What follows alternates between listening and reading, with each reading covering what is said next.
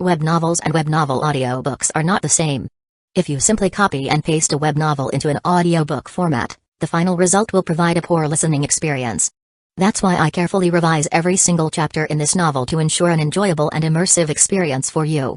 I go through multiple rounds of rewriting and listening to make sure the narration flows naturally, almost as if you were reading it out loud yourself. This is not just a direct copy of the original novel. However, I do acknowledge that I adapted this novel for commercial purposes, so most chapters are paid content. I hope you understand that this does not violate copyright policies. The reason I do all of this is simple: I'm just a big fan. As many of you know, I love listening to web novel audiobooks, and this is one of my personal favorites. The audio speed is set to 3, but if that feels too fast, let me know. If there's a novel you'd like me to turn into an audiobook, feel free to suggest it, and I'll do my best to make it happen. Thank you for your support, Yukino commented. Seiko nodded, looking guilty. She hasn't had a fever in over a year. It's kind of my fault for. Her voice trailed off, becoming too quiet to hear. What was that? Kotami asked, leaning in slightly. And nothing, Seiko quickly waved it off, steering the conversation away. Before she could change the subject, her eyes fell on Yue, who was slumped over her desk, still nursing her head. Seiko gasped, her expression one of genuine concern. Uchiha-san. What happened to you? Are you hurt? Well, it's more like she took some heavy damage, Kotami chuckled. Today's math class was taught by Hayakawa-sensei. Hayakawa-sensei? Oh no. You mean the one they call the walking artillery cannon? Seiko's eyes widened in horror. That's the one. How terrifying. I hope she survives. Seiko clasped her hands together in mock prayer. Ugh. I finally understand why she's earned that nickname. That chalk really packs a punch. Yue groaned, still rubbing her head. Kotami chuckled awkwardly.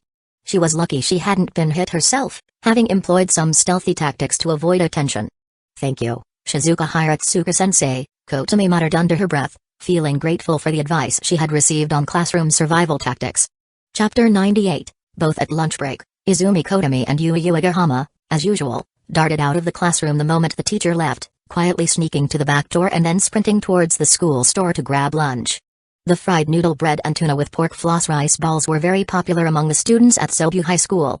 Even arriving a little late meant there was a high chance of missing out. Last week, Kotami and Yue had missed out on these two popular items twice. The first time was because they couldn't compete with the boys due to a difference in physical strength. The second time, they had made it early enough, but just when they were about to pay, they realized they had left their lunch money in their jacket pockets, which they had forgotten back in the classroom on their chairs. Not wanting to make the same mistake again, Kotami and Yue had come up with a foolproof plan. 5 minutes before the fourth class ended, they would start getting ready, tying their shoelaces and ensuring they had their money. When there were 30 seconds left until the bell, they would quietly sneak out of their seats, crouching low as they moved towards the back door. The moment the bell rang, they would bolt out the door. They had learned this trick from their senior, Seiko Garagiri. As for Yukino Shita and Megumi Kato, both of them brought homemade bento lunches from home. Boss, I'll take 1 fried noodle bread and 2 tuna with pork floss rice balls, and a bottle of chilled strawberry yogurt. I want 1 fried noodle bread, 2 croquettes, 2 fried chicken rice balls, and a lemon water, you ordered. Yue, aren't you getting the tuna with pork floss today? Kotami asked as they paid. I'm going out for conveyor belt sushi tonight with Mom and Yuka. The sushi place is celebrating its 3rd anniversary, so everything is half off. I'm saving room for tuna sushi and inari sushi tonight. Conveyor belt sushi? Lucky. Now that you mention it, I suddenly crave some ikura, salmon roe, gunkan sushi and tamagoyaki, Kotami said enviously, before dramatically grabbing Yue's hand and speaking solemnly. If you're going for sushi tonight, you should eat less now. I'd be more than happy to help you finish those croquettes and fried chicken rice balls for you. Don't thank me, helping others is the golden spirit of the Izumi family. Please, be human. We still have PE class this afternoon. I don't want to be starving by then. Laughing, Kotami and Yue walked back to Class 1F after securing their lunches. What they didn't notice was that from a hidden corner, Megumi Kato had quietly followed them. She observed their conversation and actions closely. After they were out of sight, Megumi stepped out and pulled out her phone. So, little Kotami wants to eat ikura gunkan sushi and tamagoyaki, huh? Let's see. Is there a sushi place nearby that she'd be willing to walk to? After finding a suitable place, Megumi found a quiet spot and called her mother, Ikumi Kato. Hello? Mom, could you make some tamagoyaki for my bento tomorrow? Tamagoyaki? But I thought you didn't like eggs, Ikumi said, surprised. Haha. I just feel like eating tamagoyaki suddenly. Could you make a few extra? Megumi chuckled lightly. Sure thing, if that's what you want, I'll make them tomorrow. Do you want Kanto style or Kansai style? Ikumi, though strict with Megumi when it came to academics, spoiled her in other aspects. As long as Megumi maintained her grades, whatever requests she made would be readily granted by her parents. Kanto style. Kanto style, huh? I'll have to buy a bottle of light soy sauce this afternoon. Anything else you'd like in your bento? Just the usual is fine, but please add a few extra pieces of tamagoyaki. Oh, and your octopus sausages are always delicious. As long as you study hard, I'll do whatever you ask. But remember, you must live up to the expectations we have of you. Your father and I have sacrificed so much for you. Megumi's expression darkened slightly, but she interrupted before her mother could continue. I know, Mom. I'll keep working hard. I need to go back to class now. Alright. Go eat your lunch. After hanging up, Megumi leaned against the wall and let out a deep breath. When did it all start? When did her mother's expectations become so overwhelming? Every time her mother spoke about their high hopes for her, Megumi felt as if a heavy stone was pressing down on her heart. This is such a headache. Megumi muttered to herself, massaging her temples. Tucking her phone away, Megumi returned to the classroom, where Kotomi and Yui were already seated and eating their lunches. You two have already started eating, I see, Megumi said with a smile, taking her seat and opening her bento box. We just got back. Where did you go, Megumi? Kotomi asked. I went to the bathroom. But, Kotomi, don't you ever consider bringing a bento for lunch instead of buying it every day? Sipping her strawberry yogurt, Kotomi replied with a lazy smile, I used to bring a bento every day during middle school, but it felt like such a hassle. Now that I'm in high school, I prefer buying my lunch from the school store, it's convenient. After I'm done eating, I don't need to clean anything up. I can just toss it all in the trash. I see, Megumi nodded, then opened her bento. The delicious aroma immediately wafted from the box, succulent braised meatballs, stir-fried greens, and adorably shaped octopus sausages. On top of the perfectly cooked white rice sat a single sour plum. Wow, Megumi, your bento looks amazing. It's so appetizing. Yu exclaimed enviously. The dishes weren't anything complicated, but Yu figured she could easily make something similar. However, making a bento every morning required waking up earlier, and Yu much preferred staying cozy in her warm bed. If you don't mind, feel free to try some, Megumi offered, pushing her bento toward the middle of the table. Then I'll have a meatball, and in return, you can try my fried chicken rice ball, Kotomi said. I'd like to try the octopus sausage. You can try some of my bento, too, Yukino Shita chimed in, placing her bento in the middle as well. Yukino's bento was even more luxurious. Beef stew with potatoes and sweet and sour pork were just the accompaniments. When she opened the second layer, there were slices of sashimi and umabi, sweet shrimp. An understated but undeniable air of wealth surrounded the meal. Having just finished an octopus sausage, Kotomi's hand couldn't resist reaching for one of Yukino's sweet shrimp. The sweetness and sticky texture of the shrimp were irresistible. Seeing how much Kotomi enjoyed her food, Megumi smiled and asked, Kotomi, do you like sweet shrimp more, or octopus sausages? Kotomi, happily chewing on the shrimp, paused for a moment. For some reason, Megumi's question gave her the strange feeling of being asked, do you like me or her? After a brief consideration, Kotomi swallowed the shrimp and answered honestly. I like both. Chapter 99, Why do they keep catching colds one after another? What a little foodie, Kato. Megumi chuckled meaningfully after hearing Izumi Kotomi's answer. Has Kirigiri already gone home? I wonder how Ngi-senpai is doing now, Yui Uegahama remarked, glancing over at Seiko Kirigiri's empty seat. It's just a common cold and fever. A little rest, and she'll be fine, Megumi responded as she ate her bento.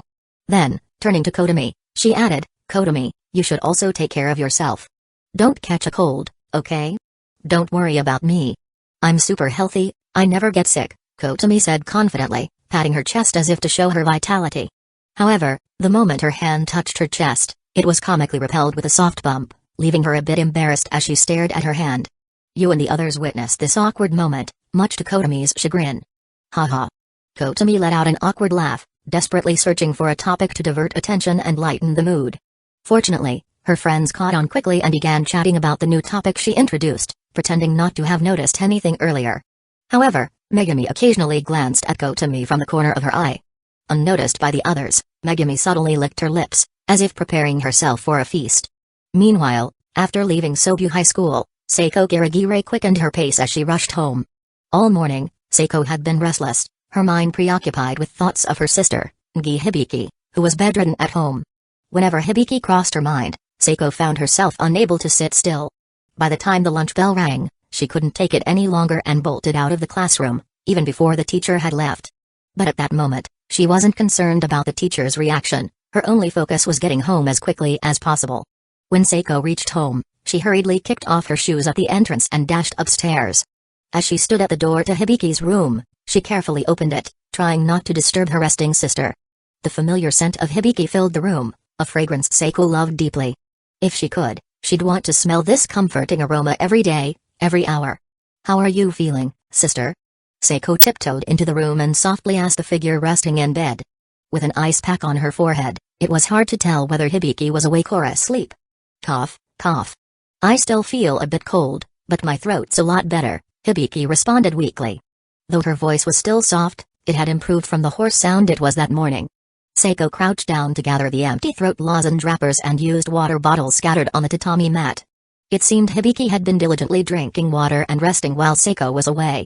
Saga smiled softly to herself as she tidied up the room. After cleaning, Saga removed her school jacket and said, "Sister, why don't you try to nap for a bit? I'll go make you some egg porridge. You don't need to go through the trouble. I'm not really hungry. Besides, will you make it back to school in time for afternoon classes if you stay here for lunch?" "I told you, it's not that bad. I can take care of myself," Hibiki said helplessly, though she couldn't hide the warmth in her tone. Saga, however, wouldn't take no for an answer. She took Hibiki's hand in hers and, with a hint of playful pleading, said, "Please let me take care of you. It's my fault for being too hasty yesterday. You had just gotten out of the bath, barely wrapped in a towel, and then we... Ahem, anyway, it's my fault you caught a cold. So, it's my responsibility to take care of you until you're all better. It's not like I'm seriously ill. Is all this really necessary?" Hibiki sighed, though there was a gentle fondness in her exasperation. Even though she insisted she didn't need the attention, hearing Saga's determination to look after her filled Hibiki with a warm happiness, as if her cold had already improved by half. "Let me take care of you." Saga's tone turned sweet, and she employed her signature technique, a soft plea, with her lips slightly biting down and a teary, pitiful look in her eyes as she held Hibiki's hands. It was the kind of expression that was almost impossible to resist. Especially for Hibiki. Despite growing up with Saga's constant pleas and pouts, she still hadn't built up any resistance to them. Blushing, Hibiki abandoned her attempt to sit up and snuggled back under the covers, pulling them slightly over her face. Her voice came out as a tiny whisper, filled with bashful affection. "Then, I'll leave it to you. Please. Stay by my side." Her voice was soft, but it revealed her true feelings at that moment. "I'll never leave you." "Never," Saga replied firmly. "Not now, not ever." This was a vow they had made to each other since childhood. As Saga picked up the fallen ice pack from the bed, she noticed that most of the ice had already melted. She'd have to refill it with fresh ice and water when she went to the kitchen to make the porridge. After carefully preparing the egg porridge, Saga carried the steaming pot upstairs. Despite her confidence in taking care of her sister, she couldn't help but feel a bit nervous. This was the first time she had ever looked after her sick sister. Usually, it was Hibiki who took care of her when she was ill. Now that the roles were reversed, Saga was determined to do her best. "Sister, the egg porridge is ready. You need to eat it all, okay? After that, get some more rest. Who knows, you might feel all better by tomorrow morning," Saga said softly. But Hibiki didn't immediately sit up. Her cheeks were flushed, her embarrassment clear, as she whispered, "Feed me. With your mouth. Feed me." Saga blinked in surprise at the request, then smiled mischievously. "As you wish." After school in the afternoon, Kotami glanced at Saga Garagire's empty seat before leaving the classroom. Saga hadn't returned to school all day, and Kotami figured she was still at home, diligently taking care of Ngi-senpai. The next morning, Garagire still hadn't shown up. But during lunch, Kotami happened to run into a fully recovered Ngi Hibiki. "Ngi-senpai, how's your cold?" "Thanks for asking. As you can see, I'm all better now," Hibiki replied cheerfully. "By the way, where's Garagire?" "I haven't seen her since yesterday afternoon," Kotami asked, concerned. "Saga? Well." Hibiki smiled awkwardly. "She caught a cold today and couldn't come to school. Anyway, it's getting late. I need to go home and take care of her. See you later." With a quick wave, Hibiki hurried off, leaving Kotami standing there, completely bewildered. Are they seriously taking turns getting sick? Chapter 100, Kotomi is very kind. In her previous life, Kotomi had always loved watching anime, reading manga, and enjoying novels. After being reincarnated and deciding to pursue a creative path, Kotomi took the time to thoroughly research the current state of Japan's ACG, anime, comics, and games industry.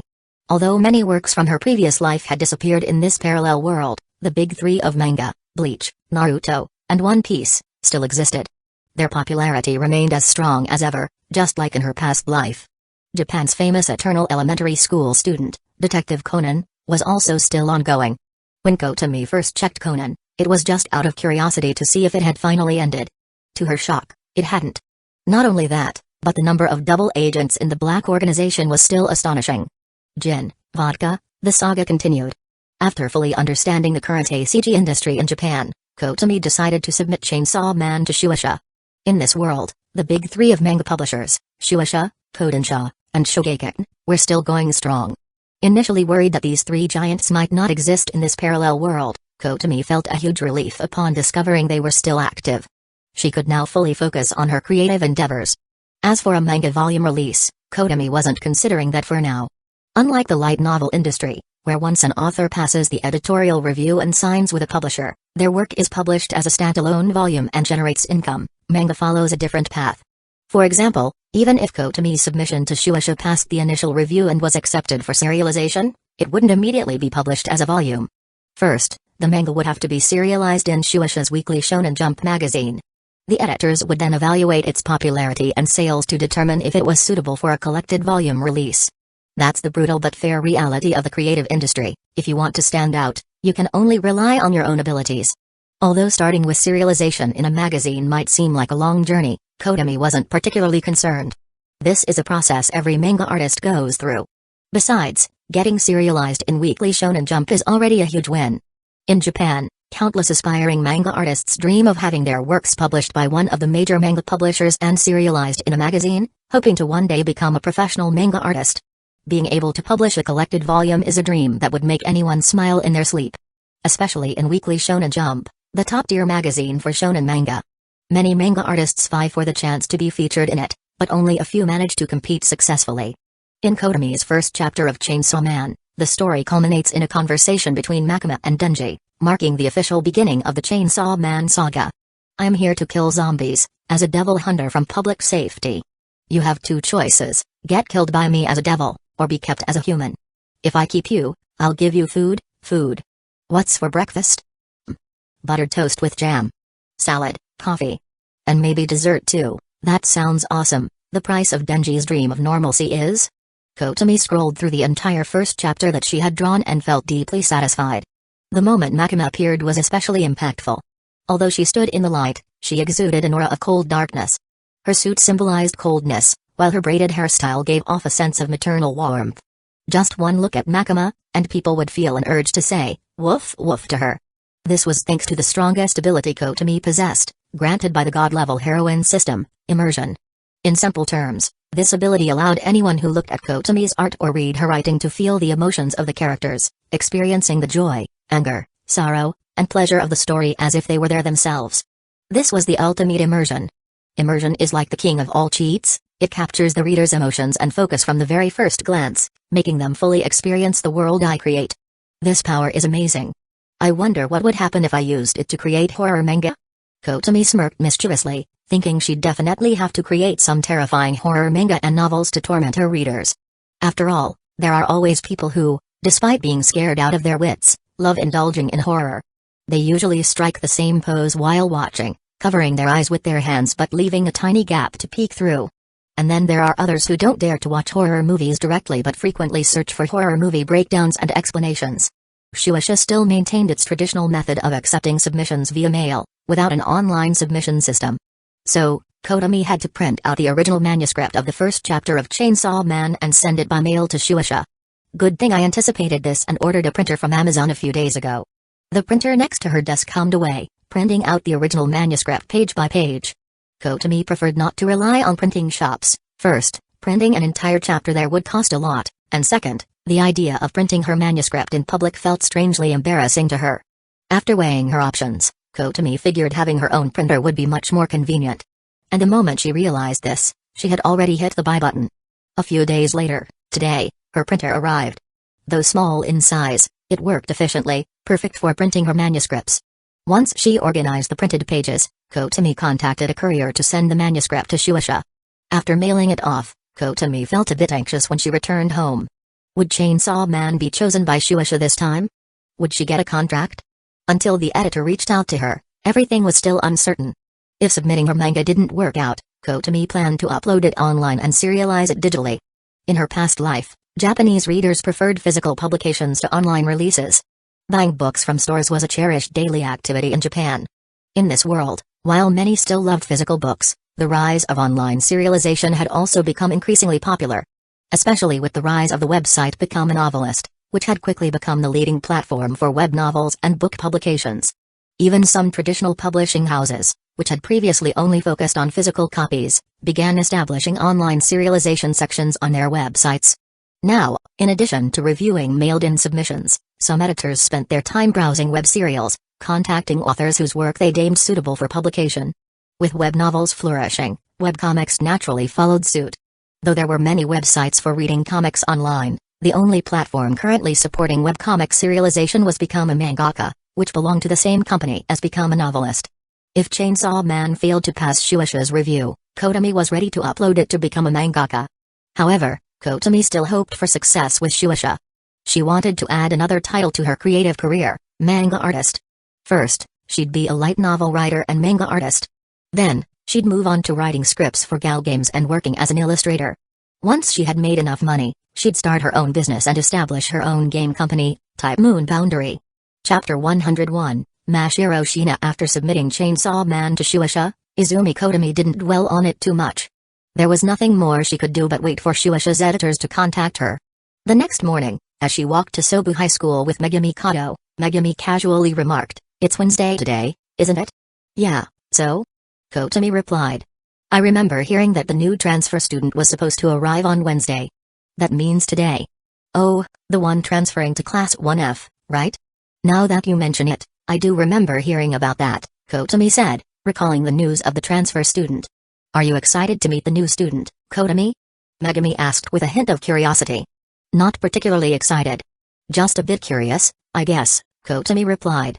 When they arrived at the classroom, Kotami immediately saw Yui Uegahama staring at her expectantly. Kotami was already used to this and skillfully pulled out her homework from her bag, handing it to Yui for her to borrow, or rather, reference. "It's not copying, it's just one classmate helping another by letting them refer to their solutions." "Feeling better, Garagiri-san?" Kotami asked when she saw Seiko Garagiri chatting with a group of girls. Her complexion seemed better, indicating she had recovered from her cold. "Still a bit sleepy, but the fever's gone," Seiko replied, rubbing her nose. "And your sister?" "My sister? She's been fine for a while now. She came to school with me today. Actually, she's the one who gave me the cold. When I first heard from Gi-senpai that you had caught a cold, I couldn't help but wonder, how do the two of you manage to catch colds back to back?" Hearing this, a faint blush of embarrassment appeared on Seiko's face. She hesitated for a moment before explaining, "It might be because I didn't keep enough distance from her while she was still sick. I ended up catching it from her. The exams are coming up soon. You should take care of your health." "Thanks for your concern," Seiko said with a nod. After Kotami walked away, Seiko let out a quiet sigh of relief, internally chiding herself. "Ugh, my sister. She always seems so passive, but sometimes she can be surprisingly sneaky." She promised not to tell anyone about the cold. What if people get the wrong idea? Thankfully, Kotami didn't read too much into it. The bell for the first class rang, and the first subject of the morning was Japanese, taught by Shizuka Hiratsuka. Shizuka entered the classroom and, instead of starting the lesson right away, she addressed the class. "Starting today, we have a new student joining Class 1F. As soon as she said this, the classroom buzzed with excitement. "A transfer student. I wonder what kind of person they'll be? Where will they sit?" The students began murmuring, but Shizuka raised her hand, signaling for them to quiet down. When the room settled, Shizuka turned to the door and said, "Shina-san, please come in." The door to the classroom opened, and a girl entered, immediately drawing gasps of awe from both the boys and the girls. She had long, flowing blonde hair that shimmered beautifully, and her fair skin was smooth and radiant. Wearing the Sobu High School uniform, her slightly slanted eyes gave her a mature appearance, but her naturally dazed expression made her seem more like an innocent, absent-minded type. And as it turned out, she really was. "Shiina-san, please introduce yourself briefly," Shizuka encouraged. The blonde girl blinked, hesitating for a moment before speaking in a soft voice, "Shiina Mashiro." It was a brief introduction, just her name and nothing more. Clatter, Izumi Kotomi's pencil fell to the floor. A few days ago, she had been absent-mindedly sketching in her notebook, and what she had drawn was Mashiro Shiina. Her mind went blank. How could this be happening? When Kotomi had casually doodled Shiina Mashiro in her notebook, she had assumed that Mashiro was a character who didn't exist in real life. Even when she heard about the transfer student, it hadn't crossed her mind that the student could be Mashiro. But now, here Mashiro was, standing before her as the new transfer student, and, by some strange coincidence, she had been placed in Kotomi's class. Kotomi was caught between wanting to say yay and what the. Megumi Kato, seated beside Kotomi, glanced down at her. There was a curious look in Megumi's eyes. Kotomi's reaction and expression were strange to her. And when Megumi got a good look at Mashiro, her mind immediately recalled the sketch Kotomi had made just a few days earlier. The girl standing at the front of the room looked exactly like the one in Kotomi's drawing. It wasn't just a coincidence anymore, it was as if Kotomi had drawn a portrait of Mashiro Shiina before even meeting her. However, Kotomi didn't notice Megumi's reaction because she was still reeling from the surprise of seeing Mashiro. Luckily, only Megumi had seen the sketch in her notebook. If any of their other classmates had seen it, Kotomi would have a lot of explaining to do. She sighed in relief, thinking, thank goodness for small mercies. Wow, she is so cute. Class 1F really is full of beautiful girls, huh? A foreign girl with such slender legs and such fair skin. I'm so jealous. How do you get your skin that white? Just look at Kotomi's skin, it's the same. It's all natural white stockings. Nice. The class was buzzing with whispers, most of them marveling at Mashiro's beauty. Kotomi, still recovering from the initial shock, found her gaze lingering on Mashiro's white stockings and her legs beneath Sobu High School's blue pleated skirt. Shiina-san, since you're new and the seating was already arranged last week, where would you like to sit? Shizuka asked. Usually, when a transfer student joins after seating has been arranged, the teacher lets them choose an available spot and makes adjustments accordingly. I'd like to sit by the window in the 6th row, Mashiro replied without hesitation. As soon as she said this, the whole class turned enviously toward the window side seats in the 6th row. The 6th row by the window, also known as the last row. And more importantly, it was where Izumi Kotomi and Megumi Kato sat. The 6th row by the window is already. Wait, huh? Shizuka began to explain, but before she could finish, Mashiro had already walked down from the podium and headed toward the window side seat. I want to sit here, Mashiro said, pointing to Megumi's seat, without a trace of doubt in her voice. Shizuka, seeing this, rubbed her temples, a bit exasperated. But that's already Kotomi and Megumi's seat. Would you mind choosing a different one? Mashiro, however, didn't respond to Shizuka's suggestion. Instead, she looked straight at Kotomi and, as if confirming something, asked, Your name is Izumi Kotomi, right? Yeah, that's right, Kotomi nodded, still puzzled as to how Mashiro knew her name. Shizuka wasn't surprised that Mashiro knew Kotomi's name. On the way to the classroom, she had shown Mashiro the student roster for Class 1F, which included student names, club affiliations, and photos. Mashiro must have seen Kotomi's name and picture on the roster. I want to sit here, Mashiro said softly but firmly. She's the only other member of the art club in this class, besides me. I want to sit with her. Shizuka, feeling a bit stuck, ran a hand through her hair. She understood why Mashiro wanted to sit with Kotomi, they were both in the art club. But if Mashiro insisted on sitting here, that would mean Megumi would have to move. Would Megumi agree to this? Just as Shizuka pondered how to navigate the situation, she noticed something unexpected. Megumi's usually calm and deep black eyes turned cold the moment she looked at Mashiro. As she turned, it seemed as though she was shielding Kotomi behind her, and her voice, sharp and frosty, broke the tension. This is my seat. Chapter 102, Shizuka Hiratsuka, I'm jealous. I think Kotomi is easier to get along with. Mashiro Shiina didn't back down. She took a step forward and continued. I don't want to swap seats with you, thanks for understanding. Also, it's best not to use someone's first name when you've just met them. Haven't you only just met Kotomi? Megumi Kato smiled, but her words carried a chill. It's true it's our first time meeting, but I feel close to her, so I wanted to call her Kotomi. Is there a problem with that, Kato-san? Mashiro tilted her head, seemingly confused by Megumi's comment, then turned to Kotomi Izumi. Kotomi, is it okay if I call you that? Yeah, it's fine, Kotomi replied, nodding. She didn't care much about how people addressed her. Hearing Kotomi's agreement, Mashiro nodded slightly, then bent down and picked up the pencil Kotomi had dropped earlier. Ignoring Megumi, she held it out to Kotomi. Is this your pencil? Yeah, I dropped it earlier. Thanks. Kotomi took the pencil back from Mashiro. After returning the pencil, Mashiro asked curiously, the tip of this pencil is shaped like it's used for drawing. Do you always use this pencil for drawing? But this isn't exactly a drawing pencil. Oh, this is just something I use for sketching casually. When I draw seriously, I use proper pencils. I want to see your drawings. My cousin said you're really good. Stop. Kato, Sheena, this little drama you two are having over Kotomi needs to end now. This is class time. Shizuka Hiratsuka finally interrupted, cutting off the conversation between Kotomi and the other two. Ever since this exchange started, Shizuka felt like she, the homeroom teacher, had been completely ignored. Damn it, is this what they call a love triangle showdown? I'm 30 years old and haven't been in a single relationship, and now I have to watch my students go through this like some rom-com? Seriously? Is there no justice in the world? Shizuka's frustration grew the more she thought about it, but not knowing how to properly scold them, she took a deep breath and tried to calm her flaring temper. Sheena-san, the situation is what it is. Kato-san doesn't want to give up her seat, and you don't have the right to force her, Shizuka said sternly.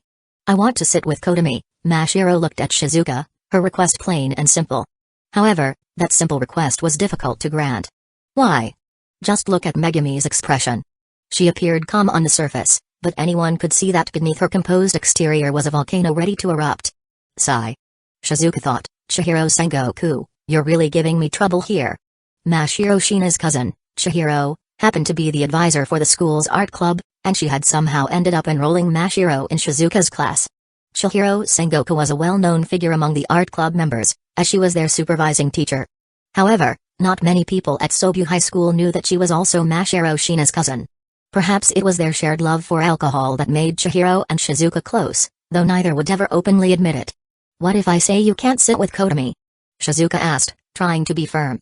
There was a brief flicker of disappointment in Mashiro's orange-red eyes, but she wasn't ready to give up. She glanced at Kotomi again and asked, then, can I sit close to her? Close, huh?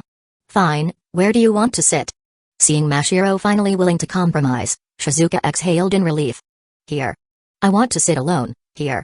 Mashiro pointed to the space directly behind Kotomi's desk. Even though the window side sixth row was technically the last row in the classroom, there was still a considerable amount of space behind it. If fully utilized, the room could easily accommodate 2 more rows of desks. Here? Alright, then go grab a desk and chair from the first floor. Kotomi, help her out. After all, you two are now the only art club members in Class 1F, Shizuka agreed to Mashiro's request. Got it. Kotomi stood up and left the classroom with Mashiro. Ugh. Chihiro, you really owe me one. I'll definitely make her treat me to something expensive after school today, Shizuka muttered to herself as she returned to the podium and began her lesson, already planning to order the most expensive tempura when she met Chihiro for drinks that evening. Walking side by side down a hallway, Mashiro's expression remained as calm as ever, with no obvious emotions on her face. She was the type who, if left alone, probably wouldn't initiate a conversation. Sheena-san, how did you know my name? Kotomi asked, curious. On the way to the classroom, Hiratsuka-sensei showed me the Class 1F student list. You were the only one listed as being in the art club. So that's how. Kotomi thought. She had briefly wondered if she had left a deep impression on Mashiro in the past, only to have forgotten about it herself. But now that Mashiro had explained, Kotomi realized she had simply seen her name on a class roster because of their shared art club affiliation. After selecting a desk and chair from the first floor, Kotomi carried the desk while Mashiro carried the chair, and they walked back to the classroom. On the way, Kotomi asked, Sheena-san, have you always lived abroad? Mashiro. Mashiro didn't answer Kotomi's question directly but instead said her own name. Huh? Kotomi was confused, unsure of what Mashiro meant. Mashiro. I want you to call me Mashiro, she clarified, her orange-red eyes looking up at Kotomi with a cat-like innocence. Is that okay? Kotomi felt her cheeks grow warm at Mashiro's intense gaze. Sure, I can do that. Call me Mashiro. I heard you, Kotomi. When they returned to the classroom, they placed Mashiro's desk behind Kotomi's. And so, from that day onward, Class 1F had a new, unofficial 7th row by the window, with Mashiro Sheena seated behind Kotomi Izumi. Despite being seated in the 7th row, Mashiro was the only one sitting there. Chapter 103, 29. plus 15 months. As soon as the bell rings signaling the end of class, Shizuka Hiratsuka left the classroom in a rush, heading straight for a cigarette break. One reason her language arts class was so popular might have been because she never held students back after class. Even though Hiratsuka-sensei often did things that seemed unreliable, her teaching was solid, and her students' grades were consistently good. Despite her laid-back image, she was a dependable teacher with results to show for it. The head of the first-year department at Sobu High School, a rather traditional woman in her 50s, never understood why Hiratsuka liked smoking and drinking. She often looked for opportunities to lecture her, intending to tell her to be more attentive to her students. However, given Hiratsuka's class results, there wasn't much room for criticism, leaving the department head with only one thing to say: please smoke and drink less. Of course, Hiratsuka let such advice go in one ear and out the other. She didn't listen to it at all. Finally, I made it through a class. Time for a cigarette, Hiratsuka said with satisfaction, lighting up as she stood by the window of the teacher's office. Her habit of smoking often drew complaints from her mother. So, whenever she was at home, she tried to cut back, even avoiding alcohol as much as possible. After all, despite being 30, in front of her strong-willed mother, she was still like a little chick. I was wondering why the window in the office was open. Turns out it's because you're smoking again, Shizuka. The lazy tone of a familiar voice reached her ears. Hiratsuka turned around, cigarette between her lips, to see Chihiro Sengoku standing at the doorway. You're the last person I want to hear that from, you drunk, Hiratsuka shot back. My tolerance for alcohol is way better than yours, Chihiro teased, sitting down on a chair. By the way, the grilled meat we had at the Tanjima place last time was amazing. Let's go again after school today. Things are going to get busy soon, and I won't be able to drink with you as much. Yeah, of course, let's go. But what's keeping a simple art teacher like you so busy? Don't underestimate me. Chihiro waved her hand dismissively. Even though I don't teach art that often, barely enough to count on all my fingers and toes, it's because teachers like you guys are always stealing my class hours. For the record, I teach language arts. Same difference. Chihiro didn't seem to care much about Hiratsuka's correction, as she had never quite bothered to remember Hiratsuka's actual subject. Today, she called her an English teacher. Last time, she thought she was a math teacher. The time before, she even referred to her as a university professor. If I were a university professor, why on earth would I still be teaching at a high school? Hiratsuka thought to herself with a silent grumble. Anyway, in a few days, I'll be helping the art club prepare for the Tokyo University National Youth Art Awards. As the advisor for Sobu High School's art club, I've got a responsibility to make sure things go well. 3 students are participating this year, so I need to step up. 3? I thought it was just 2, Izumi Kotomi from our class and Hibikingi from 2B. There's one more now, another student from class 1F, my cousin. So Mashiro Shina is participating as well? Exactly. She's won a lot of awards already, but someone as skilled as her can never have too many accolades. You sound really proud of her. If I didn't know better, I'd think you were the one winning the awards, Hiratsuka remarked with a hint of sarcasm. I've got a lot of confidence in my cousin. She might even win the National Youth Art Award on her first try. If she does, just that one award will make my end-of-term teacher report write itself. Chihiro smiled smugly, clearly enjoying the thought. If she had a tail, it would probably be wagging with pride. So the art club has 3 students entering the competition this year. That's right. But in reality, who can compare to Mashiro? Her talent is beyond mere genius. She's a world-class artist. No matter how hard others work, no matter how much natural talent they have, standing next to her is like being a star beside the moon.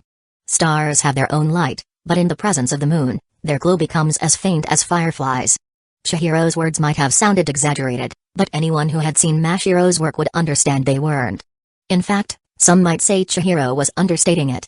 In the face of Mashiro's talent, many artists didn't even seem like stars. They were mere specks of dust. So, you're saying that out of the 3 students entering the competition, only Mashiro has a real chance of winning? Something like that. It's not that I'm biased because she's my cousin. The first time I saw Mashiro's drawings as a child, I realized just how vast the gap between us was. The things I struggled to achieve after years of hard work were just the starting line for her. No, they weren't even the start. Chihiro's tone carried a note of resignation, though she was the type to take things in stride. Back when Mashiro was in a British art studio, over 30 other children of the same age had been left struggling and demoralized by her abilities. Eventually, they gave up and quietly left. I don't like to make predictions before the results are out, Hiratsuka said, giving her opinion. Fair enough. In the end, I just want to see someone from Sobu High School's art club win the award. Whoever it turns out to be, I'm looking forward to it." Chihiro smiled and patted Hiratsuka on the shoulder. "Since my little cousin is now in your class, take good care of her for me. I'll take the most expensive tempura on the menu." "Geez, Shizuka, you really know how to bleed my wallet. Better be careful, or you'll never find a boyfriend. Mind your own business. You haven't had a single relationship either." "I'm not 30 yet. I'm 29. Plus 15 months." Chihiro insisted. "Some women become sensitive about their age after 25, and by the time they reach 30, they want to stay forever 29. Well, then stop calling me 30. I'm 29. Plus 12 months. Hiratsuka stubbed out her cigarette and said, "By the way, I don't have to go out of my way to look after your cousin." The moment she joined art class, she gravitated towards Izumi Kotomi. She even picked the seat right behind hers. "Really? I had a feeling they'd get along well. But wait, isn't Kotomi seated by the window in the 6th row? Doesn't your class only have 6 rows?" "That's right, but now there's a 7th row. Although it's just Mashiro sitting by herself. She picked that spot to be closest to Kotomi. It sounds like they've already hit it off. If their relationship stays this good, I'll be relieved," Chihiro said with a laugh. Back in the classroom. "When did you arrive in Japan, Shiina-san?" "Shiina-san, is your hair dyed or natural?" "If it's natural, then it's just like Kotomi's. One with naturally white hair, the other with naturally blonde hair." "Shiina-san, I heard you joined the art club too. Do you love drawing?" As soon as class ended, a group of students crowded around Mashiro's desk, bombarding her with questions. Although Mashiro's expression remained calm, Kotomi could tell right away, Mashiro wasn't calm at all. She was confused. Mashiro clearly wasn't used to handling this kind of situation.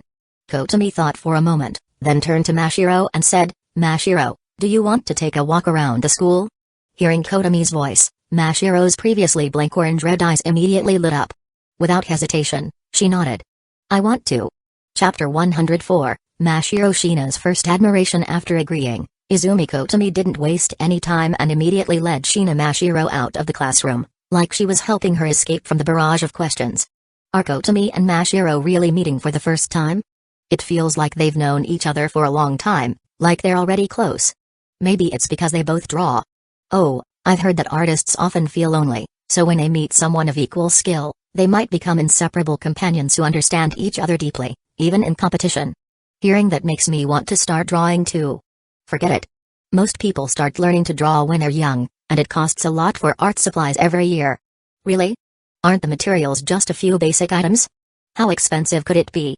It's more than you'd think. And it's not a one-time expense. Art supplies get used up and need replacing regularly. That much? Never mind. After Kotomi and Mashiro left the classroom, the students who had crowded around Mashiro's desk dispersed. Meanwhile, Kato Megumi glanced over at Kotomi's seat, her gaze becoming increasingly thoughtful. During the break, Kotomi took Mashiro on a brief tour of the main building at Sobu High School, helping her familiarize herself with the various floors. She decided to save the rest of the campus for lunchtime, after they finished eating. "This is the art club. After school every day, we meet here for an hour of club activities. During lunch, I'll introduce you to the club president, Ngi-senpai from Class 2B. As Kotomi spoke, she opened the door to the art room, leading Mashiro inside to look around. The scent of oil paint and turpentine seemed to come and relax Mashiro. She wandered quietly around the room, exploring every corner. So this is what the art club looks like. I've only ever heard my cousin talk about it, Mashiro said. Your cousin? Kotomi caught the word and raised an eyebrow. Could someone Mashiro knew be part of the art club? Yes. Mashiro nodded and continued, my cousin is Sengoku Chihiro. She said she's the art club's advisor. Realization dawned on Kotomi. So Chihiro-sensei was Mashiro's cousin. Oh, so Sengoku-sensei is your cousin? That explains why your hair colors are so similar. I didn't notice because your last names are different. Come to think of it, Kotomi had been a member of the art club for a week now, but she hadn't seen Sengoku-sensei once.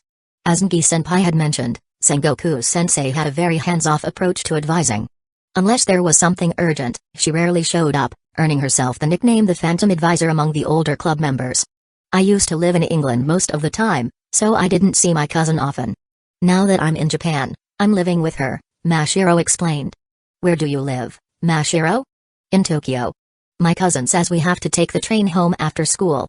But I never really understand how to use the trains, so I wait for her to take me. Do you know how to read the train maps, Kotomi? Of course I do, Kotomi replied confidently. What she thought was a simple response earned her a look of admiration from Mashiro. That's amazing. I've never been able to take the train by myself. Kotomi, you're so cool. It's really not that big of a deal. I was nervous the first time I took the train too. I was worried I'd get off at the wrong stop. But as long as you pay attention to the announcements and remember which train you need, it's easy.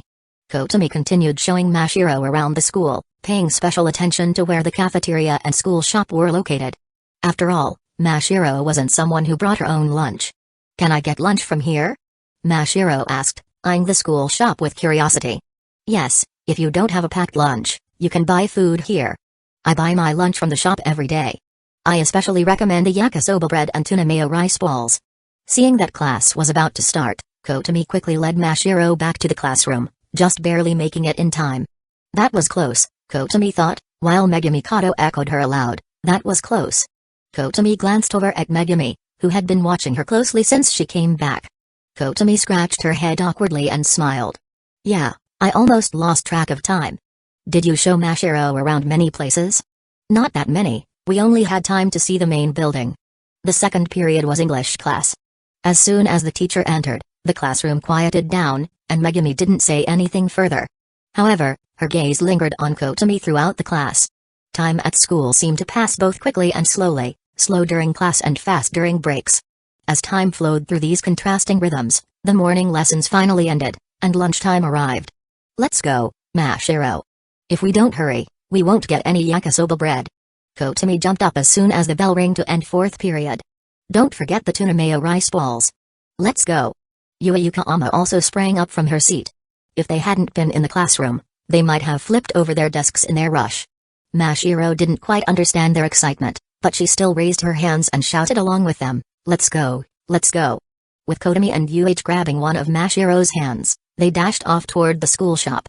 As usual, Kotomi and Yu ordered their staple choices, yakisoba bread and tuna mayo rice balls, along with a drink of their choice.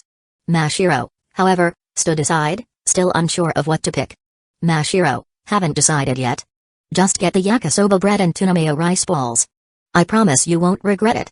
Oh, and the chocolate pies are great too, though Kotomi didn't mention them since she doesn't like chocolate, Yua suggested. Chocolate pie. Is it good? Kotomi asked skeptically. Since she always disliked chocolate, she couldn't understand the appeal of chocolate pies.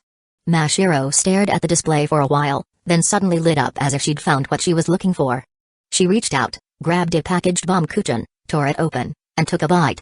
This is delicious, she said, her normally expressionless face softening into a look of contentment. Hey, little girl. You haven't paid for that yet. The shop owner called out. Sorry about that, she was just really hungry since she didn't eat breakfast. I'll pay for it all together. Kotomi quickly paid for both her own food and Mashiro's baumkuchen. Worried that Mashiro might still be hungry with just one baumkuchen, Kotomi bought her an extra one, along with a tuna mayo rice ball and a bottle of yogurt. Chapter 105, Trying to Lure You in Mashiro. Next time, remember to pay before taking something, Izumi Kotomi gently reminded Mashiro on their way back to the classroom. Was it because she'd been too sheltered growing up? Or maybe Mashiro's world revolved solely around painting? She didn't even seem to grasp the basic concept that you need to pay for things before taking them. Pay? Mashiro tilted her head, still holding her baumkuchen, looking adorably confused. Yes, pay. For example, if you want this cake, you need to pay for it first before you can take it. That's how transactions work. Mashiro didn't say anything, but her expression showed that while she seemed to understand, there was also a hint of confusion.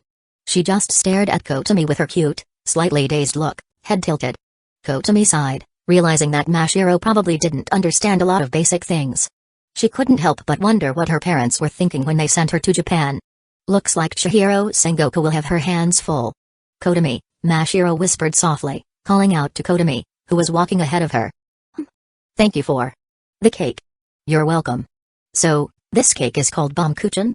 Do you like it, Kotomi? Yeah, I do. I hope we can eat it together next time. Mashiro nodded, her voice calm and devoid of much emotion, and her cute face remained expressionless. Yua's family runs a cake shop called Dango Cake Shop. If you want baumkuchen in the future, you can buy it there, Kotomi suggested, half-jokingly advertising Yua's family business. Really? Mashiro's eyes lit up, revealing her interest. Perhaps because she'd grown up in England, she had a strong love for sweets. Yep, you can ask Hugh about it, Kotomi said. Uagahama, grateful for the plug, smiled at Kotomi and turned to Mashiro. That's right, my mom runs the shop, and you're always welcome to stop by, Mashiro. Just remember to pay for the cake first, she added with a teasing tone. Mashiro tilted her head again, nodding as if she somewhat understood. When they returned to the classroom, Megumi Kato looked up and greeted them with a smile. You guys are pretty fast at getting lunch. That's the harsh reality of Sobu High School's lunch competition, survival of the fittest. If you want the best yakisoba bread and tuna mayo rice balls, you have to be quick, Yua said, sitting down and trying to sound serious. Are you pretending to be an old samurai in his twilight years? Kotomi couldn't help but throw in a quick joke. Ha ha ha. That simple remark sent all three girls into laughter. Even Yukino Shida, who rarely laughed, let out a small chuckle after hearing Kotomi's light-hearted joke. As for Mashiro, she couldn't quite understand the humor, having never lived in Japan before. To be honest, it wasn't even that funny, it was just a cold joke. But sometimes, the absurdity of the timing could make anyone laugh, especially when Kotomi herself seemed so amused. Megumi then opened her bento, which, just as expected, contained the Kanto-style Japanese omelette her mother had prepared for her. Is today's bento from your mom again, Megumi? Can I have another octopus sausage? Ever since I had one from your lunch last time, I've been craving more, you asked, unable to resist the thought of those delicious sausages. Of course, help yourself. I can teach you how to make them too, Megumi replied softly, as she placed her bento in the center of the group, just like before. Really? Please teach me. Yua said enthusiastically. Kotomi hadn't planned on eating anyone else's food, especially since she had bought quite a lot for herself today. But then her eyes landed on Megumi's Japanese omelette. An omelette? One of Kotomi's favorite dishes was Japanese omelette, both Kando and Kansai styles. A delicious omelette paired with white rice? It was a match made in heaven. She began to crave it. Suddenly, the yakisoba bread in her hand tasted bland. The tuna mayo rice bowl? Just mediocre. Noticing the longing gaze next to her, Megumi, with the satisfaction of seeing a fish biting the bait, calmly asked, Kotomi, would you like some? Megumi had never liked eggs, but today she had her mother add omelets specifically to lure in Kotomi. There was a certain déjà vu to this little ploy. Go ahead, eat up. Fill yourself up nicely. Afterward, you'll be mine. Megumi could have said this out loud without it feeling out of place. In fact, it was probably her intention all along. Kotomi swallowed and nodded. Then I won't hold back. Please enjoy, Megumi replied, handing Kotomi her chopsticks. Kotomi picked up a slice of the Kanto-style omelette and took a bite. Chewing a few times, her face lit up with happiness and satisfaction. This is so good. Kotomi couldn't help but praise it. Megumi's mother really knew how to make a great omelette. Seeing Kotomi so happy, Megumi let a faint, almost imperceptible smile slip across her face. She hadn't asked for the omelette because she wanted it for herself. Her goal had been to have Kotomi eat with her chopsticks. As Kotomi finished one slice, she felt too embarrassed to eat more. After all, it was Megumi's lunch. She handed the chopsticks back to her. Megumi casually accepted them, continuing to eat with the same pair of chopsticks. However, when no one was watching, instead of picking up more food, she lightly pressed the tips of the chopsticks against her lips, savoring the moment with an expression of utter contentment, as if she were tasting the finest delicacies. Halfway through eating, Kotomi suddenly realized that she had just shared the same pair of chopsticks with Megumi. Megumi. Kotomi blushed and stammered, I'm so sorry. I didn't realize we were using the same chopsticks. It's fine, I don't mind. In fact, I hope you use them more often. If possible, Megumi wished Kotomi would use her chopsticks to eat every day. Sweet Megumi couldn't possibly have any ulterior motives, could she? After finishing lunch, Kotomi asked Mashiro if she wanted to continue exploring the school or meet Ngi Senpai from Class 2B. Since Mashiro had officially joined the art club starting today, it was important to introduce her to the other members. With her stomach full, Mashiro was eager to explore, and she nodded enthusiastically, ready to follow Kotomi out of the classroom again. After another quick tour around the school, Kotomi led Mashiro straight to Class 2B. Although it was lunchtime, most high school students didn't use this time to nap. Instead, they spent it playing on their phones, reading manga, or relaxing with a novel. Of course, students with boyfriends or girlfriends use this precious break to sneak off and spend time together. Ah, young love. Sometimes, high school romances were that simple. Two students would find a quiet spot, sit close together, and even without saying much or doing anything in particular, the simple act of being near each other could create a warm, intimate atmosphere. Just a fleeting glance or a casual brush of hands could ignite their hearts in the shy excitement of youth. The innocent beauty of young love. When they entered Class 2B, Kotami and Mashiro were fortunate that the classroom wasn't too crowded. Otherwise, their entrance would have sparked quite a commotion. After all, with their looks, it was impossible not to draw attention. Kotami spotted Hibikingi, who was sitting in the distance, engrossed in her phone. She led Mashiro over and greeted her. "Gi-senpai, good afternoon." Chapter 106, Uchiha Kazumi. Upon hearing Izumi Kotami call her, Hibikingi quickly placed her phone face down on the desk, trying to appear composed. She raised her head, forcing herself to remain calm as she replied, "Kotami, is there something you need?" The slight tension on her face gave away her nervousness. That was close. Gi thought to herself, relieved she had reacted quickly.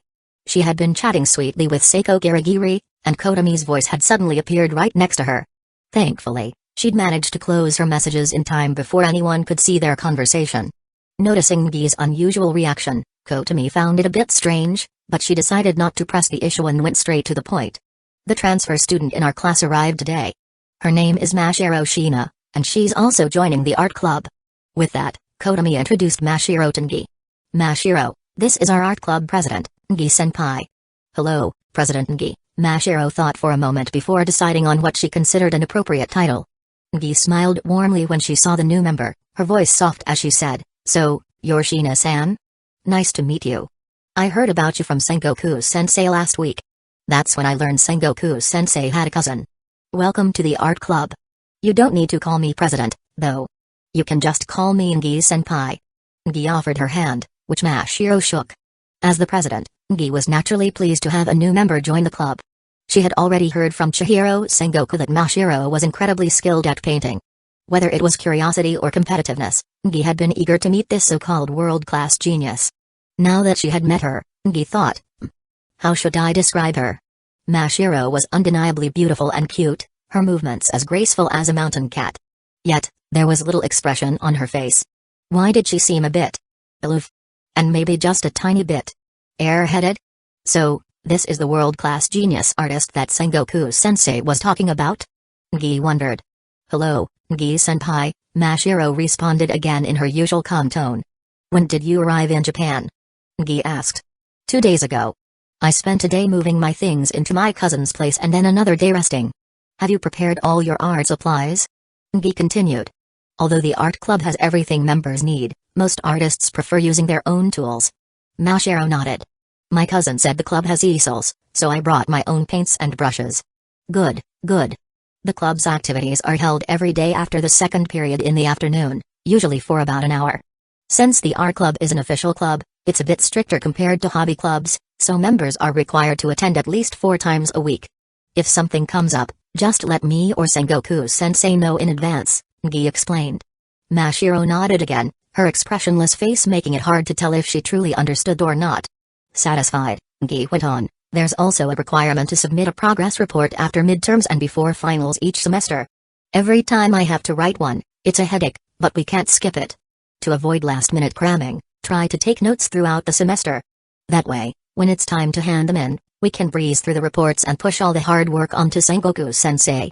Gi didn't hold back when it came to passing off work to Chihiro Sengoku. As the president, she had no qualms about pushing as much as she could onto their ghost advisor, even hoping to make Chihiro experience the joy of overtime. Since you want to be an absentee advisor, you can at least help us out when we need you. Gi thought with a mischievous grin. Back in the teacher's office, Chihiro Sengoku suddenly shivered. Strange. It's not even autumn yet, but why do I feel a chill? Must be because I watched that horror movie last night, Chihiro mumbled to herself, pulling her jacket closer. Gi pulled out the layout of the art club room from her bag and pointed to a specific spot with her pencil. We've arranged the seats like this. Mashiro, your spot will be right behind Kotami. If you want to change it later, feel free. Unlike a typical classroom, the art room had no desks, only movable stools. The spacious layout allowed students to find their perfect angles and positions, as different artists had their own preferences for where they liked to work. Some spots felt wrong and hindered inspiration, while others felt ideal, as if they could channel all the energy they needed from that specific position to create their masterpiece. While it was a little exaggerated, every artist did have their ideal workspace, and the school had taken this into account when designing the art room. When Mashiro heard that her seat was behind Kotami, her eyes immediately lit up. Behind Kotomi? Sure, that's perfect. Ngi was a little surprised by how quickly Mashiro agreed. She had expected the girl to take her time picking a spot. That's it? Less than a minute, and she's already decided? Ngi couldn't help but recall how long it had taken her to choose her spot, over an hour spent moving chairs and easels. At that moment, a voice chimed in. These two don't look like they're from our class. Are they new? Uchiha Kasumijuku had walked into the classroom and immediately noticed Kotomi, with her distinctive white hair drawing attention. Oh, Uchiha. These two are my underclassmen, Ngi explained. Mashiro here just transferred to Sobu High School today and is joining the art club. I'm helping them get settled.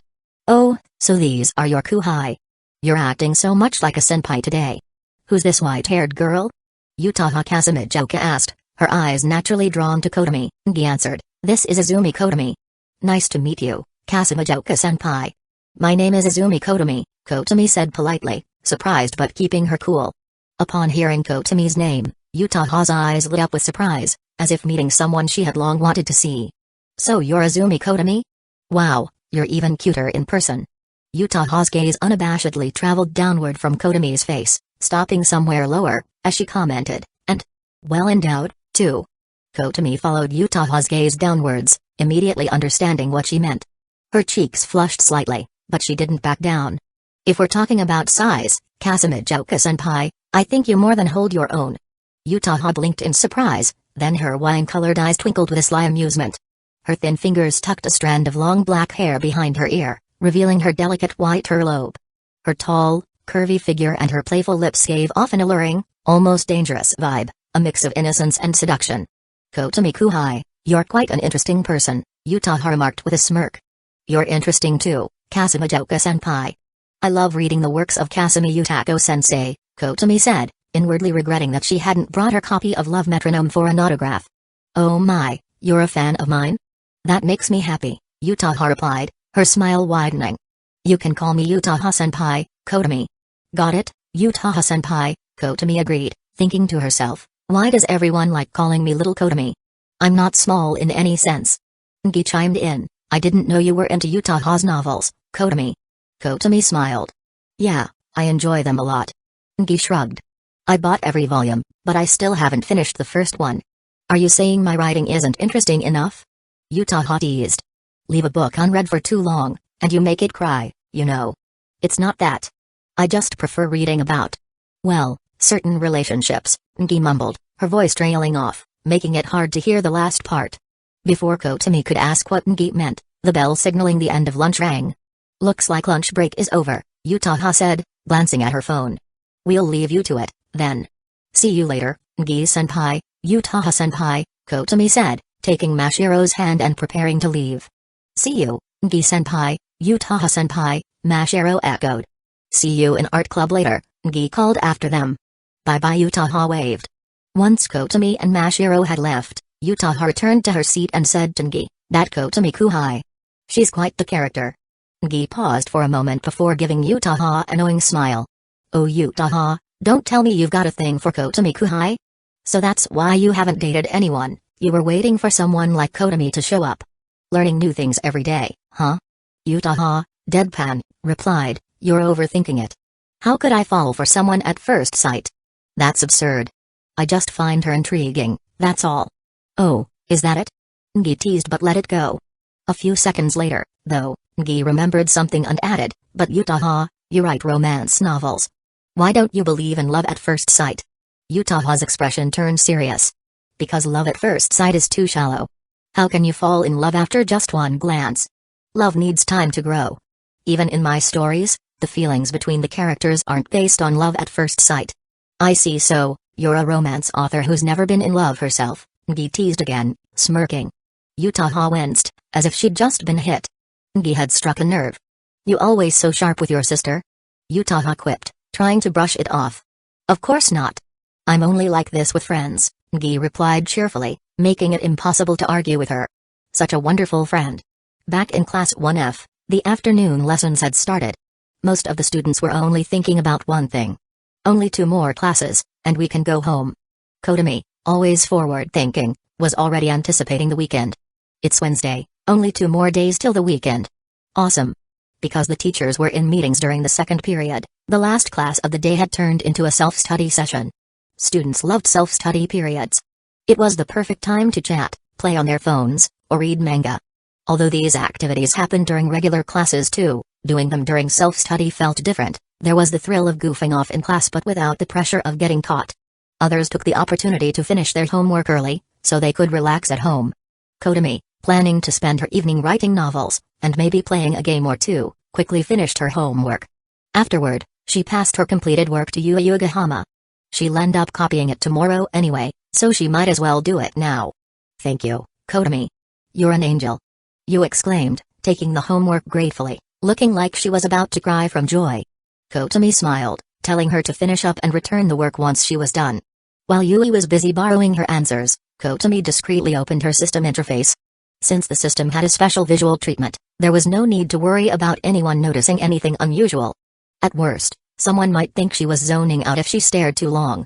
Her points had been steadily increasing, and she had already leveled up several skills. Writing level 7, 32,000 fame points needed to upgrade to the next level. Drawing level 6, 20,000 fame points needed to upgrade to the next level. Kendo level 4, 9,000 fame points needed to upgrade to the next level. Cooking level 3, 6,000 fame points needed to upgrade to the next level. Calligraphy level 5, 27,000 fame points needed to upgrade to the next level. Fame points 320,000. Kotomi had allocated points to all her unlocked skills, except for cooking.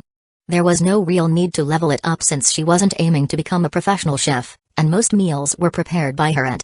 Plus, she hadn't done any cooking herself since she'd been reincarnated, aside from making instant noodles. For now, level 3 cooking was enough. Then her attention was drawn to the mysterious question mark floating in the 6th skill slot. She had yet to unlock this skill. Her fingertip lightly tapped the question mark, and a prompt appeared, just like when she had unlocked the 5th skill: insufficient points. 500,000 points are required to unlock a new skill. 500,000 points. Still short by 180,000. Though earning points wasn't too difficult, it wasn't easy to earn such a large amount in a short time. Still, Kotomi wasn't too worried. Once Sword Art Online's volume was released next month, it would not only generate income but also boost her popularity. Once that popularity converted into points, hitting the 500,000 mark would be a breeze. Who knows, she might even have points to spare afterward. I wonder what the 6th skill will be? Kotomi thought excitedly. Chapter 107, a notice from Shueisha. As soon as the class-ending bell rang, Izumi Kotomi quickly switched off her system, packed her bag, and got ready to leave. Her movements were fluid and efficient, almost like second nature. If it weren't for the art club meeting, she would have already been out the door by now. "I'll be waiting for you in the library," Megumi Kato said quietly. Kotomi nodded. Over the past 2 weeks, she and Megumi had developed a natural rapport. Though they hadn't yet reached a level where one glance or gesture could convey their thoughts, their growing understanding made their interaction seamless. True mastery of such silent communication, Kotomi mused, would likely take years of living together. "Shina, let's head to the art club." Kotomi turned to the girl sitting behind her, Mashiro Shina. Mashiro nodded in her usual quiet manner, her behavior a constant, calm, composed, and rarely initiating conversation. Compared to someone like Yukino Shida, the infamous ice queen of their class, Mashiro wasn't cold, she was simply three-dimensional in her lack of emotion? And maybe a touch airheaded too. When they arrived at the art club, Hibikingi, as the club president, immediately took charge of introducing Mashiro to the other members. "Starting today, Shina-san is our newest member. She'll be joining both me and Izumi in participating in the Tokyo National Youth Art Exhibition. She just arrived in Japan a couple of days ago, so let's help her get settled," Gi explained warmly. Mashiro followed Kotomi's earlier instructions on how to greet everyone and politely said, "I'm new here, please take care of me." She even mimicked Kotomi's slight bow. The art club was an all-girls group, and when they saw Mashiro, a cute new addition, they welcomed her with enthusiasm. "Welcome, Shina-san. We heard a transfer student joined 1F. She's so cute. She looks like a doll, so pretty. I also heard Shina-san is really good at drawing." Hearing Emi Tsujimoto's curious question about Mashiro's skills, Mashiro hesitated, recalling her cousin Chihiro Sengoku's advice, "Be humble when you join the art club." With that in mind, Mashiro began to respond modestly, "My drawing is just average." However, before she could finish, Kotomi interrupted, addressing the group. "Don't be fooled, Mashiro's drawing skills are incredible. Saying she's at a world-class level wouldn't be an exaggeration. Mashiro blinked in confusion. Wasn't this the time to be humble? But Ngi quickly caught on. Kotomi had strategically revealed Mashiro's talents to set expectations. This way, the other members wouldn't be blindsided and emotionally crushed when they saw the true level of Mashiro's art. The revelation was like a mental vaccine to prepare them for the reality of Mashiro's abilities. With this vaccine in place, if any members couldn't handle the truth later, well, that was their problem. That's right, Ngi continued in a serious tone. Shina-san's been gifted from a young age, and her skills far exceed mine. I hope everyone can approach this with humility, appreciating her work to grow as artists themselves. The other members nodded, still a bit stunned but willing to accept the challenge. They had known Mashiro was talented, but to this extent? It was surprising. Ngi glanced over at Kotomi, who had casually returned to her stool. Reflecting on Kotomi's words and actions, Ngi couldn't help but admire her. Kotomi may be young, but her emotional intelligence is impressive. Especially in handling interpersonal relationships, she's far ahead of most people her age. Without Kotomi's timely vaccine, it was likely several members would have been discouraged, maybe even driven away, by Mashiro's overwhelming talent. The art club was already small, losing a few more members could lead to its dissolution. Ngi walked over to Kotomi and whispered, "Thanks for that, Izumi-kuhai." Kotomi smiled. "Just helping out." Ngi chuckled softly, though a hint of worry remained in her eyes. "Even with your heads up, do you think some members might still leave after seeing Shina-san's skills?" Sobu High School had strict rules about club size. To maintain official club status, they needed at least 4 members. Currently, with Mashiro's addition, they had 9. But if too many left, the club might face disbandment. Kotomi, unfazed, replied, "We've done all we can. If some still choose to leave, then that's their decision. There's no need to force things." Ngi thought for a moment, realizing Kotomi was right. Stressing over potential losses wouldn't help. "Yeah, you're right. Instead of worrying about that, we should focus on preparing for the exhibition. Winning the Tokyo Youth Art Award could guarantee us a spot in a prestigious university." Kotomi grinned. "You sound pumped, Ngi-senpai." "Of course." Ngi's expression was determined. As she turned to leave, her voice dropped, carrying a mix of emotions. "I only have about a year left before I say goodbye to the art club. I want to create memories here that'll last a lifetime." With that, Ngi returned to her seat. "Does this Ngi-senpai dislike drawing?" Mashiro suddenly asked from behind Kotomi. "Dislike it? No, I don't think so. She's always so focused when she draws," Kotomi replied softly. "Then why did she say she only has 1 year left with the club?" "Oh, you meant that. Ngi-senpai isn't planning to quit because she dislikes drawing. She's in her 2nd year now, and next year she'll be in her final year of high school. Once she's in her 3rd year, she won't have time for club activities." "Because of exams?" Mashiro asked. "Exactly. It's the same for me. One day, I'll have to leave the art club too. You will as well. Everyone eventually moves on. But just like a flowing spring, new members will join in the future, replacing those who've left." After hearing Kotomi's words, Mashiro fell silent for a long moment before nodding. An hour later, the art club's activities for the day ended. Mashiro, still uncertain about what she wanted to draw, didn't start on anything today. After saying goodbye to the other members, Kotomi and Mashiro left the clubroom together. "Mashiro, how are you getting home today?" Kotomi asked. "I'm going to the staff room to meet my cousin," Mashiro replied. Kotomi remembered then, since Mashiro hadn't yet figured out how to navigate the train system, her cousin, Chihiro Sengoku, always took her home after school. As they walked, Kotomi couldn't help but smile to herself. Sengoku-sensei has her work cut out for her now. Good luck, Sengoku-sensei. They continued walking in the same direction, as the staff room was near the school entrance. Halfway there, Kotomi's phone began to ring. The number was unfamiliar. She pressed the answer button, and a woman's voice came through the line. "Hello, is this Izumi-sensei? I'm Asuka Chizuru, an editor from Shueisha." Chapter 108, Asuka Chizuru's little question mark. Upon hearing that the phone call was from an editor at Shueisha, Kotomi Izumi felt a slight lift in her heart. It seemed her submission of Chainsaw Man had received a response. "Yes, this is Izumi-ki," she confirmed. On the other end of the line, Asuka Chizuru, the editor from Shueisha, sighed in relief. Thankfully, the contact information was correct. Editors often encountered the frustrating situation where a talented manga submission was left without a way to contact the artist due to incorrect information. This could result in a great manga not getting published simply because they couldn't get in touch with the author. In Chizuru's experience, she had come across such scenarios too often. But this time, she managed to get through. Taking a breath, she enthusiastically began, "Izumi-sensei, I've just finished reading the first chapter of Chainsaw Man. I must say, it's a fascinating work. I couldn't help but wonder if this is even shonen manga. Despite the story's slight deviation from the usual path, Chainsaw Man is incredibly gripping. It definitely has potential for serialization." Asuka's excitement was hard to contain. Although Chainsaw Man didn't fit the mold of traditional shonen manga with its dark and chaotic narrative, its originality made it stand out. While most shonen series hinted at darker themes gradually, Chainsaw Man unapologetically dove into its gritty world right from the start, with a rebellious no-breaks attitude. It stood out among the numerous submissions at Shueisha. Had the editorial environment been less formal, her reaction might have been something more along the lines of, "Whoa. This is amazing. Thank you for the praise. Does this mean Chainsaw Man has passed the submission stage?" Kotami asked, her voice calm. "That's right. Izumi-sensei, do you have any free time soon?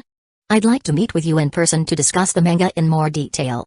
I can meet this Friday at 5:45 p.m., Kotami suggested. "Great, I'll meet you at Akita Cafe, 300 meters to the left of Shueisha," Asuka replied. With the meeting time and place confirmed, Kotami hung up the phone. Normally, a rookie manga artist would have to accommodate the editor's schedule, but Kotami's case was unique. The quality of the manuscript wasn't the only factor that made Kotami stand out. Her pen name, Izumi Ki, was already well known. That morning, when Asuka had arrived at work and opened the latest batch of submissions, she had found a file labeled Chainsaw Man. The artist's pen name was listed as Izumi Ki. Although the manga industry and the light novel industry seemed like separate worlds, the truth was they were interconnected. Many light novel series got manga adaptations, and popular manga often received light novel spin-offs. Because of this, editors from both industries maintained frequent communication. Asuka, while not an avid light novel reader, worked with many colleagues who were. When she opened the submission, her coworker, Rina Tatsuya, happened to walk by. Rina's eyes landed on the name Izumi Ki on the submission package and she let out a surprised exclamation. "No way. Is the submission really from Izumi Ki?" Rina's reaction quickly attracted the attention of other manga editors nearby, and they gathered around to take a look. "Wow, it really is Izumi Ki. The same name as the author of Sword Art Online. But isn't Izumi Ki a major light novel author? How would they have time to draw manga on top of all their writing? Maybe it's just someone using the name as a joke. Some newcomers like to use famous pen names to get attention. Why not call yourself Yoshihiro Togashi? Now that would get even more buzz." One of the editors jokingly mentioned Yoshihiro Togashi, the creator of Hunter x Hunter, which made everyone burst out laughing. They soon went back to their own work, leaving Asuka in confusion. Sword Art Online? Izumi Ki? A big shot in the light novel world. Curious but unsure of who to ask, Asuka turned back to the manuscript. "Let's just see what the work looks like," she said, shaking off the distraction as she flipped open the first page of Chainsaw Man. The moment she started reading, she could tell this wasn't an ordinary submission. The opening was already intriguing. "Oh? The first few pages are in color? Interesting," Asuka thought as she continued reading. The protagonist, Denji, mused about his meager earnings, cutting down trees nets main 600,000 yen a month, selling my kidney earned me 1.2 million yen, my right eye. 300,000 yen, one of my balls. Can't even remember how much that got me, but not 100,000 yen. Killing a devil. About 300,000 yen. Yep, being a devil hunter pays the best." The next scene revealed Denji crouching with his chainsaw dog Pashida, staring at a grotesque monster, the Tomato Devil. "Wait, what? A Tomato Devil?" Asuka's head filled with question marks. Typically, a monster in a shonen series would be an intimidating adversary with a fearsome name. But Tomato Devil? Really? The fight seemed inevitable, and Asuka expected an epic battle sequence showcasing Denji's abilities. It was common in shonen manga to kick things off with an intense fight to hook the audience. But when she turned the page, she was in for another surprise. Without showing any of the fight's action, the next panel featured Denji standing victoriously over the slain Tomato Devil, chainsaw dripping with blood. The fight was already over. Wait, what? Asuka thought, her confusion growing. The climactic fight scene had just ended. While she had been prepared for an action-packed battle, the story skipped straight to the aftermath. Chapter 109, Pashida, so cute. The math teacher often says, what's most important?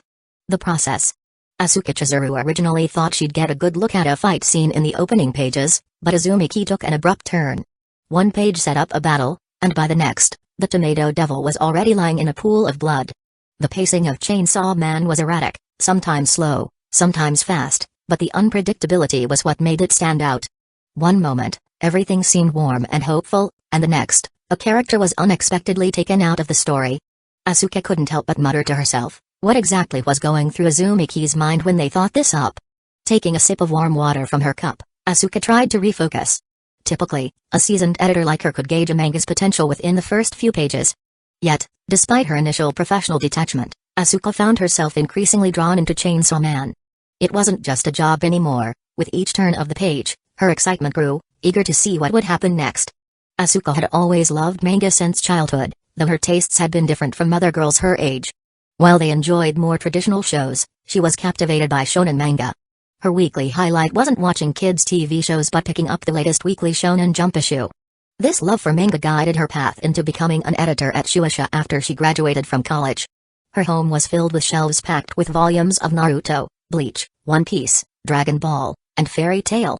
5 whole bookshelves dedicated to nothing but manga. However, after working as a manga editor for a while, Asuka noticed her passion was gradually waning. The more she read for work, the less thrilling manga became. For the past 3 years, nothing had truly gripped her, nothing like those mangas that made her stay up late as a child. It wasn't that the manga creators were doing a worse job, she'd just seen so many stories that it became easy to predict how plots would unfold. Whenever she read a new shonen series, Asuka could guess the plot just a few pages in. She thought this was simply her fate as an editor. Then Chainsaw Man showed up, courtesy of Azumaki. The narrative, with its unpredictable twists and turns, threw her off balance. It was exhilarating. For the first time in years, she felt a deep, renewed love for the medium. Every page was a wild ride, each panel building her anticipation for the next. If Chainsaw Man were serialized right now, I'd totally stay up all night reading it, she thought excitedly as she turned the pages. 50 minutes later, Asuka reluctantly put the manuscript down. As much as she wanted to dive straight into the next chapter, her editorial professionalism kicked in. This wasn't a serialized manga yet, it was a submission, and she had to review it accordingly. Still, she couldn't help but marvel at what she had just read. I can't believe there's still a manga out there that can captivate me like this. And here I thought I only loved mainstream shonen stories, Asuka mused aloud, staring at the pages, feeling nostalgic and deeply satisfied. Chainsaw Man was excellent. Izumiki was brilliant. Just then, Rina Tatsuya's voice broke through her thoughts. What are you reading? You've been muttering to yourself this whole time. Rina walked over, holding 2 cups of hot cocoa. Here, I brought you one, she said, offering a cup to Asuka. Rina's cocoa was flavored with cinnamon, her favorite blend. Asuka's, however, was prepared with her preferred addition, hot cocoa with marshmallows. Thanks, Asuka said, accepting the drink. Rina had joined Shueisha 9 months after Asuka. Coming from a long line of successful business owners, her family was well known in Hueco Prefecture, and they were considerably wealthy. Rina could easily be described as a refined young lady from a privileged background, but her down-to-earth nature made her incredibly likable among her colleagues. Despite her upbringing, Rina chose to work as a manga editor simply because she wanted to experience something different. With 3 older brothers poised to inherit the family business, she didn't have to worry about family responsibilities, giving her the freedom to pursue her passions. As a result, she was beloved by everyone in the editorial department. Naturally, Asuka also became one of her good friends. So, what's this new submission? It must be really interesting, you are completely absorbed, Rina commented, noticing the manuscript on Asuka's desk. Without hesitation, Asuka nodded enthusiastically. I haven't felt this way about a manga in a long time. Chainsaw Man's story is incredible. Especially the latter part of the first chapter when Denji transforms into Chainsaw Man for the first time. It's exhilarating. The pacing and the way it builds tension are just flawless. She continued excitedly, then there's Makima, who shows up right after Denji's transformation and immediately embraces him, seemingly healing him. I think she's going to be the key female lead in the story. Maybe it's about them healing each other and hunting devils together? I can't wait to see more. Asuka had never spoken so passionately about a manga before, and Rina couldn't help but notice. In fact, it sounded less like a review and more like a fan's heartfelt recommendation. I've never seen you gush like this over a manga. Let me take a look, Rina said, putting down her cinnamon cocoa and picking up the Chainsaw Man manuscript. Her attention was immediately drawn to Pashida, the adorable little chainsaw dog. Oh my gosh. Look at this little guy. It's so cute. Wait, is it a dog? Who cares? It's just adorable. And the name, Pashida? That's the cutest thing ever. I want one. Rina was hooked. A little while later. This is amazing.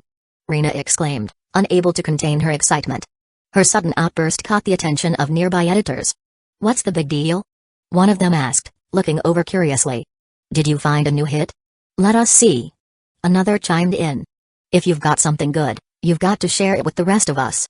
Chapter 110, Who is this? The manga editors all gathered around, clearly interested in the manuscript. This wasn't surprising. Although Weekly Shonen Jump still remained the pinnacle of the shonen manga industry, with several major series recently concluded, Shueisha had been feeling the pressure from industry competition.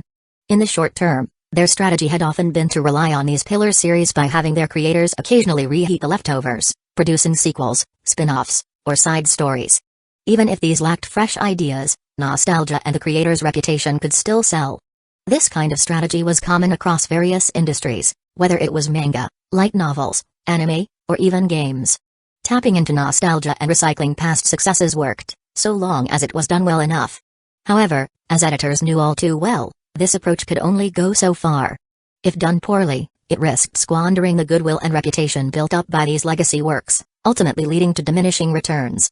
Given the current competitive landscape in the manga industry, the most sustainable solution was to cultivate new talent, manga artists who could rise to become the new pillars of the magazine. As the industry worked to maintain its veteran creators, the long-term solution was to nurture new blood, injecting fresh talent into both Shueisha and Weekly Shonen Jump. That's why, whenever an editor came across a promising submission, it felt like they had struck gold. While submissions poured in daily, the quality was often wildly inconsistent. Many weren't even close to being publishable, let alone worthy of serializing. Finding just one talented, potentially serializable artist in a 2-week period was considered a success. Discovering 5 such artists in a month would have the entire editorial department celebrating. This Chainsaw Man is really good. The quality of the first chapter is top-notch. Every twist in the story keeps you on your toes, and the climax is just exhilarating. I think Chainsaw Man has both the strength and potential.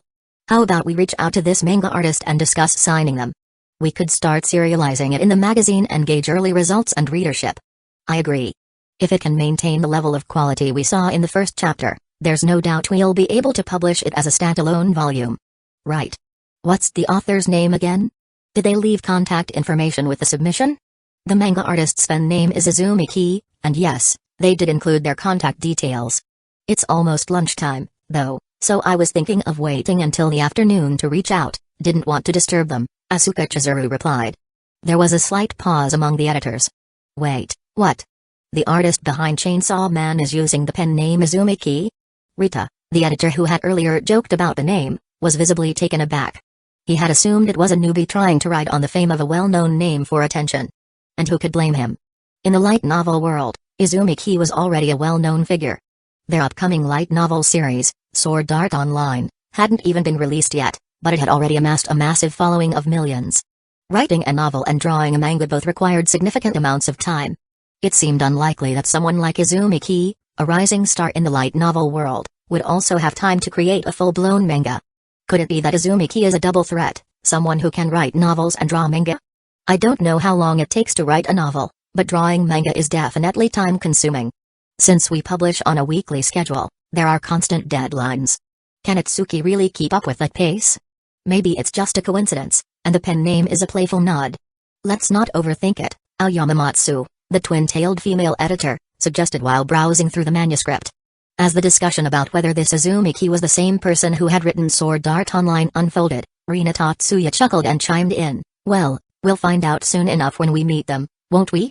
She gently took the Chainsaw Man manuscript from Aoyamamatsu and handed it back to Asuka Chizuru. Since Chizuru-san was the one who discovered the submission first, she should be the editor in charge, right? That's the department rule. With Rina's words, any editors who had been eyeing the opportunity relented. Though they felt a twinge of regret, they also congratulated Asuka. Fair enough, let's stick to tradition. Honestly, I've always liked these darker shonen series. I was hoping to be in charge of Chainsaw Man, but I'll let it go. Good luck, Chizuru-san. Oh, and Chizuru-san, don't forget to ask the creator if they're the same Izumi Ki who wrote Sword Art Online. If they are, maybe when the Sword Art Online light novels come out, we'll be able to get signed copies. Hell yeah. After cheering on Asuka for a bit, the editors began dispersing, many heading off to grab lunch. Should they pick up a quick meal from the convenience store, or head to a nearby restaurant? For office workers, this was the daily lunchtime dilemma. As the editors departed, Asuka Chizuru was left with a lingering sense of confusion. Who exactly is this Izumi Ki? Rina. Asuka called out to Rina Tatsuya just as she was about to leave. I've got a question. Do you have a moment? Rina turned back and smiled thoughtfully. I was feeling lazy today anyway, so I plan to order burgers for delivery. Want me to get one for you too? That'd be great. After placing their orders, Rina settled into the seat across from Asuka. So, what did you want to ask? Rina asked, sipping her hot cocoa. I wanted to know, does this pen name, Izumi Ki, have any special significance? Rina paused for a moment, then realized that Asuka probably hadn't been following the light novel scene. Given how huge Izumi Ki's name had become in the light novel community, it was easy to forget that not everyone knew who they were. Asuka was a hardcore manga fan and rarely paid attention to light novels, so it made sense she wouldn't recognize the name. I'll give you the quick version, Rina said, pulling out her phone to show Asuka some background information on Izumi Ki. Chapter 111, Mashiro's Little Wish. Upon hearing Rina Tatsuya's explanation, Asuka Chizuru finally began to piece everything together. So, this Izumi Ki who submitted Chainsaw Man shares the same pen name as an incredibly popular new author from Dengeki Bunko? That seems to be the case for now, but whether it's the same person or just a coincidence is something you'll have to ask Izumi Ki directly when you meet them, Rina said with a smile. Got it, I'll make sure to ask when the time comes, Asuka nodded, understanding the situation. Shueisha and Dengeki Bunko had a decent working relationship, given that one company focused on manga and the other on light novels. They often collaborated on adaptations and cross-promotions for each other's works. After finishing lunch, Asuka Chizuru was caught up in meetings until about 5 in the afternoon. Once she finally had some free time, she pulled out her phone and dialed the number for Izumi Ki, better known to us as Izumi Kodami. Hello, is this Izumi Ki-sensei? This is Asuka Chizuru, an editor from Shueisha. Yes, this is Izumi Ki. After hanging up the phone, Izumi Kodami let out a deep breath, her heart filled with joy. Her manga Chainsaw Man had been picked up by an editor at Shueisha, meaning it was going to be serialized in Weekly Shonen Jump. This was a significant first step. If the readership and sales performed well, it could soon be published as a standalone volume. Awesome. Her editor, Asuka Chizuru, seemed pretty cool. But on a side note, what was with her luck? Her editor for her light novel was Yukino Shitaharuno, and now her editor for the manga was Asuka Chizuru. Both of them were women? This was too awesome. While Izumi Kodami was reveling in her success, she suddenly felt an intense gaze on her from behind. She turned around quickly and saw Shina Mashiro standing there, silently watching her. Crap. I forgot Mashiro was still here. Izumi Kodami mentally panicked. Swallowing nervously, she tried to muster a calm smile and asked, Mashiro, did you hear all that? Being the honest person that she was, Mashiro nodded without hesitation. I heard a bit. Because your phone speaker was a little loud. Kodami, are you drawing manga? Realizing she couldn't deny it now, Izumi Kodami let out a sigh of resignation. Since Mashiro had overheard everything, it was time to come clean. Yes, Kodami admitted with a nod. I've been working on a manga, and a few days ago I submitted it to Shueisha. That phone call was from one of their editors. Mashiro's usually calm eyes lit up with excitement. In her soft, slightly animated voice, she asked, and the result? Well, I've been approved to serialize Chainsaw Man in Weekly Shonen Jump. Whether it gets published as a volume depends on how well the serialization performs, Kodami explained, her tone light with joy. Upon hearing this, Mashiro's gaze turned even more admiring, her voice soft but full of awe. Kodami, that's amazing. I'm so envious. Huh? Izumi Kodami blinked in surprise. Mashiro had just said she was envious of her? Being called amazing was one thing, Kodami could accept that. After all, while there were many students in high school who tried their hand at drawing manga and even submitted their work to publishers, it was rare to actually get noticed, let alone start turning money from it. So yes, it was pretty amazing. But why would Mashiro, someone with world-class artistic talent, say that she was envious? Mashiro, who was known for her incredible painting skills, admired and envied Kodami. That didn't quite make sense.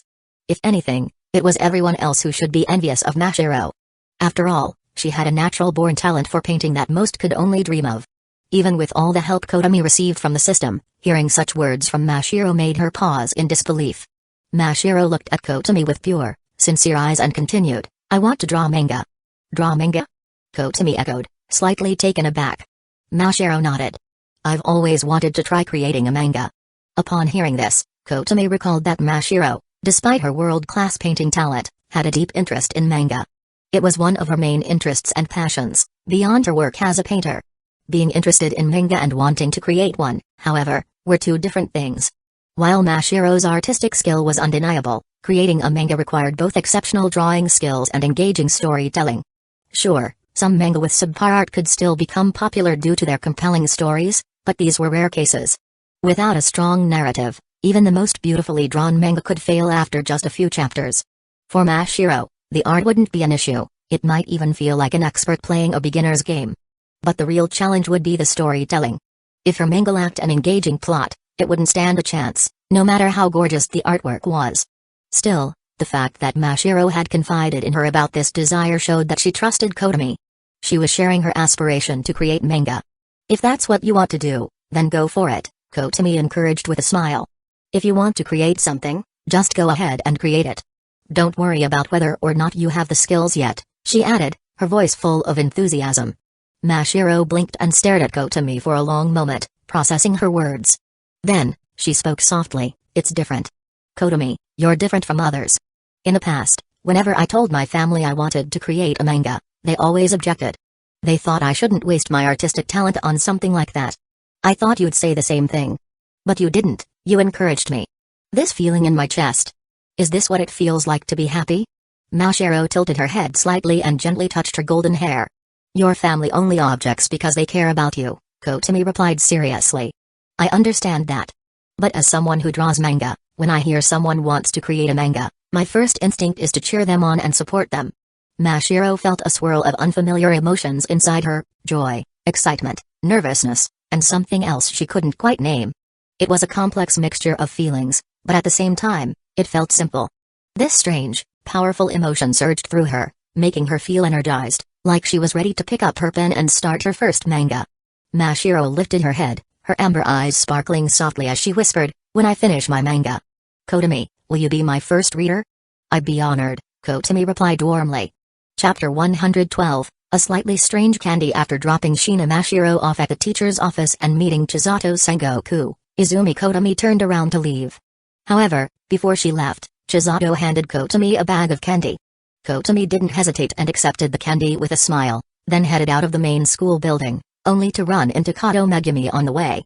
As the two walked home together, Kotomi pulled out the candy bag Chisato had given her and asked, "It's from Sengoku-sensei. Want to try some?" "Sure."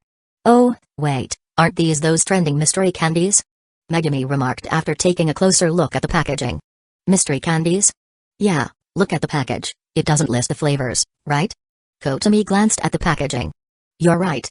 Megumi explained further, "All the flavors in these candy bags are random, and what flavor you get depends on luck. There are normal flavors like orange, strawberry, chocolate, blueberry, watermelon, and lychee. But there are also, unusual ones like baby diaper, moldy cheese, skunk, or freshly mowed grass. Some of the weird ones taste pretty bad, but don't worry, they're safe to eat. These candies are super popular for pranking friends." "Only a little weird?" Kotomi thought to herself, trembling slightly. She looked at the candy and couldn't help but wonder, "Sengoku-sensei, why couldn't you just give me normal candy? Even if it's harmless, no one wants to risk eating something gross." Just as Kotomi was debating what to do with the candies, Megumi suddenly spoke up, "Wanna give it a try?" "Huh? Let's each try one of these mystery candies." Kotomi hesitated for a moment before nodding. "Alright, let's give it a shot." The candy wrappers were colorful and gave no hint of the flavor inside. You couldn't even smell the flavor beforehand, only after putting it in your mouth would you know what you got. Kotomi and Megumi each picked a candy, unwrapped it, and popped it into their mouths. After a moment of tense anticipation, Kotomi's expression relaxed. "Melon flavor," Kotomi said.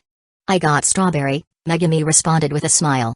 "Looks like we were pretty lucky this time, getting normal flavors," Kotomi said with a sigh of relief as she put the candy back in her bag, deciding not to push her luck. They had both gotten away with normal flavors this time, but who knew what they'd get next time. "Better save these for when I'm hanging out with more friends. These prank candies are definitely best enjoyed in a group," Kotomi thought, tucking the candy away. "Oh, by the way," Kotomi said as they neared her home, "I submitted a manga a few days ago." "Really? Which publisher did you send it to?" "Bansha?" Megumi asked. "No, Shueisha." "Shueisha? The one that publishes Weekly Shonen Jump?"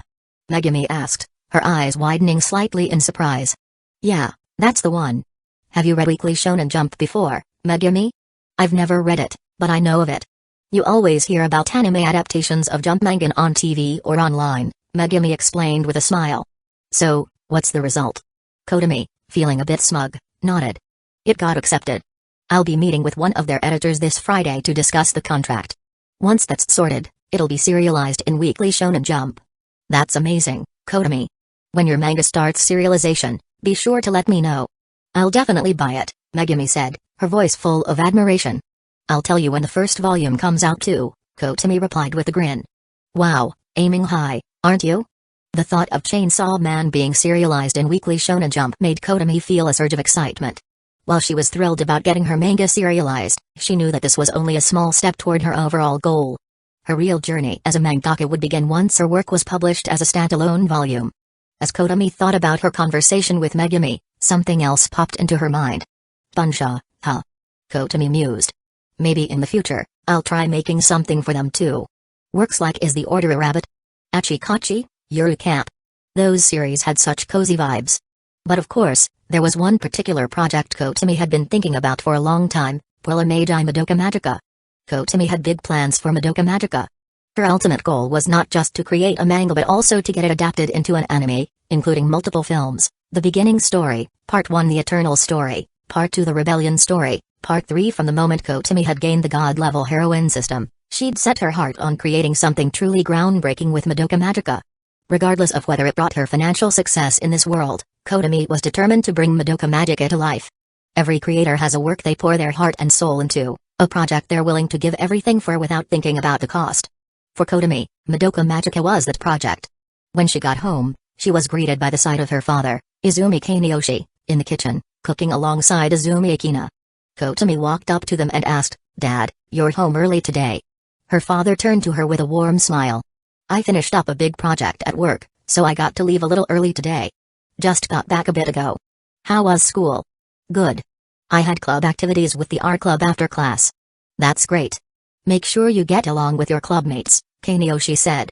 At that moment, Akina chimed in, sounding a little envious. "Club activities, huh? I kinda miss being in a club." "Well, unfortunately, we're way past that. Not only are we out of high school, we've been out of college for years," Kaneyoshi teased. Akina puffed out her cheeks, looking playfully upset. "Are you calling me old?" "Huh? No, not at all." Kaneyoshi immediately tried to backpedal. He could swear on his life that he never thought she was old. Honestly, the only thing that had changed about her in all these years was her hair, which she now dyed white. Other than that, Akina hadn't aged a day. Her beauty was timeless, only gaining more charm over the years. She still looked like she was in her mid-20s. "Well, then why didn't you do anything last night?" Akina huffed, pouting adorably. Despite being married for years, whenever Akina acted up like this, Kaneyoshi couldn't help but see her as the playful, feisty girl she used to be. What?" Kaneyoshi stammered, his face turning red. He quickly lowered his voice, glancing around nervously as if their daughter might overhear. "Akina. Not in front of the kids." Both parents instinctively glanced toward the spot where Kotomi had been standing earlier, only to find that she had already disappeared from the kitchen. Kotomi's already fled, they both realized. Meanwhile, Kotomi herself was thinking, "Oh great, here they go again, pretending to fight but actually just flirting. Better get out of here while I can." Akina giggled softly. "Looks like Kotomi's already gone." Right. Let's just focus on dinner for now. I'm sure Kotomi and Amy are getting hungry." "And what about tonight?" Akina asked, her voice playful and teasing. "We'll do whatever you want," Kaneyoshi replied, knowing better than to refuse. After years of marriage, Kaneyoshi had learned his lesson. When Akina had that look in her eye, it was better to just agree. At this rate, it wouldn't be long before Kotomi and Amy had a little sibling. "Are you thinking about names for a third baby already, dear?" Akina teased, clearly anticipating his thoughts. "And no. There's no third baby," Kaneyoshi replied, flustered, pushing up his glasses. "But if we work hard enough, maybe in a few months, or a couple of years, I might just get pregnant again." "Kotomi would be the eldest sister, and Amy would be the middle child," Akina said with a dreamy smile. "Well then, we'll just have to work extra hard," Kaneyoshi agreed, with a grin. "Deal," Akina said as they shared a playful high five. Chapter 113, Cherish Life, Stay Away from the Hatchet. After returning to her room, Izumi Kotomi turned on her computer and began working on the second chapter of Chainsaw Man, titled Where Pushita Went. Weekly Shonen Jump requires new content every week, so as the saying goes, with drafts in hand, you can game without fear. In order to balance a future life of writing novels, drawing manga, and still having time to play games, Kotomi decided to start cultivating a good habit, getting ahead on her drafts. Her first small goal was to complete the second chapter before the first chapter officially serialized. As she drew, Kotomi realized something: her drawing speed had noticeably increased compared to before. Could it be? A thought popped into her head. After saving her progress, Kotomi set aside her drawing tablet and opened a Word document. She placed her hands on the keyboard and started typing a scene from Sword Art Online. As the sound of mechanical keys filled the room, line after line appeared on the screen. In a flash, she had written 500 words. Kotomi glanced at the time in the corner of her screen. Only 3 minutes had passed. 3 minutes, 500 words? While her previous writing speed wasn't slow, it certainly couldn't compare to her current pace. Could it be that as my writing and drawing levels increase, my speed also accelerates? Kotomi excitedly voiced her theory. That's right, came a voice. Suddenly, a flash of pink light appeared, and Kazumi materialized beside Kotomi. Noticing Kotomi's confused expression, Kazumi crossed her arms and proudly explained, as your writing and drawing levels increase, your speed will naturally improve as well. That's so convenient, Kotomi marveled. It is, but keep in mind, since only your speed increases, you should always review your work afterward. Even web novel authors who write quickly often miss typos, which their readers are quick to point out. Oh, that won't be a problem, Kotomi replied with a nod. Even before her speed boost, she had always made it a habit to review her work multiple times after finishing, correcting any mistakes no matter how late it was. Just as Kazumi was about to settle into Kotomi's lap to enjoy some manga, there was a sudden knock on the door. "On-chan, can I come in now?" came the voice of Izumi Amy from outside. Kazumi froze. If Amy saw her sitting in Kotomi's lap, especially being so cute herself, would she pull out a knife and chop her to pieces on the spot? Even the system feared the dreaded kitchen knife. "Treasure your life, stay away from the hatchet," Kazumi whispered, and without wasting any time, she clung to Kotomi, their noses almost touching. In the blink of an eye, Kazumi transformed into a pink glow and re-entered Kotomi's body. Perhaps in her haste, Kazumi's lips accidentally brushed against Kotomi's. Blushing, Kotomi chose not to dwell on it. Once Kazumi was safely back inside, Kotomi called out, "Yes, you can come in." Hearing her sister's approval, Amy eagerly opened the door and entered. Seeing Kotomi working on her tablet, she asked, "On-chan, are you drawing manga?" "Yeah, it's for the second chapter. I already submitted the first chapter a few days ago, and today, after school, I got a reply from the editor. They accepted it for serialization," Kotomi explained, not hiding her work from her family. "That's amazing. So now you'll have two sources of income from your writing and your manga?" Amy exclaimed, her eyes wide with admiration. "That's right. It's important to have more than one source of income," Kotomi nodded before asking, "So, what did you need? Do you have time this Friday, On-chan? I want to go buy some new stationery since the school year just started." It was natural for girls to love cute and pretty stationery, even if they didn't necessarily need new supplies right away. Amy just enjoyed shopping for them. However, Kotomi had already scheduled a meeting with Shueisha's manga editor, Asuka Chizuru, for Friday afternoon. She couldn't accompany Amy to the store. "Sorry, Amy, I already have a meeting with the Shueisha editor on Friday after school. I'll be taking the train to Tokyo's Chiyoda district, so I won't be able to go with you to the stationery store." Amy's expression immediately became disappointed, and she muttered, "I guess I'll go with your own on Friday then." "I'm really sorry, Amy. I didn't know you wanted to go on Friday when I scheduled a meeting," Kotomi apologized as she patted Amy's head. "Do you have enough money for the stationery? I can give you some if you need." As she spoke, Kotomi began to stand, intending to grab her wallet from her school uniform's jacket. She had recently withdrawn 20,000 yen from the bank during a trip to the ATM. Despite the convenience of mobile payments, Kotomi liked to carry a bit of cash on hand for certain situations. "No need, Mom already gave me some allowance," Amy shook her head before quietly adding, "I just wanted you to come with me." Although Amy's voice was soft, Kotomi still heard her. Seeing her little sister's disappointed expression, Kotomi smiled warmly and opened her arms. "Come here. Let me give you a hug." Chapter 114, Fast Forward to Snuggling? Izumi Amy loved being hugged by her sister. When she was younger, it was like a child asking for affection, but as she grew into a beautiful young lady, her once playful requests for hugs now carried an extra layer of emotion. Kotomi originally intended to lift Amy up in the usual way, as if hugging a child, but before she could act, a rich, elegant scent of rose filled her nose, and two soft arms wrapped around her. Kotomi's body instantly tensed up, reacting instinctively. Normally, it was always Kotomi who initiated the hugs with Amy. The air seemed to freeze. Though the atmosphere didn't require words, Kotomi, feeling her dry lips, perhaps from not drinking water for too long, cleared her throat and slightly broke the mood with a question, Amy, did you change your body wash? However, the rose scent on Amy's body did smell quite pleasant. Silly sister. Yes, I'm just your silly sister, Kotomi chuckled softly, gently stroking Amy's back. To an older sister, her younger sibling would always be the adorable little one who loved to snuggle. But a few minutes later. Wait a second, what's going on here?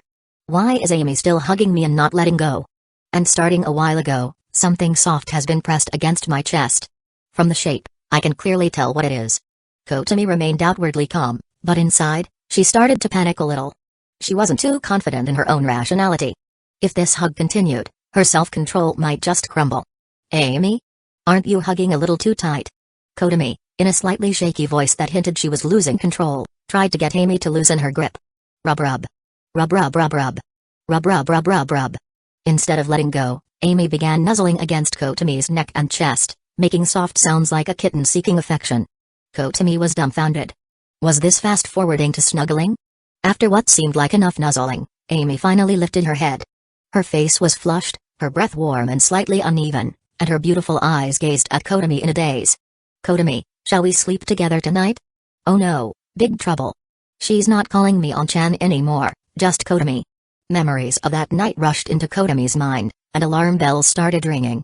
Just as Kotomi's face turned a shade of red, and she hesitated between resisting or surrendering. Amy, with a playful smile, lifted Kotomi's hand and gave it a gentle kiss, like a dragonfly skimming the surface of the water.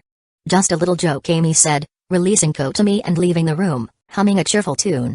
On Kotomi's hand, a faint shimmer of saliva remained. No doubt, Amy had deliberately left it there. Amy's advances were becoming more intense. Friday arrived quickly. Friday afternoons were always a joy for students because the next 2 days were the weekend. Another weekend, yay! The general process for the competition is like this. Izumi Kotomi, Hibikingi, and Shina Mashiro, you three are the only students from our school participating in the National Youth Art Competition. Although our numbers are much smaller compared to other high school art clubs, the competition isn't a group battle. Numbers don't guarantee success. Whether or not you win depends entirely on your individual work. Starting next week, you three should focus on preparing for the competition. Be sure to use this weekend to decide on your theme for the competition piece. As the end of the school day approached, Shizuka Hiratsuka had called Kotomi, Ngi, and Mashiro into her office. She handed them each a printed schedule and gave them one last reminder. Especially you, little Kotomi, I've noticed that you haven't settled on a theme all week. Even though there's still plenty of time before the deadline, don't slack off. It's like those high school boys who think they have plenty of time to ask out a girlfriend, but because they're too shy to confess, they keep telling themselves that they have 3 years to work up the courage. And before they know it, they've graduated without ever finding a girlfriend. At this point, Chihiro Sengoku, who had been lazily napping at her desk, sat up with a sleepy, drunken look on her face. No doubt, she had drunk alcohol with her lunch again. Hey. You're a teacher, so maybe you shouldn't be encouraging students to date, Hiratsuka said, covering her face in exasperation. Why shouldn't I? Why not encourage it? You all need to remember, if you like someone, go for it. Or else you'll end up like me, crying over the fact that I still don't have a partner. Sengoku dramatically lamented. My cousin is already 30 and still hasn't dated anyone. That's what my mom told me, Mashiro whispered to Kotomi. It wasn't meant to be, but at this moment, Mashiro's words landed like a critical strike right on Chihiro's heart. Not only did she mention Sengoku's age, but the precise detail of 30 maxed out the critical damage. A strike with 999 layers of critical impact, pure, inescapable agony. It's not 30. I'm 29 years and 15 months old. Sengoku shouted, then pointed at Hiratsuka. Shizuka's the real 30-year-old here. I, Chihiro Sengoku, will forever be the youthful beauty of 29. I just turned 29 and 12 months. TCH, stop acting young. You really have the nerve to talk about me? Hiratsuka snapped back. You're both the same. Kotomi and Hibiki thought to themselves. Ignoring the two teachers who were bickering, the three students politely said goodbye and left the office. Starting next week, we'll be busy with the art competition. Let's work hard together," Gi said cheerfully to Kotomi and Mashiro once they were outside. As the art club president, this was her moment to show leadership. "We'll do our best," Mashiro nodded, her small fist clenched, seemingly full of determination. "Whoever wins the competition has to treat the others to dinner," Kotomi said with a playful grin, clearly relaxed and not showing any signs of nervousness about the upcoming event. "Deal. What do you want? Keisuke cuisine?" Gi asked confidently. "Ongi-senpai, you sound so sure of yourself. Are you already thinking of yourself as the winner?" Kotomi teased. "Humphrey. My mom taught me that there's no point in false modesty. When the time comes to show your talent, you have to go all out," Gi admitted with a grin. The competition was much more exciting with rivals. "Well then, Gi-senpai, get ready for me to treat you." Era, how about I treat you?" The two girls exchanged light-hearted banter with smiles, while Mashiro quietly ate her bomkuchen on the side, watching them. After some playful back and forth, Gi went over the details of the competition once more, particularly stressing the deadline for submissions. There had been several past instances where students finished their artwork but missed the submission deadline, and Gi was determined to avoid that happening this time. Once everything was clarified, Gi checked the time on her phone and said, "It's almost time for the first-year students to be dismissed. You two should head back to class. Second years like me finish 10 minutes later than you. Goodbye, Gi-senpai." "Goodbye, senpai." "Bye-bye." After parting ways, Kotomi and Mashiro returned to Class 1F, and Gi headed back to Class 2B. "Kotomi, are you going to meet with the manga editor today?" Mashiro asked quietly as she packed her bag. "Yeah, I'll be taking the train to Chiyoda District in a bit." Mashiro, filled with admiration, glanced at Kotomi and said, "I'm almost finished with my manga. I'll show it to you once it's done." "Sounds good." After leaving the school, Kotomi didn't walk home with Kato Megumi like she usually did, since she was headed to Tokyo today. However, Kotomi soon realized that Yue Uegahama was walking in the same direction as her. "Yue." Kotomi called out to the girl walking ahead. Surprised, Yue turned around and said, "Kotomi? Why are you going this way today? I could ask you the same. You usually don't take this route to your family's cake shop after school." Smiling wryly, Yue explained, "Since there's a sports event going on, the kindergarten had a holiday yesterday, but I still had school. My mom is busy with the cake shop and doesn't want my little sister, Yuka, home alone, so I'm off to pick her up from daycare. I'm heading to Tokyo for an errand." With that, the two understood why their paths were aligned. After all, the daycare and the train station were in the same direction in Chiba City. Chapter 115, The Special Little Friend. "So, Kotomi, you're heading to the train station? No wonder. Normally after school, you're always walking home with Megumi," Yue Uegahama said with a smile. "If I didn't have to suddenly go to Chiyoda District, I'd still be walking home with Megumi right now, and then we'd stop by the Dango cake shop to buy some cake. Oh, that's such a shame. My family's cake shop just lost 2 big customers without realizing it," Yue joked with a mock sigh. Kotomi and Megumi had practically become regulars at the Dango cake shop, showing up either together or alone every few days to buy cake. While Kotomi's frequent visits did help support the business, the truth was that she kept coming back because the cakes were simply delicious. If it were just to support the shop out of obligation, she might have stopped after a visit or two. As they walked side by side, they chatted and laughed. "Yuka actually wanted to stay home today, but my mom and I weren't comfortable leaving her alone. So, we sent her to daycare for the day," Yu explained. "I didn't even know there was a daycare like that in Chiba City. This one's a nighttime daycare, actually. It's really popular with parents who both have to work. Most daycares operate from 6 a.m. to 7 p.m., giving parents a couple of hours after work to pick up their children. But there are special nighttime daycares, like this one in Chiba City. It opens at 6 a.m. and stays open until midnight. For parents who sometimes need to work late or both have jobs that require overtime, a nighttime daycare is a lifesaver. Of course, if possible, what parent wouldn't want to be home with their child? But the reality of income and work is something they have to face. This is the place," Yua said, stopping in front of the building. The nighttime daycare was still a fair distance from the train station, about a 20-minute walk. The building itself was a semicircular 3-story structure. If you looked at it from the sky, you would see that it resembled a crescent moon. Since there was still plenty of time before her meeting, Izumi Kotomi decided to join Yu in picking up Yu's younger sister, Yuka Uegahama, from the daycare. They entered the daycare and climbed to the 3rd floor, where Yuka's classroom was located. Pushing open the door decorated with sunflower stickers, they found a female teacher, around 35 years old, seated on the floor, reading a picture book to 6 little kids sitting in chairs. When the teacher heard the door open, she glanced up and smiled upon seeing Yue. Setting aside the storybook, she called to Yuka, who was sitting among the children. "Yuka, your sister's here to pick you up." Yuka Uegahama's face lit up. "Sister? And Kotomine is here too," she shouted with delight, immediately running toward the door. Feeling touched by Yuka's excitement, Yue spread her arms to catch her, expecting her little sister to jump into her embrace. But Yuka dashed straight past her and into Kotomi's arms instead. "Penguin sister. I missed you," Yuka exclaimed, snuggling into Kotomi's arms. Izumi Kotomi chuckled softly as she hoisted Yuka up, letting the little girl nuzzle affectionately against her cheek. Yue, meanwhile, looked on, half annoyed, half amused. "Yuka," Yue scolded gently, tapping her younger sister on the head. "Don't trouble Kotomi like that." Yue had felt so moved when she saw Yuka running toward her, only to be upstaged when Yuka darted to Kotomi instead. But as Yue watched her little sister cuddling Kotomi, a fleeting thought crossed her mind. Being hugged by Kotomi must be so comforting. Yue's eyes wandered, unconsciously observing Kotomi's figure before she quickly swallowed back her thoughts.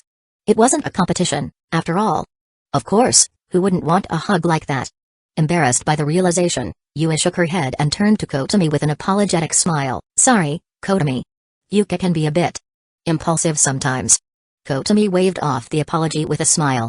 "No problem at all." After all, when she was little, Kotomi had also yearned to be hugged by an older sister figure, just like Yuka did now. Once Yuka had been properly settled, Yue and Kotomi thanked the teacher for taking care of her during the day. "It's no trouble," the teacher replied kindly. "Yuka is a very bright and well-behaved child. We all love having her here." As they exchanged pleasantries, Kotomi's attention was drawn to another figure in the room.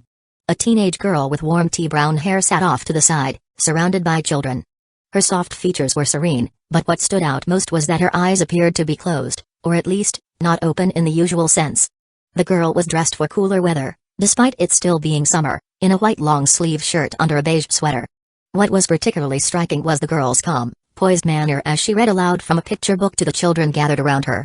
Even with her eyes seemingly shut, she appeared to know exactly what she was doing. Intrigued, Kotomi leaned closer to the teacher and whispered, "Excuse me, who is that girl?" The teacher followed Kotomi's gaze and smiled softly. "Ah, you've noticed her. That's Kasumi Naoka, one of our more unique students. She'll be turning 19 on the 22nd of this month." Kotomi blinked in surprise. 19? "Yes," the teacher nodded. "She's blind, and has been since she was very young. Despite that, she completed her education up to high school, though she doesn't plan to attend university. She lives with her sister, but because her sister works in Tokyo, Kasumi spends the day with us when no one is available to look after her." The teacher's smile deepened as she added, "She doesn't really need much looking after, though. In fact, she often helps us around here, taking care of the younger children. You could almost say she's like an honorary teacher." Kasumi continued to read to the children, her voice steady and warm. She seemed completely at peace, as though her blindness hadn't diminished her spirit in the slightest. The teacher went on to explain, "Our daycare typically only cares for younger children, so taking in a 19-year-old is very unusual for us. But," she chuckled softly, "let's just say her sister, Miss Rugawa, made sure it was worth our while." Chapter 116, It's Me. Leaving the nighttime daycare, Yue Uegahama was preparing to head back to her family's cake shop with her younger sister, Yuka. "Say goodbye to your Kotomine," Yue reminded Yuka. "Goodbye, Kotomine. If you have free time over the weekend, please come play with me." Yuka waved her chubby little hand as she said goodbye to her penguin sister. "All right, I'll come visit if I have time. Bye-bye." Izumi Kotomi smiled as she waved back, before heading toward the train station on her own.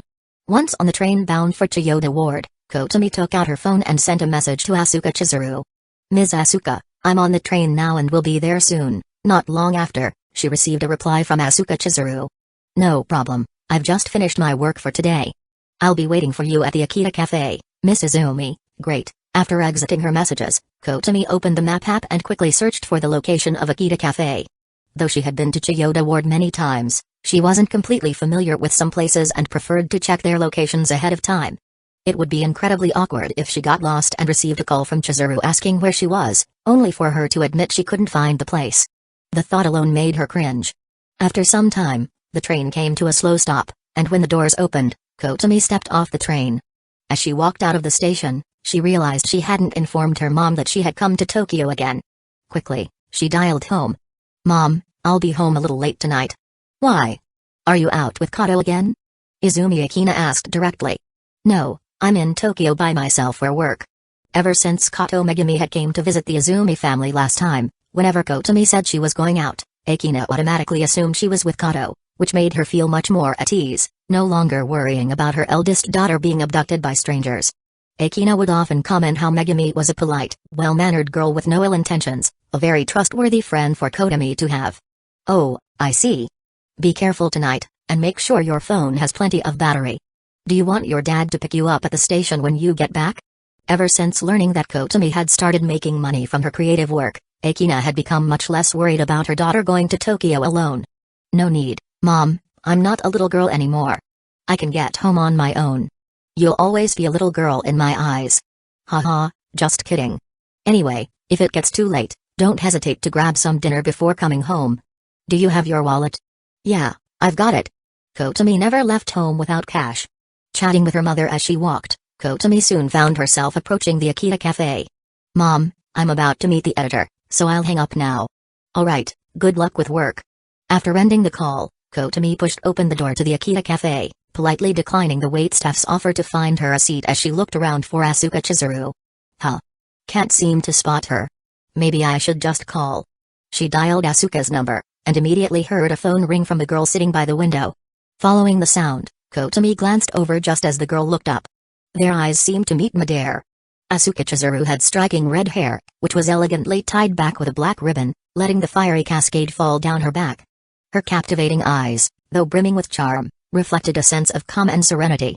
Her flawless beauty was so breathtaking that, even without a smile, one couldn't help but feel awe. Asuka Chizuru had arrived at the cafe 15 minutes before their meeting, waiting patiently for Izumi, who she now knew as Kotomi. Several men and women had been eyeing her, seemingly wanting to approach and strike up a conversation, but none had yet mustered the courage to do so. Even if they had, Asuka Chizuru would have politely, yet firmly, turned them down.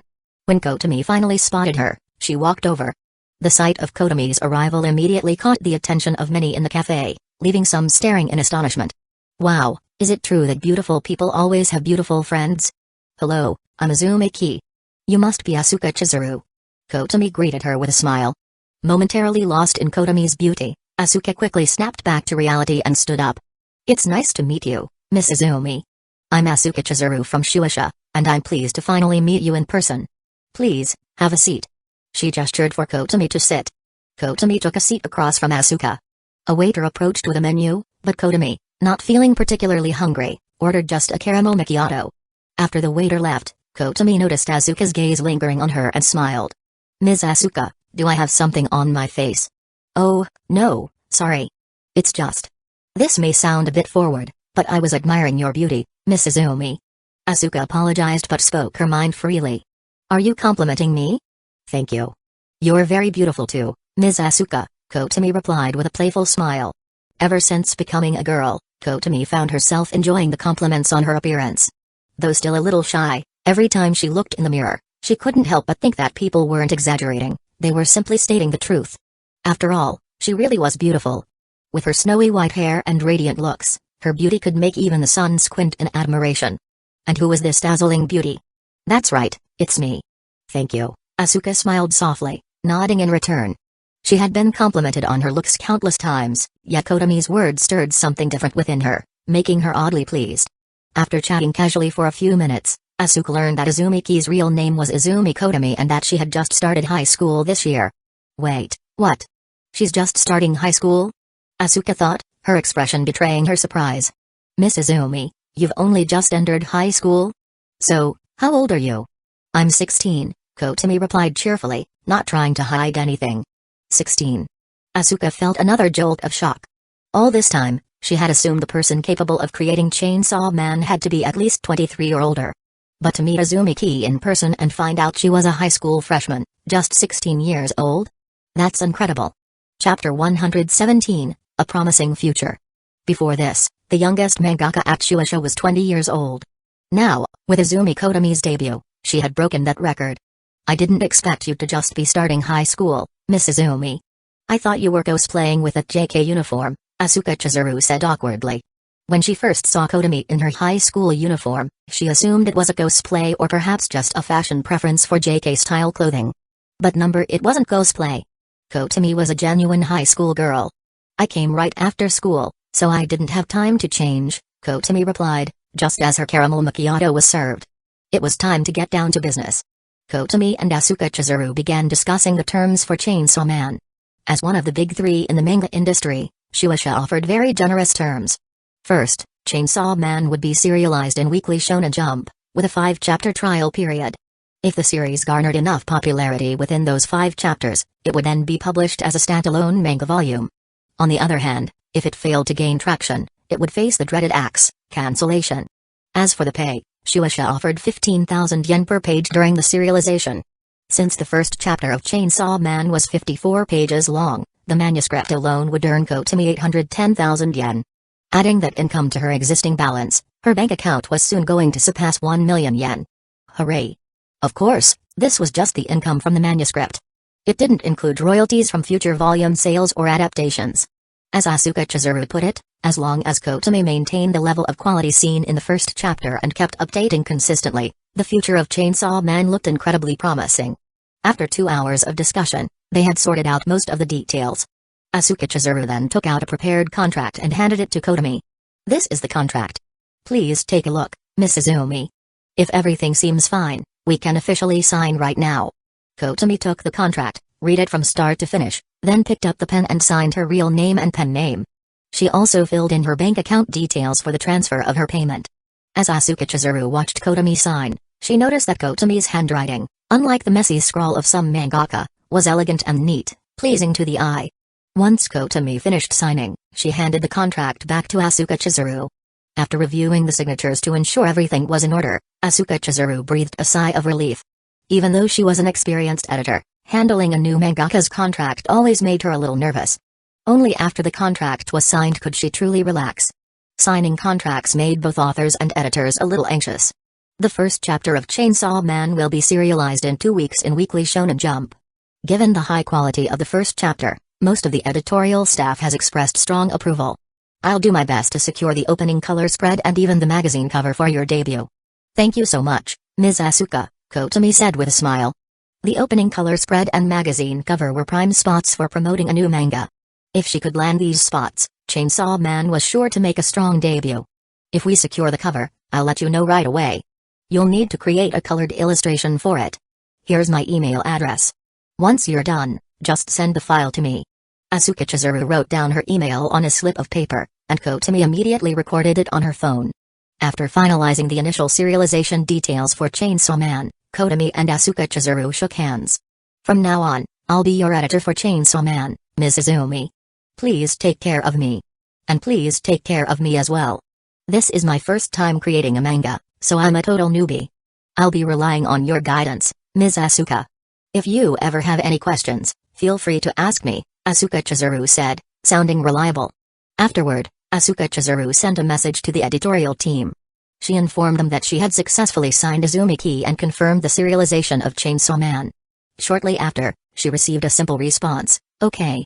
The editorial department has received the news of our successful contract. Your first chapter's payment will be transferred to your account within 7 business days. Got it. The thought of receiving another payment soon made Kotami quite happy, extremely happy. By now, it was evening, approaching 7:30 p.m. It's time for dinner. If you're not in a rush, Miss Izumi, how about I treat you to dinner? There's a really great tempura place nearby, Asuka Chizuru offered as she put away the contract. Kotami's stomach had started to growl after the 2-hour meeting. If she waited until she got home to eat dinner, it would be too late, and her stomach would likely rebel. So, she nodded and accepted the offer. I'll gladly take you up on that. The two left the Akita Cafe and headed to the tempura restaurant Asuka Chizuru mentioned. After sitting down, Kotami ordered tempura shrimp, eggplant, edamame, tofu, and a bowl of white rice. Asuka Chizuru, sticking to her usual favorites, ordered tempura shrimp, eggplant, and winter melon. By the way, the restaurant offered free refills on white rice. Is this your first time at this restaurant, Miss Izumi? Asuka Chizuru asked while sipping barley tea. Yeah, even though I've been to Tokyo several times before, it's my first time at this tempura place. Where do you live, Miss Izumi? Chiba City. Chiba City? I have a colleague, Rina, who also lives there. As they sat across from each other, chatting while waiting for their tempura, Asuka Chizuru suddenly remembered something she had been curious about. Glancing at Kotomi, she asked, "Miss Izumi, can I ask you a question?" "What question? Is there something unclear about the contract?" Kotomi asked in return. "No, it's not about the contract. I'm just curious if you have another identity besides being a mangaka? Another identity? For example, are you also the author of the light novel Sword Art Online from Denjiki Bunko, Izumi-ki?" Chapter 118, What Haven't I Seen Before? When Izumi Kotomi was asked this, she didn't feel too surprised. After all, when she decided to use the same pen name to submit her manga, she had anticipated this situation. "That's right, Sword Art Online was also written by me," Kotomi admitted openly, not wanting to explain too much. She even took out her phone and opened her author dashboard on Danjiki Bunko's official website to show Asuka Chizuru. So impressive. Though just 3 simple words, they were full of genuine admiration. As a manga editor, Asuka might not be familiar with light novels, but she certainly knew how valuable a work with millions of fans was. It was hard to imagine that both Sword Art Online and Chainsaw Man were created by the same person. And that the creator was a 16-year-old high school girl. It was almost unbelievable. But the truth was right in front of her, and she was now the editor for Izumi Kotomi's manga. Even though Asuka Chizuru was a seasoned editor with years of experience, she couldn't help but be stunned by this revelation. "I, Asuka Chizuru, a veteran manga editor, what haven't I seen? But I really haven't seen anything like this." After handing the phone back to Kotomi, Asuka Chizuru now knew that Izumi and Kotomi were the same person. Still, she couldn't help but worry. While it's clear that you have incredible talent in both light novels and manga, you do know that Weekly Shonen Jump requires weekly updates, right? You'll have to balance writing novels and drawing manga while also attending high school for 3 years. Can you handle all that? If this had been before, Kotomi might have had some concerns. But ever since her writing and drawing levels had increased, both her typing and drawing speeds had significantly improved. Moreover, she had already started preparing stock chapters for her manga, making it easy for her to manage the dual serialization of both her novel and manga. "No problem. I'm pretty confident in my creative speed," Kotomi said with a proud smile, patting her chest. Seeing Kotomi's confidence, Asuka Chizuru didn't press further and instead playfully reminded her, "Just don't turn into a procrastinator, okay? I'm pretty good at cooking pigeon dishes, especially when dealing with authors who miss deadlines." Hearing that, Kotomi felt a chill run down her neck and instinctively shrank a little. When it comes to authors missing deadlines, every editor transforms into a ruthless pigeon chef. After finishing their meal, Asuka Chizuru escorted Kotomi to the train station. Before they parted ways, she said, "Goodbye, Miss Izumi Kotomi. If you have any questions, feel free to ask me anytime." "Got it. Bye-bye," Kotomi waved. She then entered the train station and boarded the train back to Chiba City. Perhaps because it was rush hour, the train was a bit crowded, but luckily, she managed to find a seat. After sitting down, Kotomi sent her mother a quick text.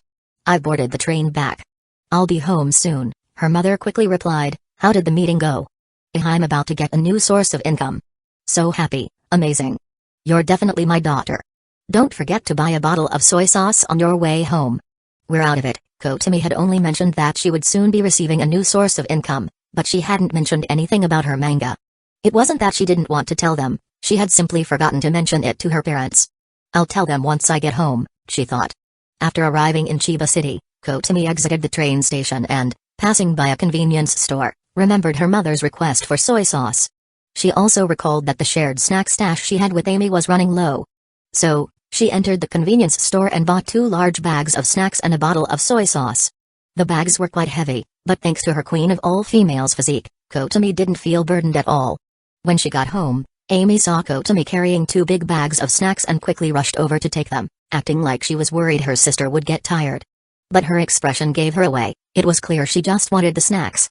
"An-chan, I was just about to call you to ask for some snacks, but before I could, you already brought them home. An-chan, you're the best." "Yeah, right. You just wanted the snacks sooner," Kotomi teased. "I still care about you, An-chan. You've worked hard. Want a kiss as a reward?" "No, thanks." "Oh, come on." Amy clicked her tongue in disappointment, as she had already been ready to pounce. After storing the snacks in the kitchen cupboard where she and Amy kept their stash, Kotomi headed to the living room, where both her parents were. Her father, Kaneyoshi, was on the phone with Kazuma, while her mother, Akina, was lounging on the couch playing on her phone. All right. When you have time, come over and hang out. Do you plan on going back to the old house to see Mom and Dad during the new year?" "They're getting old," Kaneyoshi said into the phone. Nissan, big brother, I'd love to, but you know Dad's temper. I feel like he doesn't even want to acknowledge me as his son anymore, Kazuma replied. Nonsense. Dad would never disown you. You two are just too stubborn. You're not a kid anymore. Listen to me, come home this year for New Year's and have a good chat with them. Alright. I'll listen to you. By the way, Nissan, I bought a car last week. Want to go for a drive sometime? You're doing well. Last year, you bought a house, and now you've got a car. Seems like your gaming career is really taking off. I've had some decent success. I'm making good money every month, which puts Mom at ease. But Dad? Well, he still won't acknowledge me. Haha, you know Dad's an old-fashioned guy. Even if you're making good money as a pro gamer and bought a house and a car, he'll never say anything. At most, he'll feel reassured inside, but he won't express it. He might even scold you, just like before. Exactly, bro. I've made it to the World Championship, and even led my team to win once. But in Dad's eyes, it's still just a hobby. If you want Dad to acknowledge you, it'll take time. Be patient. This new year, make sure to come home and talk things through. Maybe Dad will start to recognize your achievements. Alright, bro. It's getting late, and I have training soon. I'll hang up now. Take care of yourself. Don't worry, bro. I'm keeping healthy. After that, Kaneyoshi hung up the phone and turned to Kotomi, smiling as he asked, "You're back. How did the meeting with the editor go?" "Pretty good. Kotomi just told me she's about to receive another paycheck. As expected of my daughter." Akina chimed in, clearly proud. "Oh? Another paycheck? Is it from your novel's publication?" Kaneyoshi asked, intrigued. "No, the novel's release isn't until next month," Kotomi shook her head. "The income I'm about to receive is from selling the first chapter of my manga. The manuscript earned me 810,000 yen. Manga? Wait, when did you learn to draw manga, and how did you sell a manuscript for 810,000 yen? Akina exclaimed, nearly biting her tongue in shock. Both Kaneyoshi and Akina were utterly incredulous. They had always thought Kotomi being able to write novels was impressive enough. Who would have thought she could also draw manga? "That's right. Here's the contract for the manga," Kotomi said, pulling a copy of the contract from her bag. When they signed the agreement, Asuka Chizuru had prepared 2 identical contracts, one for the editorial team and one for Kotomi to keep. Chapter 119, The Lover of Ms. Rina. When Izumi Kaneyoshi took the contract and looked at it, his face immediately showed an expression of disbelief. "It's actually a contract with Shueisha? Kotomi, you really know how to surprise us." In Japan, many boys grew up reading Weekly Shonen Jump, and Kaneyoshi was no exception, so he was quite familiar with Shueisha. From writing light novels for Denjiki Bunko to drawing manga for Shueisha, Kotomi Izumi constantly brought surprises and amazement to those around her. "When you said you were going to draw manga, I thought you'd be drawing romance manga. But it turns out you're doing shonen manga." Izumi Akina also had some impression of Shueisha. The mention of the company naturally made people think of shonen manga. "I can draw romance manga too, but for my first manga, I wanted to do a shonen manga. To be precise, it was a dark shonen manga." However, explaining what dark shonen manga meant to her family might be a bit difficult or, more accurately, a little embarrassing to explain. So Kotomi simply told her family that she was drawing a shonen manga. After returning to her room, Kotomi quickly resumed working on the second chapter of Chainsaw Man. In no time, the first chapter would officially debut in Weekly Shonen Jump, beginning its weekly serialization. Kotomi wanted to build up a stockpile of chapters before the official release, so even if she was juggling both a light novel and a manga serialization, she'd still have time to slack off and play games. In Tokyo, Chiyoda Ward. After seeing Kotomi off, Chizuru Asuka returned to the Shueisha editorial office. As soon as she entered the office, her colleagues bombarded her with questions. "Chizuru, you're back? How did the contract with Izumi-ki-sensei go?" "Smoothly. Chizuru, is Izumi-ki, the manga artist, the same person as the Izumi-ki who writes Sword Art Online for Denjiki Bunko? Chizuru, is Izumi-ki-sensei a man or a woman? Are they handsome? Pretty?" She had just stepped inside and hadn't even had a chance to sit down when the questions came flooding in. Chizuru Asuka could only sigh helplessly and said, "Calm down, I'll explain one thing at a time. First of all, yes, Izumi-ki-sensei is the same person as the light novel author for Denjiki Bunko. When I asked about it this afternoon, she showed me her author dashboard on Denjiki's official website. The serializing work is indeed Sword Art Online." That statement was like dropping a stone into a calm pond, creating ripples everywhere. Some of the manga editors who were also light novel fans got really excited. "I can't believe it's really Izumi-ki-sensei. She's amazing. Not only is she good at writing novels, but she can also draw manga this well. A multi-talented genius, terrifying. Awesome. Now I can get her autograph in the future. When Sword Art Online releases its first volume, I'm definitely getting the first edition and asking Azumaki-sensei for a signed copy. Seeing the excitement and enthusiasm in her colleagues' faces upon learning that Azumaki was the same person, Chizuru Asuka couldn't help but feel curious herself. Is Azumaki's light novel really that good? Maybe I should give it a try when I have time, Chizuru thought to herself. However, she planned to wait until the first volume of Sword Art Online was published before buying and reading it. Her many years of reading manga had given her a strong preference for physical books. After letting her colleagues discuss for a while, Chizuru added, also, Izumaki-sensei is a girl. She's very pretty, the cute type. What? A girl drew Chainsaw Man? I always thought Azumaki was a guy. Do you have a picture? Let me see. Rina Tatsuya asked curiously. No, of course not. I wouldn't take a picture without Azumaki-sensei's permission, Chizuru firmly shook her head. Oh, too bad. If I had known, I would have snatched Chainsaw Man away from you. Then I could have admired Azumaki-sensei's beauty while signing the contract, Rina Tatsuya joked. Chizuru knew that Rina was joking, so she played along, saying, every manga artist wants a reliable editor. If Azumaki-sensei had seen that you were her editor instead of me, she might have cancelled the contract immediately. Come on, Chizuru, I might seem laid back most of the time, but I'm still a pretty responsible editor. Rina Tatsuya protested, pretending to be aggrieved. Are you sure it's just a little laid back and not a lot? Chizuru teased back. Everyone in the office burst into laughter. Rina Tatsuya was like the office's ray of sunshine, always bringing joy and laughter. After organizing her files, Chizuru glanced at the clock on the wall. It was already 8 p.m. time to get off work. Stretching her arms, she shut down her computer and was just about to pack her things when she noticed that Rina Tatsuya had already packed up and was about to leave with her handbag. Every night after work, Rina always seemed to leave in a hurry, and Chizuru had never seen her stay for after-work meals with her colleagues. Was she worried about missing her train home? Rina, are you heading back to Chiba City tonight again? Yup, why do you ask? Isn't it a bit rushed, commuting from Chiba City to Tokyo every day? I know of an apartment complex here in Chiyoda Ward that's recently had a lot of suitable places for rent. You could consider moving to Tokyo. I don't have any plans to move to Tokyo just yet. Mostly because the rent here is so expensive. I'd rather keep my rent low, Rina replied with a shrug, smiling wryly as if worrying about the high rent. Even though Rina Tatsuya was the daughter of the wealthy Rukongai family, she had been supporting herself for the past few years. It wasn't surprising that she would be mindful of her expenses. Just as Chizuru was about to sympathize with her, Rina suddenly grinned and said with a pretend sigh, the main reason I don't want to move is that I've been living in Iiragi apartments in Chiba City for 6 years now, and I've gotten used to it. I don't really want to leave. Upon hearing this, Chizuru immediately felt like she had no more words to say. She might not have spent much time in Chiba City, but she certainly knew that Iiragi apartments was a luxury complex.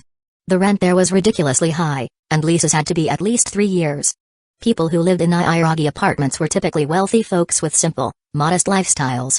As expected of the Rukongai family's daughter, renting a place in such style. Well, besides my salary, my family gives me a lot of pocket money every month. Since I had so much pocket money anyway, I just decided to rent an entire floor at Iiragi apartments, Rina said, checking the time on her phone. It's getting late, so I'll head out now, Chizuru. Take care. After leaving Shueisha's building, Rina Tatsuya headed straight for the train station, boarding a train back to Chiba City. The reason she always hurried home after work was quite personal. The reason was, after arriving in Chiba City, Rina walked toward the night daycare center. Though it was already dark, the lights of the night daycare were still shining brightly. Many parents, exhausted from a day of work, came to pick up their children from the daycare. But no matter how tired they looked, seeing their children brought smiles to their faces. Rina Tatsuya didn't came to pick up a child. She came to pick up, after heading to the 3rd floor and greeting the teacher with a smile, Rina slowly walked over to where Kasumi Noka was sitting. Noka, who had been sitting on the floor playing blocks with a little girl, seemed to hear familiar footsteps and smell a familiar perfume. Her face lit up with joy, and she turned anxiously, searching for Rina. Rina. Rina. Noka called out Rina's name, sounding a bit frantic, eager to be reunited with her. Seeing Noka's anxious expression, Rina smiled softly, gently stroked Noka's cheek, and whispered in a voice only the two of them could hear. Noka, I've come to pick you up. Yes, the reason Rina Tatsuya eagerly anticipated going home every night was to come here and pick up Kasumi Noka and take her back home. to pick up her lover and return to the home they shared together. Chapter 120, Two-player game. Izumi Kotomi was halfway through drawing her manga when she set down her stylus. Time for a break. I've been working on this manga for so long today. I deserve to reward myself with a bit of gaming. After saving the second chapter, she stood up and headed to the kitchen to grab a can of cola. What could be better suited for a Friday night than playing games while sipping on a cold soda? For Kotomi, the answer was clear: nothing. She went downstairs, grabbed a cola from the kitchen, and was about to head back upstairs when Izumi Amy, who had been watching TV in the living room, jumped off the sofa. She ran barefoot across the floor to the kitchen, her damp hair from a recent shower cascading over her shoulders. She was dressed in a soft white cotton nightgown, which exposed her slender legs. "On-chan, are you done with work?" "Yeah," Kotomi nodded. "I made good progress with the manga, so I decided to take a break and reward myself by playing some games." Kotomi had originally planned to play for only a short time, but without realizing it, she was already mentally preparing to spend the entire night gaming. A true natural when it came to procrastination. "Playing games? Can I join you?" Amy asked softly. Kotomi didn't hesitate and nodded in agreement. Tonight, she planned to play Dead Cells, not Azur Lane. Though Dead Cells was a single-player game, they could take turns, playing one life each. Many people have experienced this from their childhood, playing single-player games with siblings or friends, taking turns after each death. Of course, despite good intentions, such situations often led to arguments, whether from frustration over quick deaths or someone trying to sneak in an extra turn. Kotomi and Amy had shared such experiences when they were younger. But now, as high school students, they were unlikely to argue over something as trivial as a game. "Want some cola?" Kotomi shook the can of Pepsi she was holding. "I'll take a Coke," Amy said as she grabbed a can from the fridge, and the two sisters headed upstairs, ready for a rare gaming session together. The last time they had gamed together felt like ages ago, so long that neither could quite remember. Once in her room, Kotomi pulled out a game controller. Although she had purchased Dead Cells on Steam, playing with her sister brought back memories of their childhood console days, so she opted to use the controller. "What game are we playing, On-chan?" Amy asked. "It's a pixel-style action game called Dead Cells. Ever played it?" "Nope." Amy shook her head. Compared to her game-loving sister, Amy barely played any games. "It's a pixelated action game where you fight monsters," Kotomi explained as she connected the controller and sat down, launching Dead Cells. "Fighting monsters, huh?" Amy nodded, though her real motivation for wanting to play wasn't the game, it was to spend time alone with Kotomi. Ever since learning that Kotomi wasn't her biological sister, her feelings for Kotomi had become increasingly unrestrained. "Are you sure you're up for this?" Kotomi asked suddenly. While Dead Cells wasn't particularly scary, Kotomi remembered well how Amy had been terrified of monster fighting games as a child. She vividly recalled the time they played Resident Evil 4 together. Kotomi had been having a blast, but Amy, who had been watching, ended up crying out of fear. The little girl had hidden under the blanket, sobbing loudly. Her crying had startled Kotomi so much that she thought she had accidentally tugged on Amy's hair during the game, even though she had been happily mowing down zombies just moments before. It was only then that Kotomi realized that while Amy might seem fearless in everyday life, she was actually terrified of horror games. Upon hearing Kotomi's question, Amy's mind immediately flashed back to that embarrassing moment from her childhood. Her fair cheeks quickly flushed with a rosy hue as she shyly said, "Who's scared? I'm not the same as I was back then. I'm not afraid anymore." Her voice might have been embarrassed, but her words were full of bravado. Or rather, stubbornness. Once the game started, they decided to play rock paper scissors to see who would go first. Kotomi chose rock, and Amy picked scissors. Kotomi won. Starting from the prisoners' quarters, Kotomi fought monsters, picking up new weapons along the way. Though a bit rusty at first, she soon regained her old skills and muscle memory. Dead Cells might be a pixelated single-player game, but what made it so addictive was the exhilarating sense of impact from battling enemies and the seemingly simple but technically demanding gameplay. As she advanced past the initial map and entered the more challenging levels, the enemies and traps became increasingly difficult. One small mistake could lead to death. The more Kotomi died, the more determined she became to keep playing and exploring. She made it to the toxic sewers, but one careless moment led to her being ambushed and killed by a monster. "Ah! I died. If I had raised my shield a little earlier, I could have blocked that," Kotomi muttered as she ruffled her hair, a bit regretful as she reflected on her misstep. She had seen the monster's ambush coming but was too slow in raising her shield. On top of that, she had been cursed with one-hit kills earlier. Failing to block the attack meant instant death. Back in the prisoners' quarters, Kotomi handed the controller to Amy, asking, "Your turn." Did you catch how I was playing? Amy, who hadn't actually been watching the screen at all but had been gazing at Kotomi's profile the entire time, snapped back to reality and nodded quickly. Yeah, I got it. An-chan, you're such a noob. That last monster's attack looked easy to dodge, but you missed it. Sure, dodging would have worked just fine.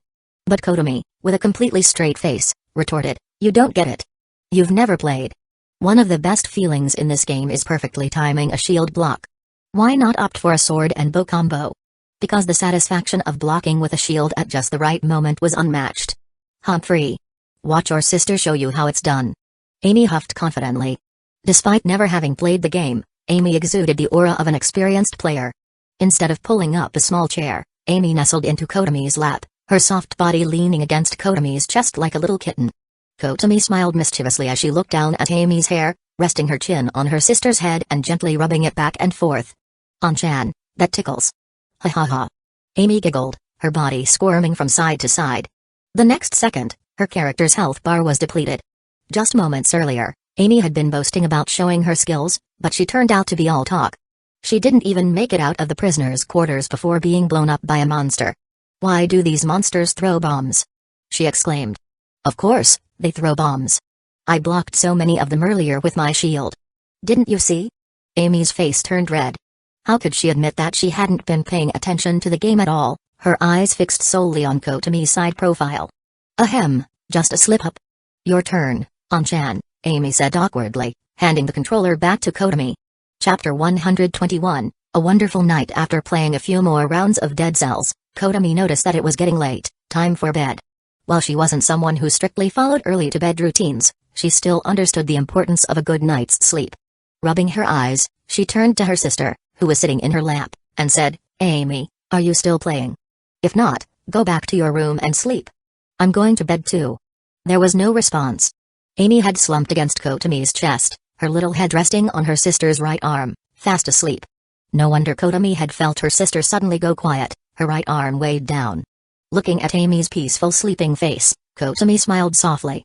Was she really that comfortable sleeping in her arms? It reminded her of their childhood when Amy always loved falling asleep in her lap. Kotomi gently scooped Amy into her arms. If she took her back to her own room now, she might wake her up, so instead, Kotomi laid her down on the bed, placing a pillow under her head. After shutting down her game and exiting Steam, Kotomi switched off her computer and put the game controller away. She finished the last sip of her Pepsi and saw that Amy had left half a can of Coca-Cola unfinished. Even though Kotomi preferred Pepsi, it would be a waste to leave it, so she tilted her head back and finished the Coke. She placed both the red and blue cans on her desk, planning to throw them in the trash the next morning. With everything tidied up, Kotomi glanced at her sister, now fast asleep on her bed. It wasn't a problem for the two of them to share the bed, it was, after all, a double bed, accidentally purchased in a size too large. The only issue was that there was only one blanket. Sharing it might lead to a midnight battle over who got more of the covers. And since the air conditioning was still on, sleeping without enough blanket might result in a cold by morning. Good thing there's a spare blanket and pillow in the closet. Kotomi opened the closet, rummaging through it until she found a new blanket and pillow. After setting up her sleeping space, she turned off the lights and lay down next to Amy. It had been a long time since they had shared a bed like this. An-chan, do you think monsters come out at night? Amy once asked. Don't worry, your sister is so strong that all the monsters are afraid of me. They won't come out. But come here, I'll hold you while we sleep.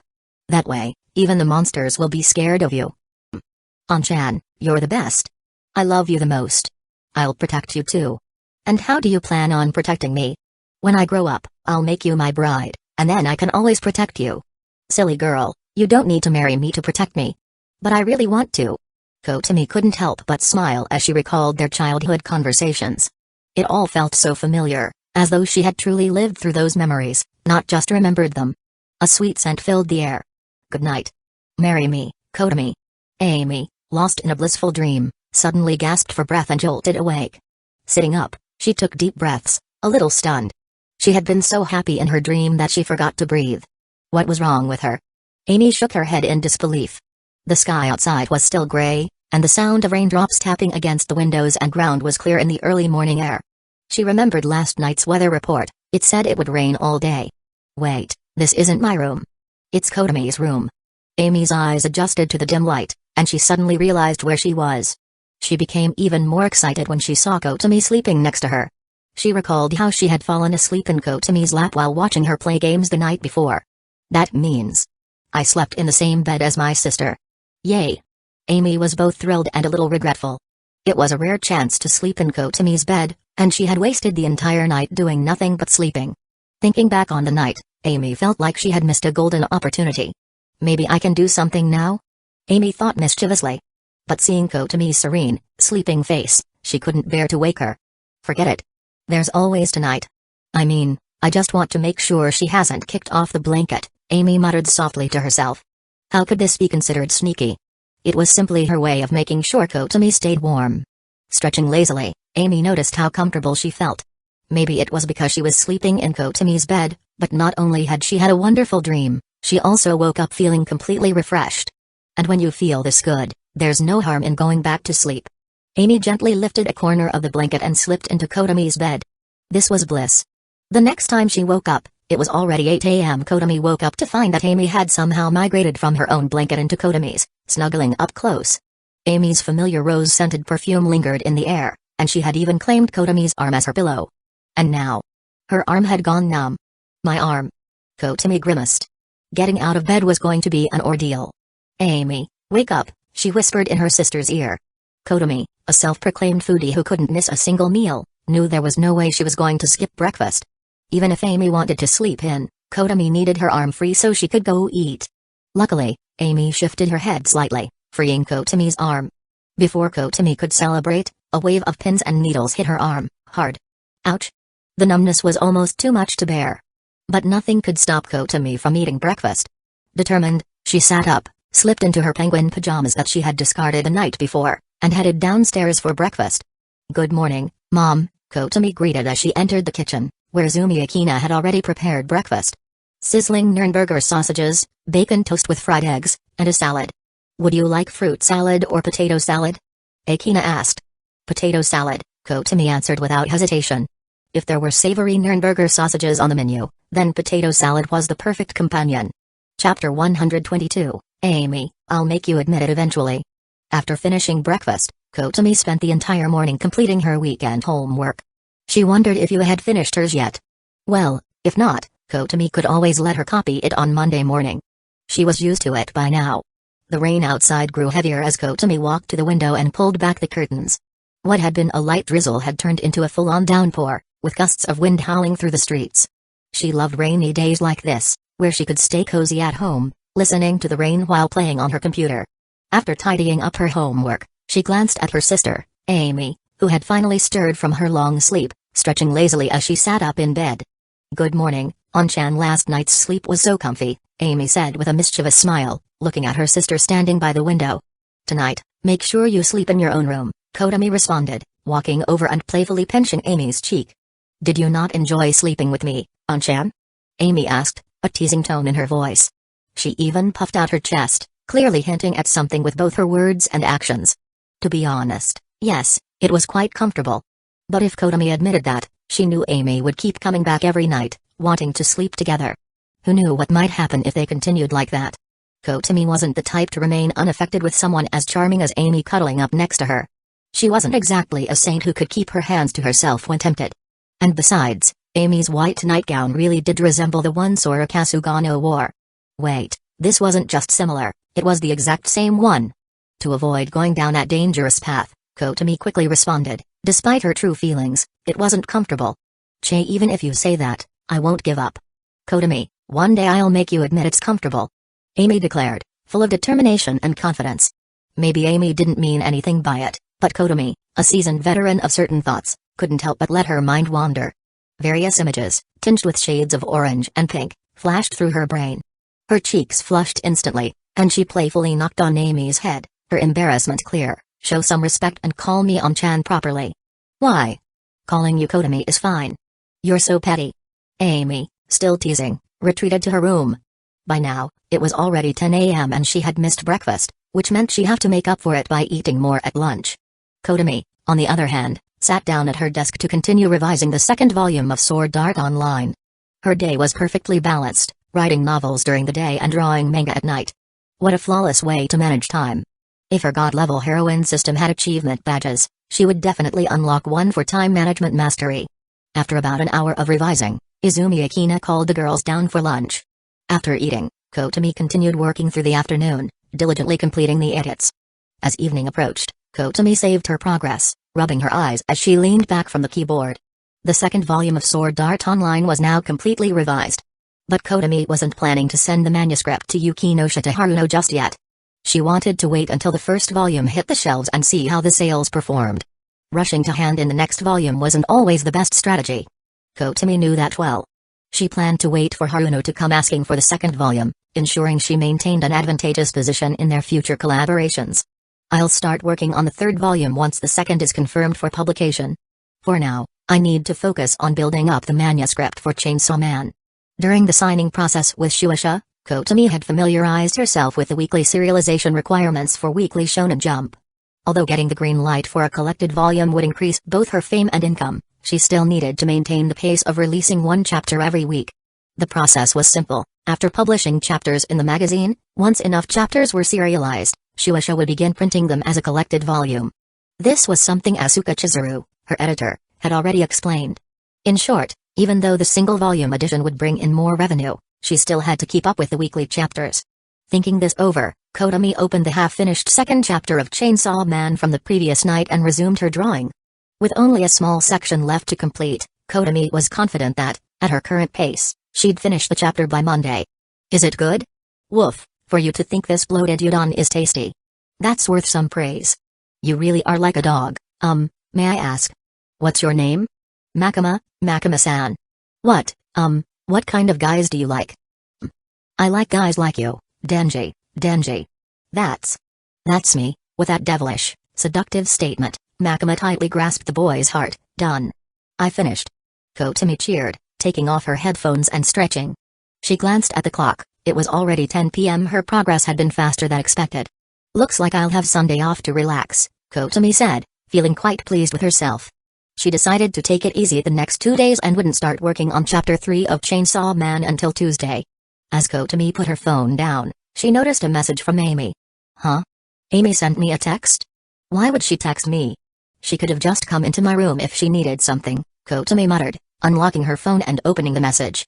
I saw you with your headphones on, sitting and drawing manga, so I figured I'd text instead of calling out to you since I didn't want to disturb you. When you're done, come down and eat dinner. Amy had noticed her busy and chose not to interrupt, leaving Kotomi with a warm feeling inside. Kotomi couldn't help but smile at her sister's thoughtful message. She headed downstairs to eat her late dinner. On Sunday morning, Kotomi wasn't woken by an alarm but by the ringing of her phone. Still half asleep and reluctant to leave the comfort of her warm bed, she groped around for her phone on the bedside table. The name on the screen read, Hibikingi. Gi-senpai, calling this early is practically a disturbance to the peace, Kotomi yawned as she answered the call.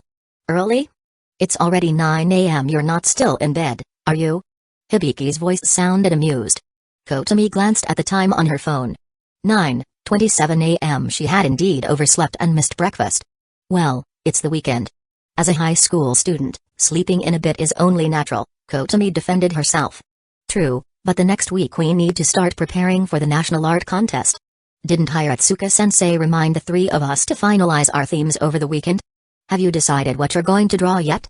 Chapter 123, Two Talented Juniors, yet somehow unreliable. Izumi Kotomi was momentarily stunned before responding. I've been racking my brain, but I still haven't decided yet. To be honest, it wasn't that she hadn't made up her mind, it was more like she hadn't even thought about it since Friday. If it weren't for Hibikingi calling her, she might not have remembered about the art contest until Monday. Sigh. I had a feeling. That's why I called to check in on you. Mashiro's already started drawing, and I've decided on my theme too. You're the only one left. Thanks for your concern, Gi-senpai. I'll decide soon, Kotomi reassured her. Make sure you decide by next Friday. The hardest part is turning your idea into a finished piece. By the way, what kind of painting are you thinking of doing? An oil painting, Kotomi replied. Oil painting? Then you really need to hurry up and choose a theme. Finishing an oil painting takes a lot of time. Even with your talent, you can't magically speed up your painting process, right? Sorry, I actually can speed up my drawing, Kotomi thought to herself. Though she mentally laughed at the irony, she still expressed her gratitude out loud. Understood. Thanks for the reminder, Gi-senpai. Mashiro has a lot of talent, but you're the most skilled artist I know. If you're feeling discouraged by her abilities, you need to snap out of it. Competitions like this are like a sprint. You may not be the fastest runner, and the one with the most talent might not win, but no matter what, don't give up right before the finish line. Hibikingi, channeling her role as the art club president, cheered Kotomi on. She seemed to think Kotomi's hesitation wasn't because she couldn't decide on a theme but because she felt intimidated by Mashiro Shina's talent. After all, it's common for talented individuals to lose their drive when they encounter someone even more gifted. Some people are inspired when they meet a more skilled rival, while others feel disheartened and avoid the challenge altogether. This was a frequent occurrence, so it wasn't surprising Gi misunderstood Kotomi's situation. Kotomi chuckled to herself, amused by how much Gi was overthinking things. Your encouragement is definitely motivating, but I'm not the type to feel defeated by someone more talented than me, Kotomi said, standing up and getting dressed. If that's the case, then great. Let's all give our best for the contest. Don't make it too easy for me to treat you and Mashiro to dinner. Yeah, Gi-senpai, goodbye. Kotomi hung up the phone with a smile. Hearing Gi's motivating words had re-energized her. So Kotomi decided to play some Azur Lane first. Meanwhile, at the Ngi residence. After hanging up the phone, Hibikingi placed it back on her bedside table. Even though she'd teased Kotomi for still being in bed at 9 a.m., the truth was, she hadn't gotten up either. Normally, Hibiki wasn't one to sleep in, but this morning was a bit special. Lying next to her, Seiko Kirigiri propped her head up with one hand, a playful smile on her face. "Ne-chan, you're such a diligent club president. Even on the weekend, you're still checking in on your juniors." After waking up, Hibiki had called both Kotomi and Mashiro to check on their progress. Although the three of them would be competitors in the upcoming Tokyo Metropolitan University National Youth Art Contest, Hibiki felt it was her responsibility as club president to check in on her juniors' work. She wanted to win the contest herself, but she also wanted to win fairly. She didn't believe in using underhanded tactics. Hibiki was confident that true strength couldn't be defeated by tricks. Of course, I have to check in. Kotomi may be talented, but she hasn't decided on a theme yet. And Mashiro, while gifted, gives off this air of being aloof. It makes me worry that she might have forgotten about the contest entirely, Hibiki said with a sigh. Both of her juniors were incredibly skilled, far beyond her own abilities. But why did they both seem so unreliable? She could only hope they would manage to finish their entries in time for the contest. Hibiki sighed internally, worried about them.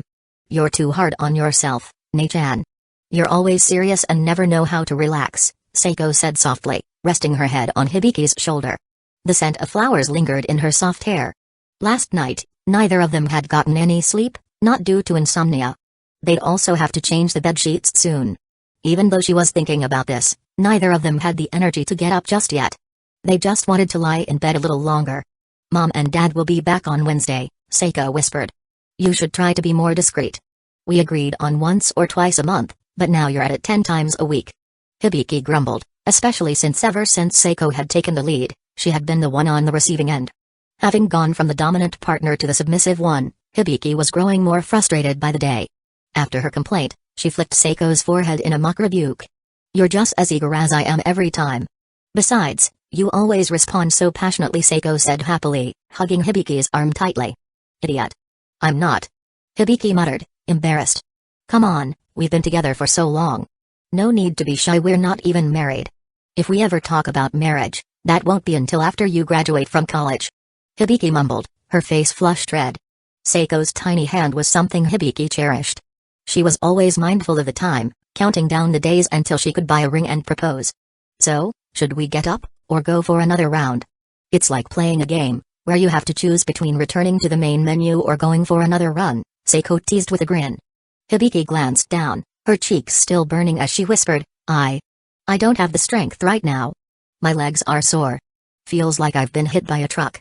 Pulling back the covers, she confirmed what she'd suspected, her knees were bruised. She'd have to wear over-the-knee socks on Monday to hide them at school. "No worries, we can stay on top." Seiko's teasing gaze was full of affection and mischief. Blushing deeply, Hibiki slowly reached out and wrapped her arms around Seiko, giving into her touch once again. Sometime later. "I'm exhausted. You're in charge of lunch today, my dear sister." "I'm tired too." "So, what about lunch then?" Any athlete would understand, after an intense workout, hunger strikes with a vengeance. "Let's order takeout. I definitely don't have the energy to cook for you today." Fine by me. Chapter 124, Leave It to On-chan. The beloved weekend for students had came to an end.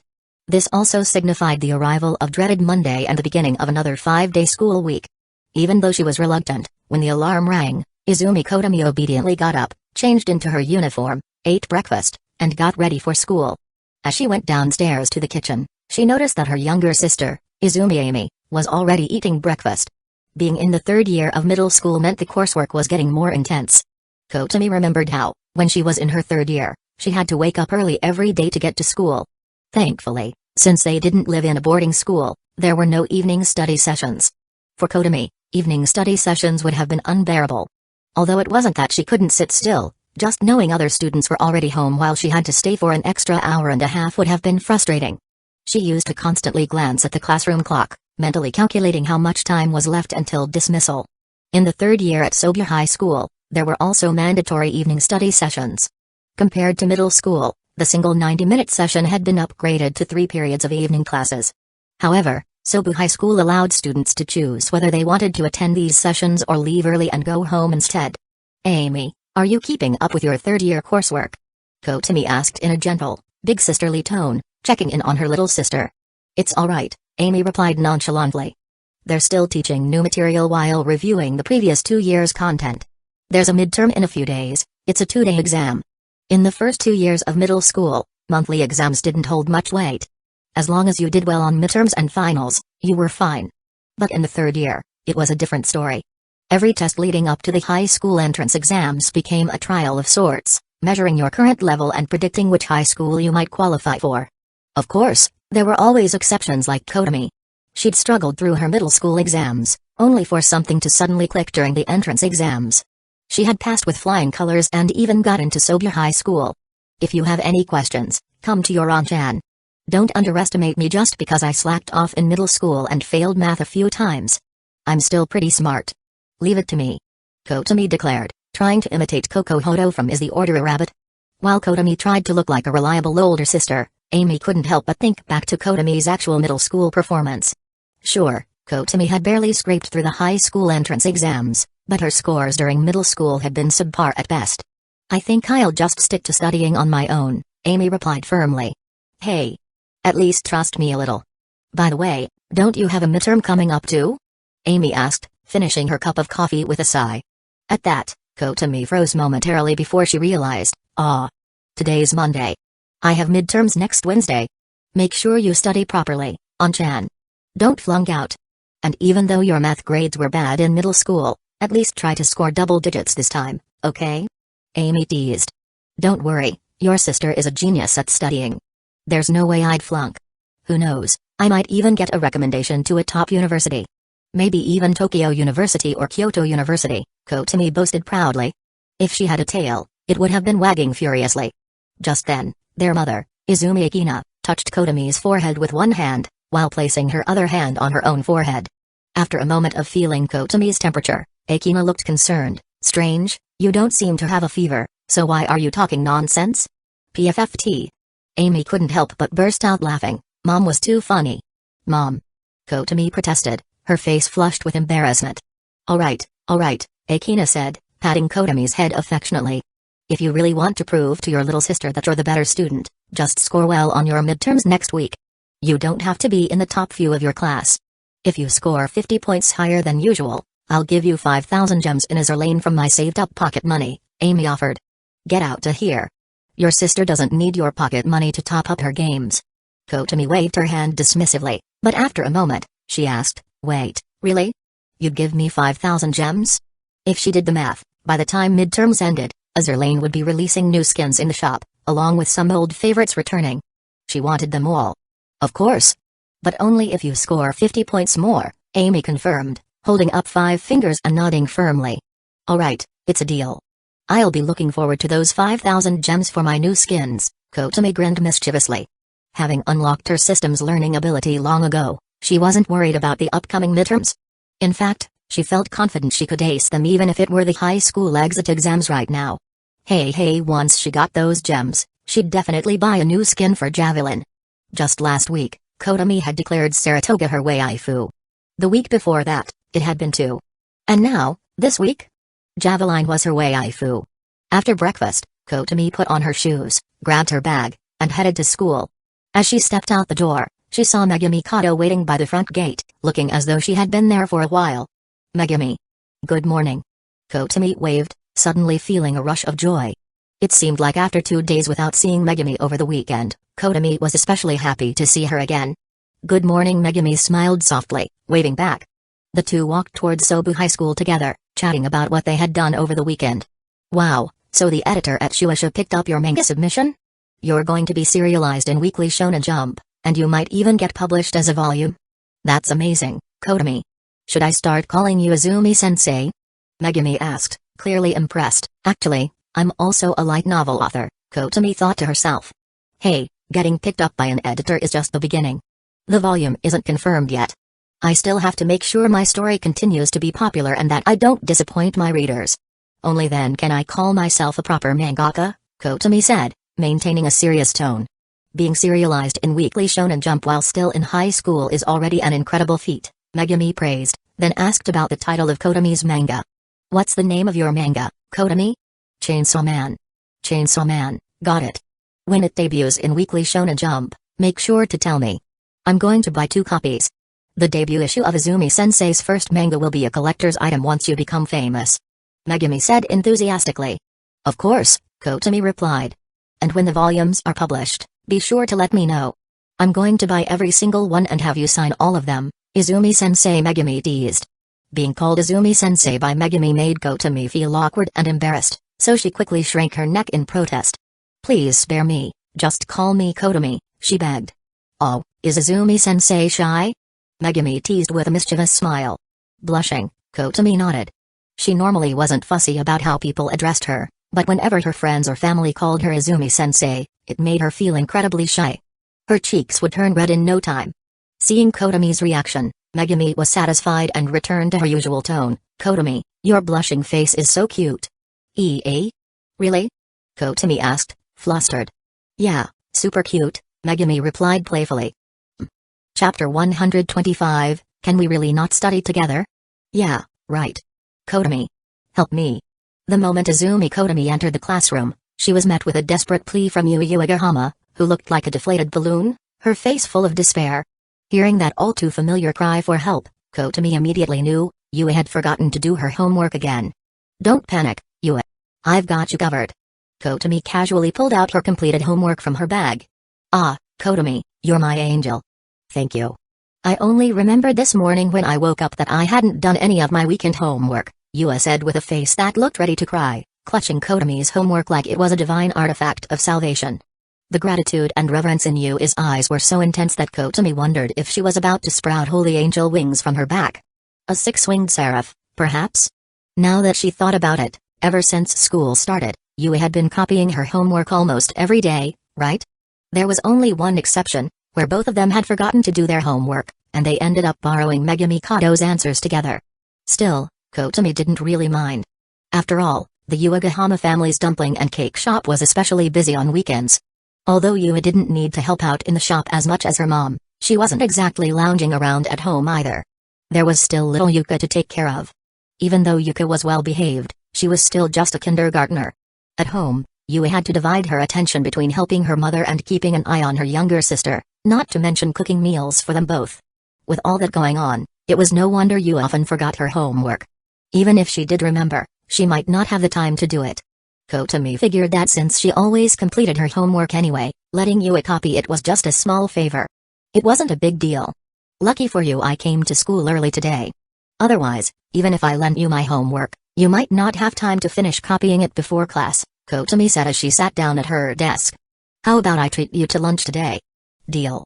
I'll take 2 fried chicken rice balls," Kotomi said, holding up 2 fingers and subtly hinting. "No problem. The cake shop did really well yesterday, and Mom gave me some extra cash as a bonus," Yui replied, nodding happily.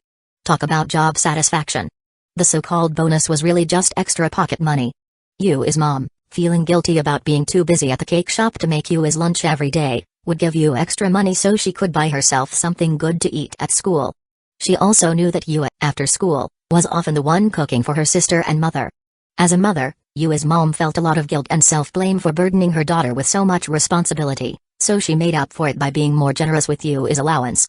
Over the weeks of copying homework, Yui had honed her skills, becoming much faster and more efficient at it.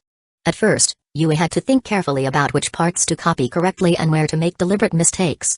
Now, she could easily decide which answers to get right and which to slightly mess up, mimicking the occasional careless mistake in the solution steps. Her speed at copying had also improved significantly. Yui had gone from a homework copying novice to a seasoned pro, second only to Kotomi herself, weird skills acquired. With 5 minutes left before class, Yui managed to finish copying the homework and handed it back to Kotomi. "Thanks again, Kotomi," Yui said gratefully after returning the notebook. "No problem at all. If you ever need to borrow my homework again, just ask." "I'm used to it by now," Kotomi replied, then added with a smirk, "As long as you keep treating me to lunch or drinks, we're good." "Deal." Kotomi, Yukino Shida, who had been quietly reading, suddenly spoke up, "It would be better if Yui did her own homework. Sure, you can get by with copying every day, but when the exams come around, you'll get found out." Yui froze, and then, as Yukino's words sank in, her expression turned bitter. "Ugh. I completely forgot about exams. Didn't the teacher say we have midterms next month? What am I going to do? There's no way I can study everything in such a short time." Yui exclaimed, on the verge of panic. "I have some news for you," Megumi Kato chimed in with a soft smile. "What news?" Yui asked, eyes wide with hope, as if Megumi had the solution to all her problems.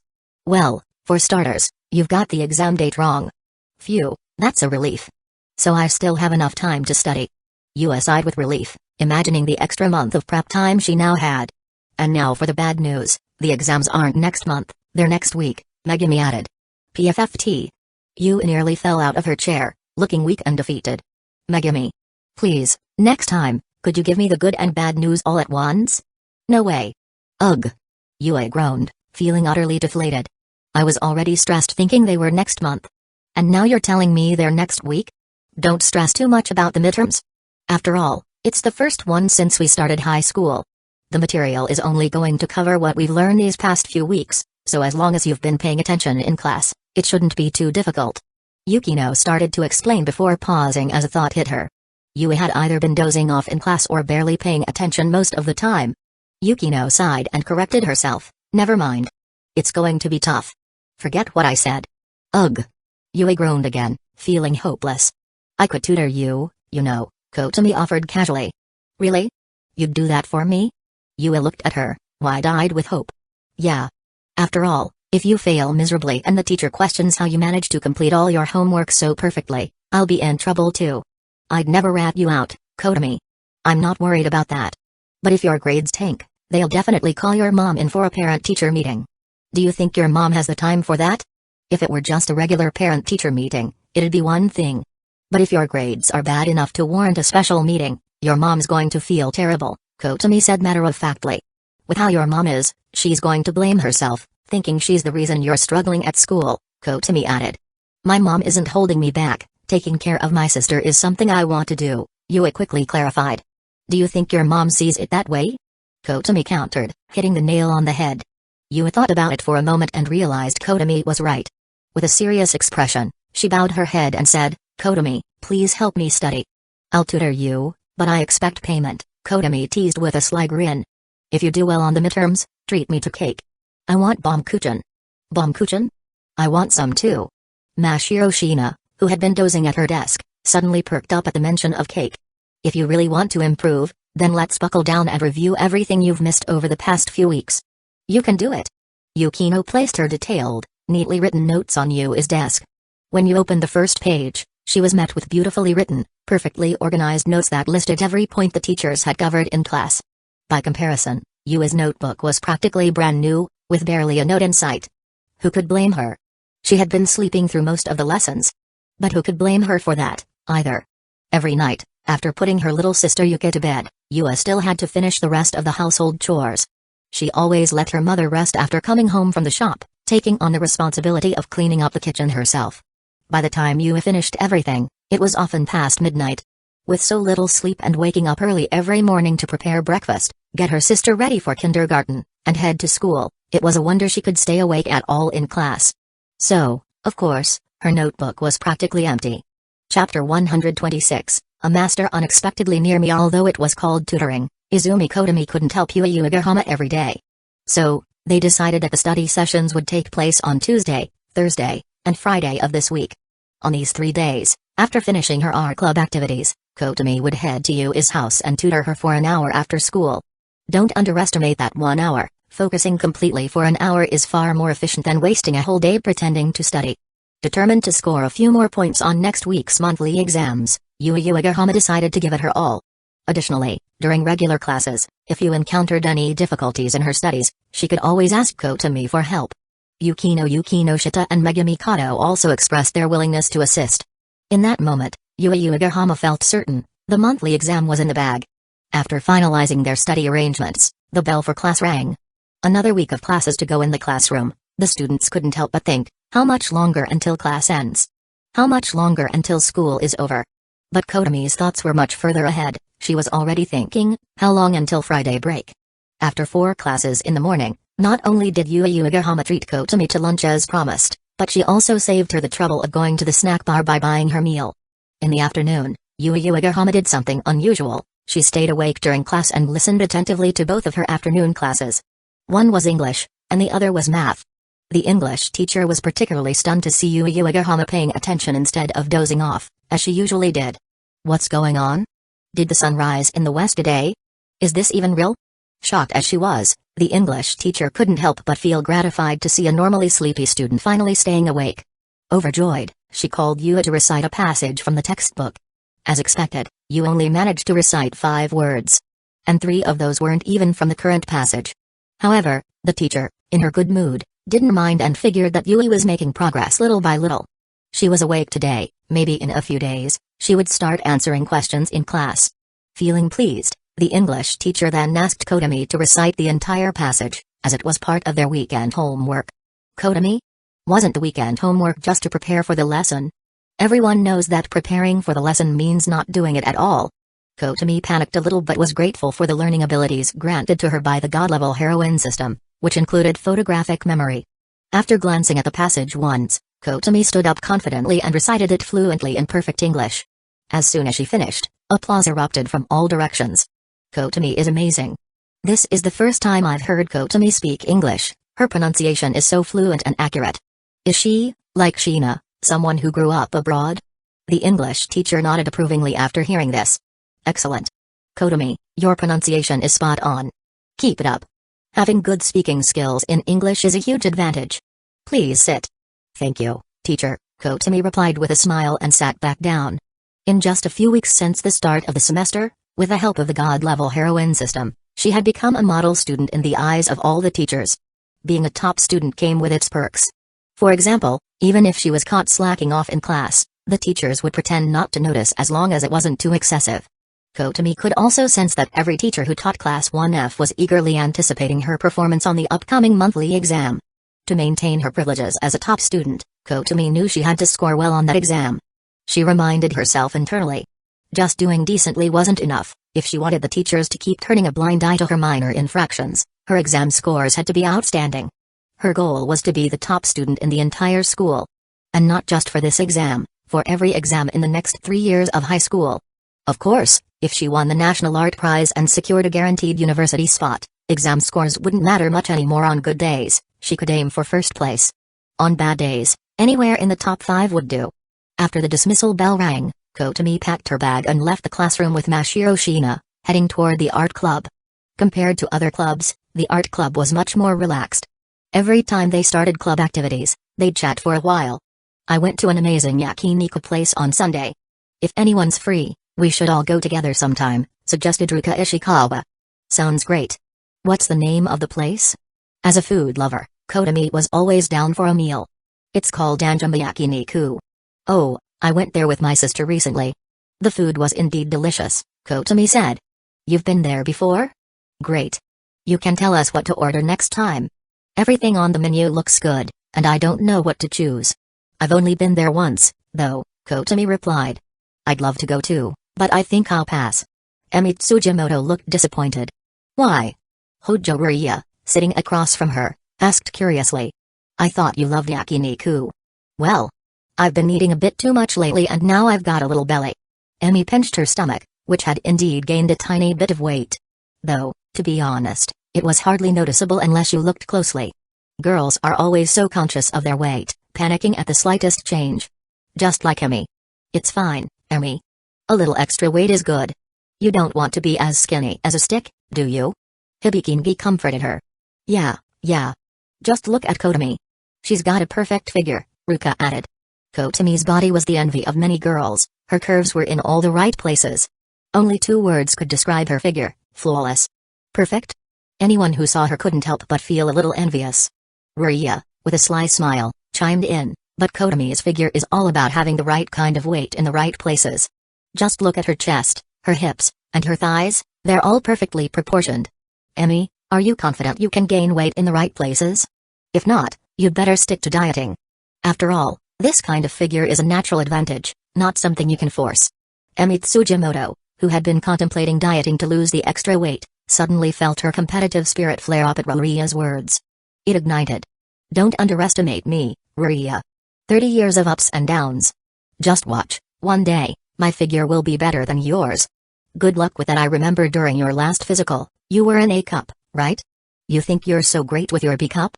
I still have plenty of room to grow. If you don't eat well, you'll be flat as a board for life. Who says I don't eat well? I'll eat plenty, and all the weight will go to the right places. Just wait until after graduation, you'll be amazed by my body. Really? I don't believe you, just wait and see. Ruka, when you guys go for yakiniku, count me in, Emmy said, full of determination. Oh, okay, Ruka nodded. Ruria smiled and flashed a victory sign at Kotomi and Ruka, as if to say she had successfully convinced Emmy to join them. On the surface, it seemed like she was discouraging Emmy, but in reality, she was fanning the flames. She had successfully diverted Emmy's attention from her weight concerns. Ruria's tactic was truly impressive. A master. Right by my side? Chapter 127, Kotomi, who do you want to paint? After the chatting ended, each member of the art club started preparing their own works.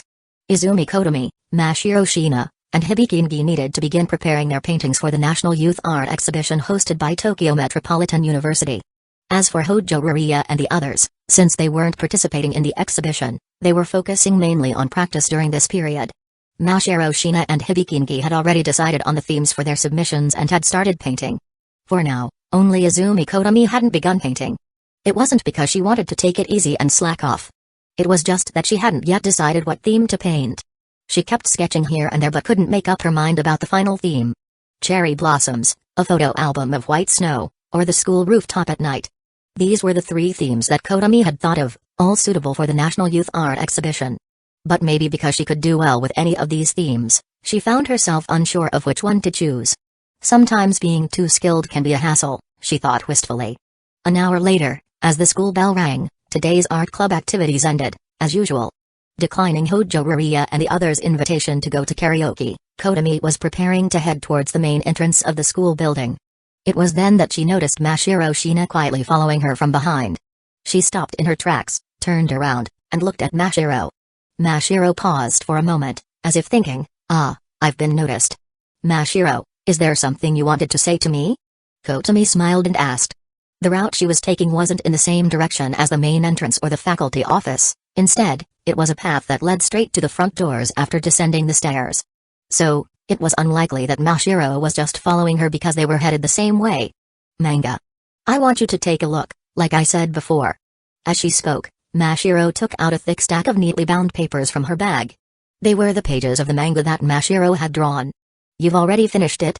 Kotomi had been meaning to help Mashiro review her manga, but she didn't expect it to be finished so quickly. It had only been a few days. The stack of papers felt heavy in her hands. There were over 60 pages. To have drawn more than 60 pages in just a few days. Mashiro's drawing speed was incredible. Kotomi thought to herself in amazement. A manuscript? Kotomi glanced at the first page. She hadn't yet looked at the content, but seeing the drawings alone already left her stunned. The manuscript was filled with extremely detailed hand-drawn manga. There weren't even any visible rough sketch marks. It looked like she had drawn everything directly onto the paper. Just from looking at it, there was no doubt that Mashiro's drawing skills were impeccable. In fact, her skills surpassed many well-known manga artists. I drew it directly on the paper.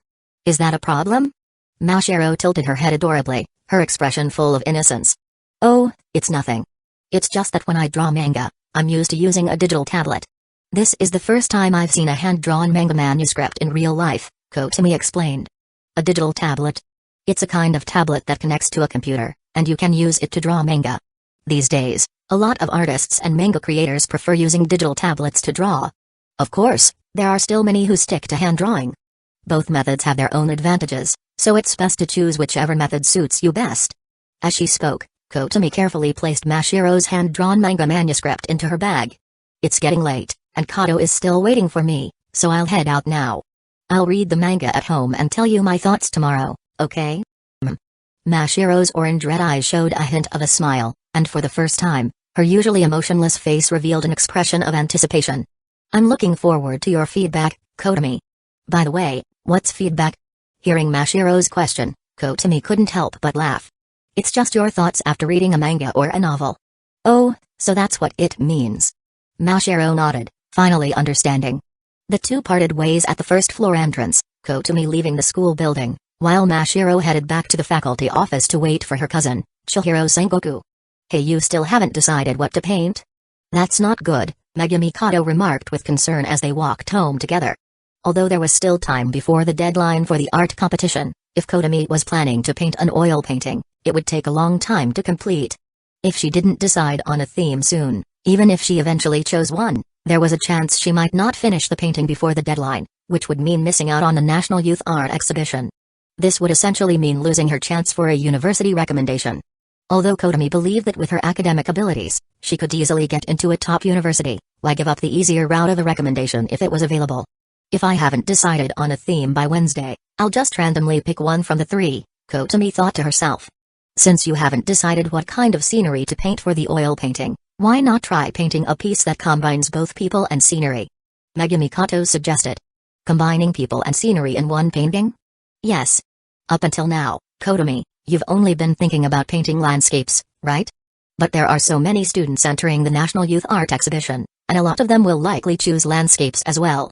While the works won't be identical, the judges will probably get tired of seeing so many landscape paintings. So, if they suddenly see a painting that includes both people and scenery, it'll definitely catch their attention. In most cases, the subject of an oil painting focuses on just one theme. For example, if the painting is about sunflowers, the subject of the painting is a beautiful sunflower. If the painting is of the starry night sky, then the focus is on the stunning, star-filled sky. But what if you combined two subjects into one painting? A girl holding sunflowers close to her chest. Two people standing under the starry sky, making you wonder about their background and what emotions they might be feeling as they meet beneath that sky. Having two subjects in one painting wouldn't cause any conflict, in fact, they could complement and enhance each other. "I've decided. I'll paint both subjects in one oil painting." Kotomi enthusiastically agreed, nodding. Seeing Kotomi accept her suggestion, Megumi Kato's lips curled into a satisfied smile. Then, she asked meaningfully, "So, Kotomi, who do you want to paint? And what background will you choose?" Chapter 128, the comic drawn by Mashiro. Faced with Megumi Kato's question, Izumi Kotomi found herself unable to answer right away. That's right, who would she paint? Seeing that Kotomi didn't respond, Megumi didn't press the matter. Instead, she smiled softly and offered some encouragement. "I'm really looking forward to seeing your painting, Kotomi, and I'm also looking forward to seeing who you'll paint." The walk home today felt much shorter than usual. Even though it seemed like they hadn't been talking for long, they were already at Kotomi's doorstep. "See you tomorrow, Kato." "See you tomorrow," Megumi Kato waved to Kotomi before continuing on her way toward her own home. Meanwhile, Kotomi turned around and unlocked the door to her house. "Welcome home, An-chan," greeted Izumi Amy, who had been home for a while, as soon as she heard the door open. "I'm back." After kicking off her shoes, Kotomi and her younger sister headed to the living room, planning to watch TV and have some snacks. "An-chan, could you buy some cheese and BBQ-flavored chips next time? I'm getting tired of the tomato flavor." "That's because I like tomato flavor, so I always buy it." "You're so selfish. You should consider what flavors your cute little sister likes, too. You little brat. Can't you just buy your own snacks?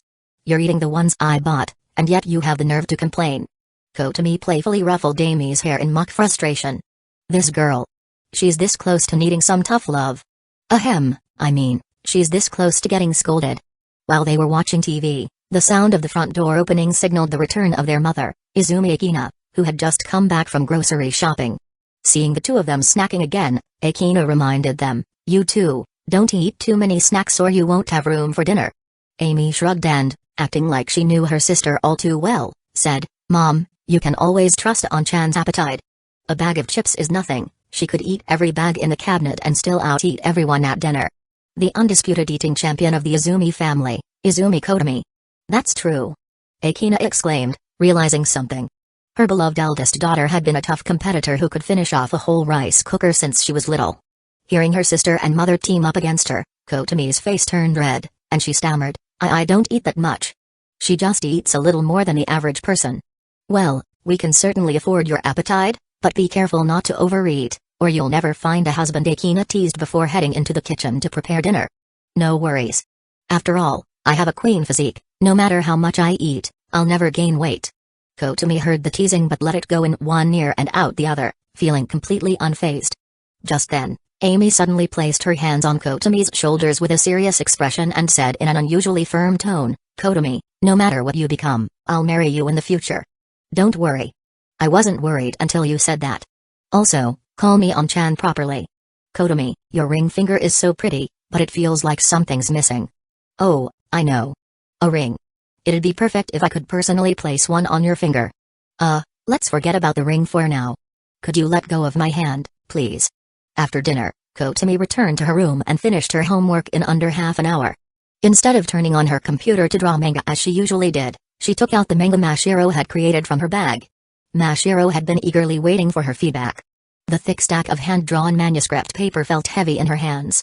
It was B4-sized paper, with beautifully drawn manga on every page. Kotomi sat down in her chair and began flipping through the pages. Mashiro had neatly numbered each page at the bottom with a black pen. Kotomi read through the manga in the order Mashiro had laid out. The art was fantastic, truly stunning. In fact, it wouldn't be an exaggeration to call it exquisite. No matter how she looked at it, even if she tried to find faults with it, the characters and backgrounds on the pages were impeccably drawn, simply flawless.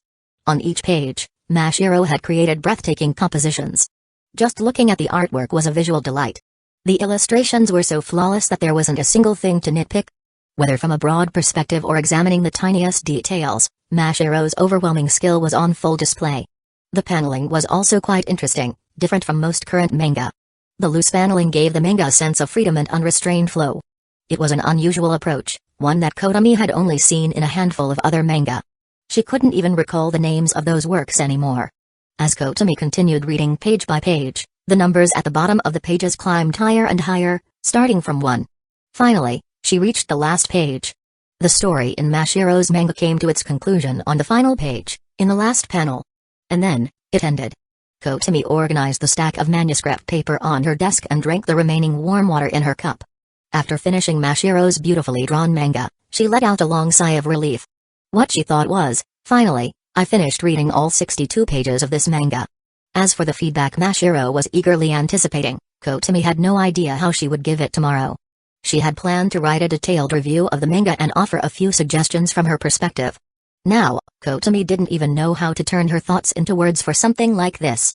"This is so dull. This manga is just too boring." Kotomi groaned, rubbing her temples in frustration.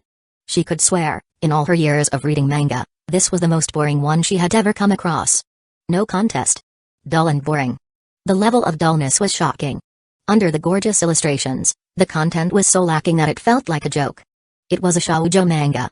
In the setting of a typical Japanese high school, a boring girl falls in love with a boring boy, and the boring boy falls in love at first sight with the boring girl.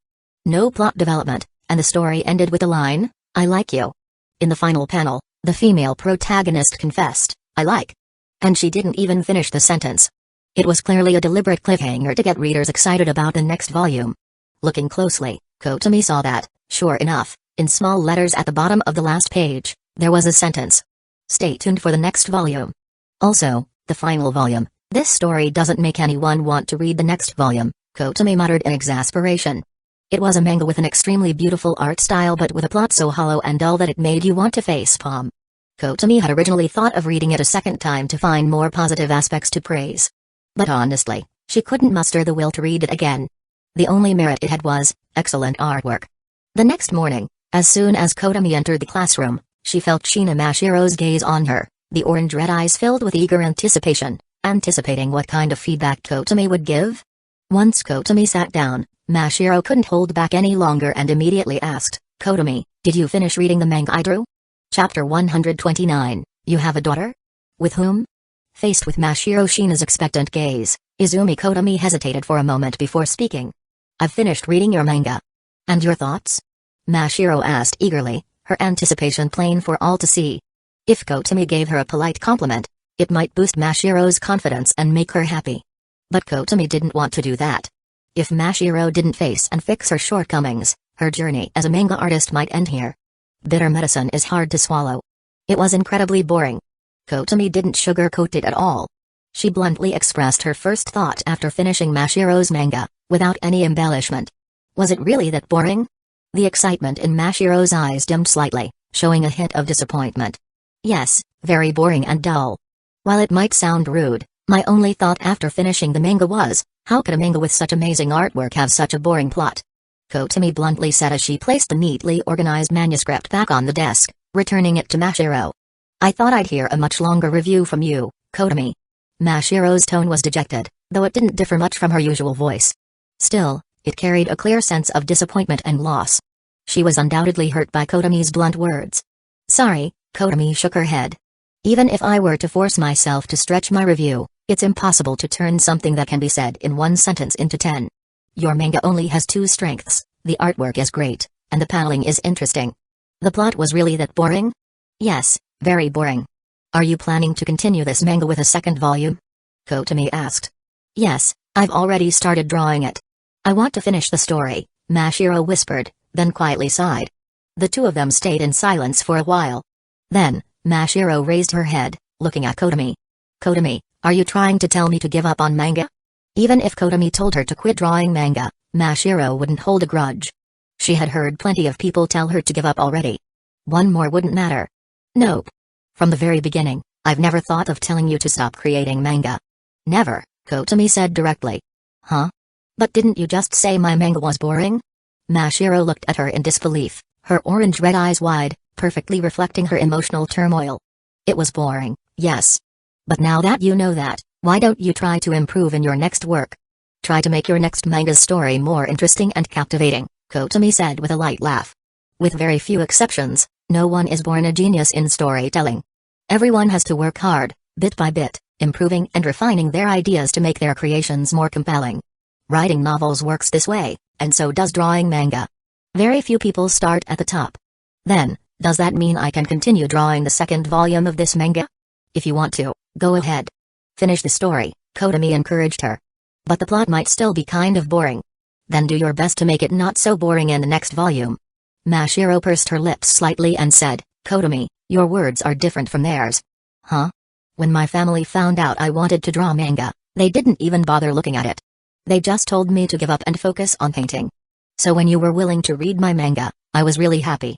"Even though I felt a bit disappointed after hearing your review," Mashiro said softly. Kotomi could understand why Mashiro's family wanted her to give up manga. Right now, Mashiro's manga skills only showcased her drawing ability but lacked in plot development. The story was unbearably dull. Even if she submitted it to a manga publisher, the editor would likely advise her to give up on manga and consider becoming an illustrator instead. Rather than letting Mashiro waste her energy on manga, they probably wanted her to focus entirely on painting, where she could reach new heights and create her own legacy. If I had a daughter with immense artistic talent, I might initially advise her to give up manga too. But if she truly loved creating manga, I would support her. If my child had the passion and I could be her support, I'd let her pursue her dream of creating manga. Even if she fails, it's okay. She can always rethink her path afterward." Kotomi shared her perspective with Mashiro.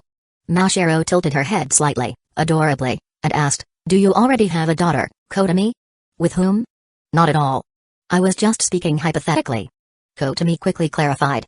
Mashiro's thought process was a bit too quirky. However, compared to before, Mashiro's expression had softened. She perked up and said, "When I finish the second volume, Kotomi, will you still be my first reader? It might still be a little boring, but I'll try my best to make the plot more interesting. I'll always be willing." Kotomi had originally thought that Mashiro would be too disheartened to draw for a while after hearing her feedback, but she only felt down for a moment before bouncing back. Of course, Kotomi's earlier encouragement played a big part. If she hadn't said what she did, Mashiro might have stayed down for several days. As Kotomi turned around, she was met with a pitiful gaze from Yui Uegahama. No need to ask, I get it. Here, take my homework. Class is about to start, so hurry up and copy it. Thank you so much, Kotomi. Yui grabbed the homework and began copying furiously. Her pen moved so fast it almost left after images. Kotomi had thought Yui would need to borrow a few minutes of class time to finish copying. To her surprise, Yui had finished copying the homework calmly with a minute to spare before class. Practice makes perfect? Isn't the last class this afternoon a study period? Kotomi, could you lend me your homework then too? I want to finish it before school ends so I don't have to worry about it tonight. Even if we didn't have a study period, you never worry about homework at night anyway, Kotomi replied. However, the conversation reminded Kotomi that today was Tuesday. The tutoring schedule they'd arranged yesterday, wasn't it supposed to start this afternoon? Chapter 130, Dango's Bizarre Problem-Solving Method. The tutoring starts this afternoon, Izumi Kotomi reminded. Huh? This afternoon? Why do you look so surprised? You're the one who decided the tutoring would start today. Oh, right. I almost forgot. From this afternoon onwards, I'll be in your care, Teacher Izumi. If your grades improve after the monthly exams, remember to treat me to some cake. I could even bake one just for you. When Yui Uegahama mentioned baking a cake just for her, Kotomi felt a flicker of anticipation. A cake made especially for her. Maybe because she'd read some colorful comics before bed last night, Kotomi's mind instantly filled with some rather unspeakable images when Yui said she'd bake a cake just for her. What a pervy thought. Throughout the day, Yui managed to stay awake for at least 3 classes. Hiratsuka Shizuka was shocked when she noticed Yui actually paying attention to the blackboard. Was she still half asleep and dreaming? Yui wasn't dozing off in class today? This anomaly could easily make it into a Busted Myths TV special, 3 episodes, at least. To check if she was dreaming, Hiratsuka decided to call on Kotomi to answer a question. Kotomi? After school, Yui headed home first, while Kotomi stayed for an hour of art club activities before leaving Sobu High School and making her way to Yui's house. Following the address Yui had sent, Kotomi arrived at the Uegahama residence, a relatively small 2-story house. It was also quite close to the Dango cake shop. Well, close was a bit of a stretch, it was only slightly closer, but the route was still pretty winding. Kotomi rang the doorbell, and when Yui saw it was her, she hurried out to open the door. Kotomi, welcome to my home. I'm not here to play, I'm here to tutor you. You're not helping out at the cake shop today? Kotomi asked while removing her shoes at the entrance, placing her brown loafers neatly to the side. Her feet, clad in white pantyhose, stepped onto the floor. The cake shop isn't always busy, and today there wasn't much to do. Besides, when my mom found out you were coming over to tutor me, she gave me the day off to focus on studying. Yui grinned and pulled out a box of egg tarts. My mom also sent these to treat you. Your mom is being way too considerate. Entering Yui's second-floor bedroom, Kotomi noticed how simple and a bit sparse it was, not at all what she expected from a high school girl's room. There was a bookshelf, a desk, a chair, and a single bed against the wall. Tatami mats covered the floor. The small bedroom made Kotomi think about how living in such a compact space might encourage someone to be more creative with how they use it. Since there was only one chair in the room, Yu asked Kotomi to wait while she ran downstairs to fetch another chair from the kitchen. Sorry, my room's a bit cramped. Not at all. I actually like small, cozy single bedrooms. On rainy days, being tucked under a blanket, listening to the rain and wind so close outside, it's a really comforting feeling. Oh, so you like rainy days, Kotomi? Don't you? My dad died in a car accident on a rainy day. I'm sorry. It's okay. So many years have passed. People have to learn to move on eventually. My mom is really strong, she was the first to come out of the shadow of that loss. She stayed strong while taking care of me and my little sister, Yuka. My sister and I realized that we had to pull ourselves together too, Yua said with a brave smile. Yua-san is really amazing, Kotomi said with admiration. Yu's mom, Tomoka Uegahama, didn't seem like a particularly strong person, maybe even a bit soft. But perhaps motherhood brings out strength. For the sake of her 2 daughters, she felt she had to stay strong and hold the family together. That day's homework had already been copied during the last period self-study session, using Kotomi's as a reference. Kotomi pulled out a high school math textbook, which not only explained the concepts but also provided practice problems. It was highly recommended by parents and teachers alike. Let's start with math today. Do you have any areas you don't understand? I don't even know what I don't understand. Yua sheepishly stuck out her tongue, embarrassed. Then let's have you try this set of diagnostic problems. I'll see which concepts you haven't learned well or didn't grasp fully. Okay. Yui responded confidently, but when she took the textbook and saw the test sheet, her expression immediately turned into one of misery. Sin, cuz. What on earth do these mean? Why are there English letters in math problems? Then she looked at the multiple choice and fill-in-the-blank questions. Gasp, why did it feel like either every answer was correct, or none of them were? As for the fill-in-the-blanks, she couldn't even figure out what the question was asking. She could understand each Japanese word individually, but once they formed a math sentence, it became incomprehensible. Why did every question hit her knowledge blind spots? Staring blankly at the math problems that seemed like a foreign language, Yui was completely lost. Was this the despair known as ultimate high school despair? If it were an actual test, Yui would have just given up and chosen A for every multiple-choice question, hoping for good luck. As for the fill-in-the-blank questions, she would have scribbled random numbers. And the graphing question? She'd just draw a random graph from one of the other problems. As for the word problems, she'd heard that if you wrote a lot, the teacher might give you a point or two. So, she would copy the problem itself and write down random formulas from the multiple-choice section, even if they didn't make sense, just to make it look like she tried.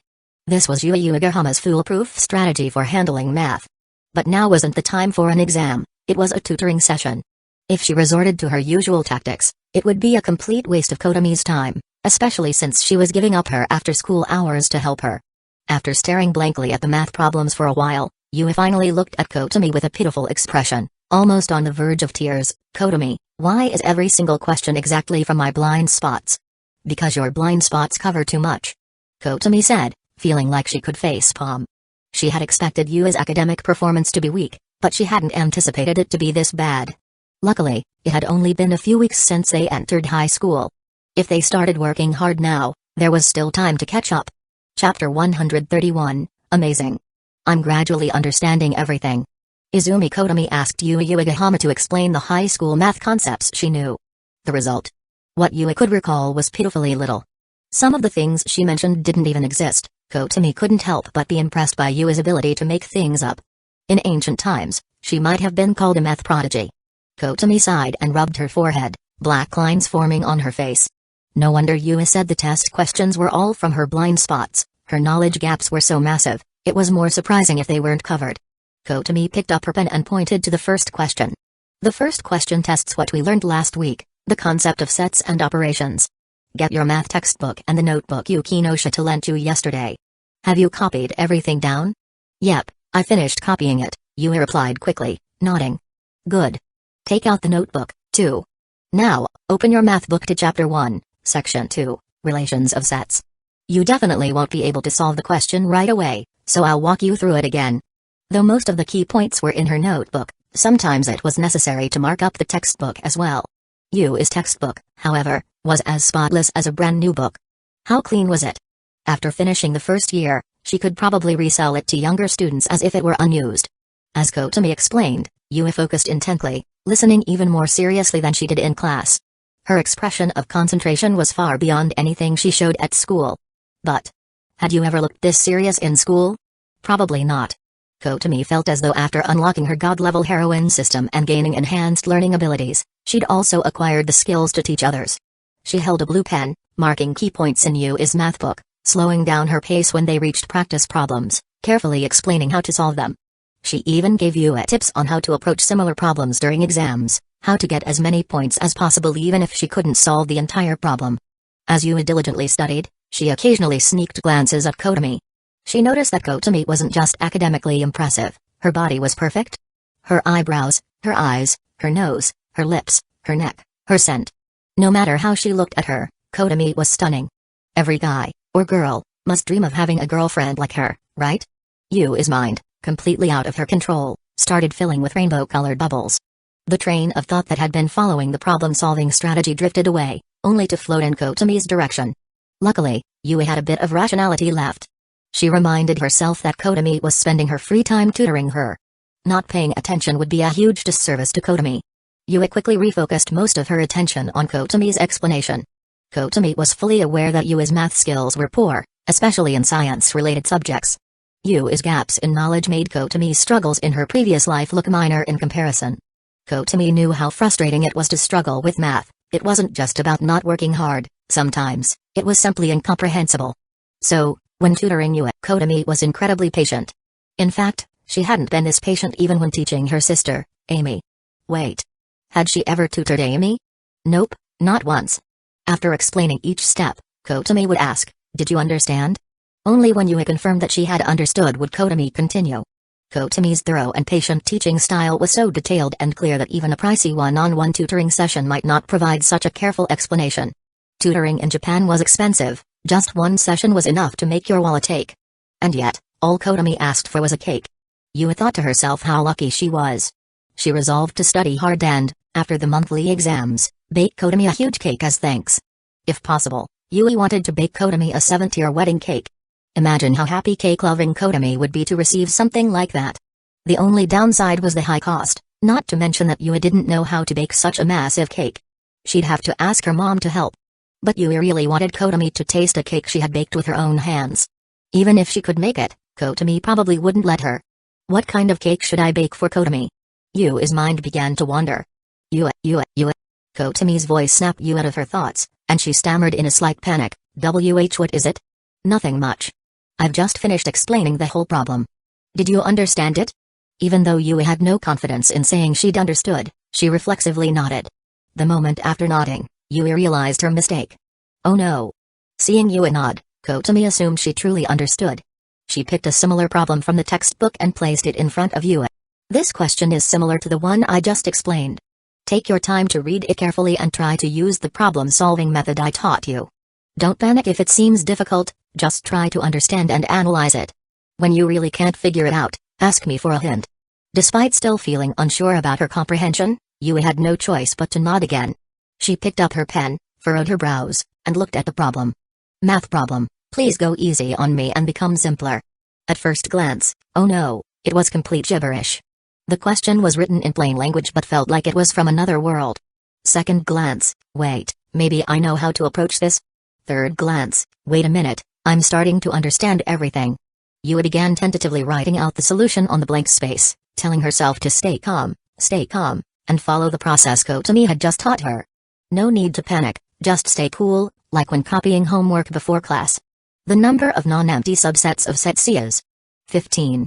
Yue's hand trembled slightly as she wrote her answer, then she carefully turned to Kotomi and asked in a small voice, Kotomi, is my answer right? Let me see. Kotomi leaned in close to check Yue's solution, her face so near that Yue's cheeks turned a little red.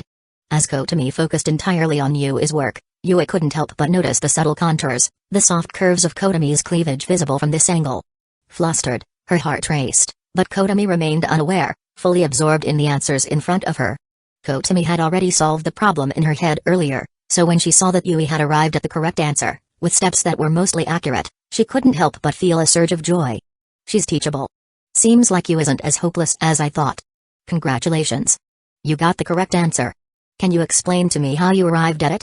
Hearing that she'd solved it correctly, Yue breathed a long sigh of relief, suddenly feeling much more motivated. She perked up and began explaining her thought process and reasoning to Kotomi.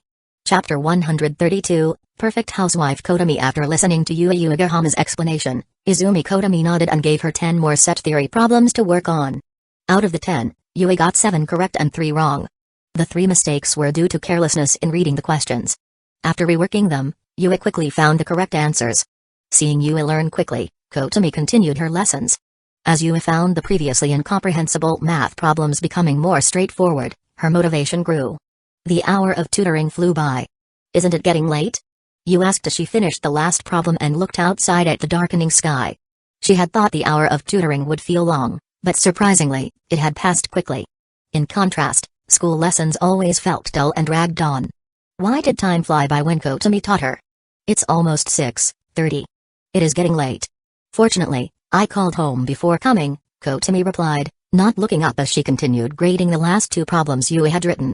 Both were correct, meaning Yue had grasped this part of the material. However, they couldn't relax just yet, more practice would be needed to reinforce her understanding before the exam. Well done. You got both questions right, Kotomi praised, putting down her pen. Yay! Yue cheered excitedly. She never imagined that the girl who rarely passed math could now correctly solve 2 major problems. In the past, that was unthinkable. You should keep reviewing math over the next few days. Strike while the iron is hot to get even better results on the test. Our next tutoring session is on Thursday. We'll start working on Japanese and English then. Kotomi, you're starting to feel like a real teacher. Do you plan to become one in the future? A teacher? Kotomi hadn't even considered it. She shook her head. I have no plans to become a teacher. I hope to pursue a freelance career. But, if you ever have questions about your studies, feel free to ask me anytime. Wait. Then aren't you basically my personal tutor? Yui realized. If you want to think of it that way, sure. Kotomi smiled gently and stood up. Aren't you going to prepare dinner soon? Yep, after resting a bit, I'll start making dinner. My sister and I usually eat around this time. Speaking of your sister, I haven't seen her today. Where is she? Kotomi asked. Given Yuka's personality, she would have burst out excitedly saying, it's the little penguin. She's asleep in her room. She played too hard at kindergarten today. When I picked her up after school, she fell asleep on my back. Want to go check on her? At the mention of Yuka, Yui couldn't help but laugh. It was the first time Yuka had fallen asleep on her back. Yuka's room was just next door. Yui opened the door gently, and there Yuka was, sleeping soundly, tucked under her blanket. Looks like she's out for the night, Kotomi said softly. Yeah. I envy kindergarten kids sometimes. They can play until they're exhausted and then just nap whenever they need to. Once they wake up, they get to play again, Yui said with a touch of nostalgia. As a kid, the last place you wanted to go was kindergarten, you'd rather stay home all day. But now, even before reaching adulthood, just being a high school student made her long for the carefree days of kindergarten. Students envy adults, and adults wish they could go back to their student days. That mutual longing seems to be a universal truth. I think I'll stay for dinner, Kotomi suddenly said. Huh? Yui didn't catch on right away. What? You're not inviting me? No. You're totally welcome. It's just that I don't have any fancy ingredients to make a proper meal for you. Hold on, I'll go buy some groceries. Yui said, ready to run downstairs and head out to shop. Calm down. Kotomi quickly stopped her. I'm fine with whatever's here. How about you take a break, and I'll cook dinner? You can cook? Yui asked, surprised. Do I not look like someone who can cook? Kotomi chuckled and teased. But you're a guest. It doesn't feel right to let the guest cook. I'm not a guest. Don't be so formal, I'll take care of dinner. You relax, Kotomi insisted. She then grabbed the chair she had been sitting on and carried it back to the kitchen. She sent a quick text to her mom, Akina, saying she'd be eating dinner at Yui's place. Then she took off her school blazer and put on an apron. The kitchen was small, with the dining table and chairs outside, and only about 7 or 8 square meters of cooking space. Kotomi found a bag of rice, washed it, and set it to cook in the rice cooker. While the rice was cooking, she opened the fridge. Sure enough, as Yui had said, there weren't many ingredients left. Yui typically did the grocery shopping on Wednesdays, taking advantage of the big sales and discounts offered at the supermarket. The Wednesday sales were always packed with people, eager to buy fresh produce at lower prices. But since there weren't many ingredients left, Kotomi figured it was a good opportunity to clean out the fridge before Yui restocked tomorrow. After all, a fridge overflowing with old ingredients is a nightmare Kotomi knew all too well. At home, Kotomi's family had a large double-door refrigerator, and every time she opened the freezer, she had to be careful that the frozen meat didn't fall and crush her toes. Getting hit on the toes wasn't just painful, it was excruciating. Just thinking about it made Kotomi involuntarily wince. It wasn't because of the potential horror but because she could vividly remember the pain. As Kotomi crouched in front of the fridge, looking for ingredients, Yui, curious, came downstairs and stood by the kitchen door, watching her work. Kotomi pulled out 2 potatoes, 1 green pepper, 2 eggs from a carton, and a tomato. She peeled and shredded the potatoes and sliced the pepper. With her cooking skills leveled up, Kotomi's knife work rivaled that of a professional chef. She heated the oil, sautéed garlic and onions, and tossed in the shredded potatoes and peppers, adding various seasonings. For a crispier texture, she splashed in a bit of water while stir-frying. If a softer texture was preferred, she could skip the water and fry them directly. Once the stir-fried potatoes and peppers were done, she plated them. Next, she moved on to making scrambled eggs with tomatoes. After washing and cutting the tomato into chunks, she cracked 2 eggs into a bowl and whisked them with chopsticks. The rhythmic sound of chopsticks hitting the bowl echoed in the kitchen. She heated the pan and poured in extra oil, as eggs tend to soak up a lot. Once the oil was hot, she added the eggs, quickly scrambling them until they turned golden. She then removed the eggs, sautéed the tomatoes, and added the eggs back in for a final stir before seasoning. Done. Kotomi worked smoothly and effortlessly, like a seasoned chef. As she cooked, She even hummed the duet from Madoka Magica between Sakura Kyoko and Miki Sayaka, and I'm home. I want to walk hand in hand with you. How many times have I felt this way? The warmth that exists here, even if it's a misunderstanding, I don't mind, as long as we're together. The sound of tears, the color of sighs. Now confirming where we are, it's like every day is a joke. Since Madoka Magica didn't exist in this world, you only thought Kotomi was singing a sweet, unfamiliar song. The melody was warm and joyful, but beneath it, there was a lingering sadness. As Yui snapped out of her daze from listening to the song, she looked at Kotomi's back while she cooked. For some reason, Kotomi's silhouette reminded her of a perfect housewife. An-chan, what are you doing standing by the kitchen door? A sleepy Yuka, having woken up from her nap, came downstairs rubbing her eyes. She must have been hungry, ready for dinner.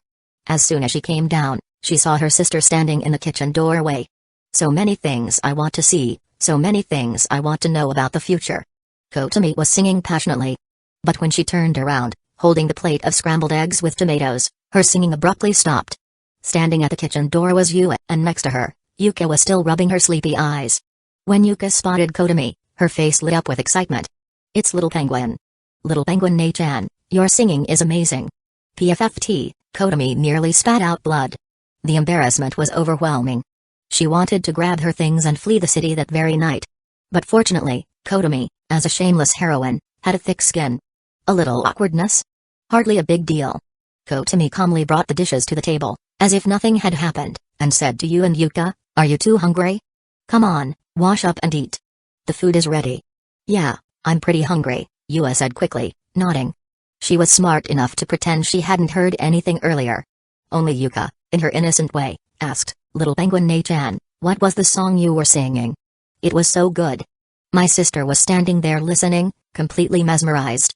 Let's just eat. Kotomi and Yui said in unison. Chapter 133, Innocent Words of Little Yuka. As the three sat down to eat, and while Izumi Kotomi was serving rice, Yui Uegahama curiously asked as she looked at the two dishes, Kotomi, what are these dishes called? I've never seen them before. Shredded potatoes and stir-fried eggs with tomatoes. They're simple home-cooked dishes from China. Give them a try, they're delicious.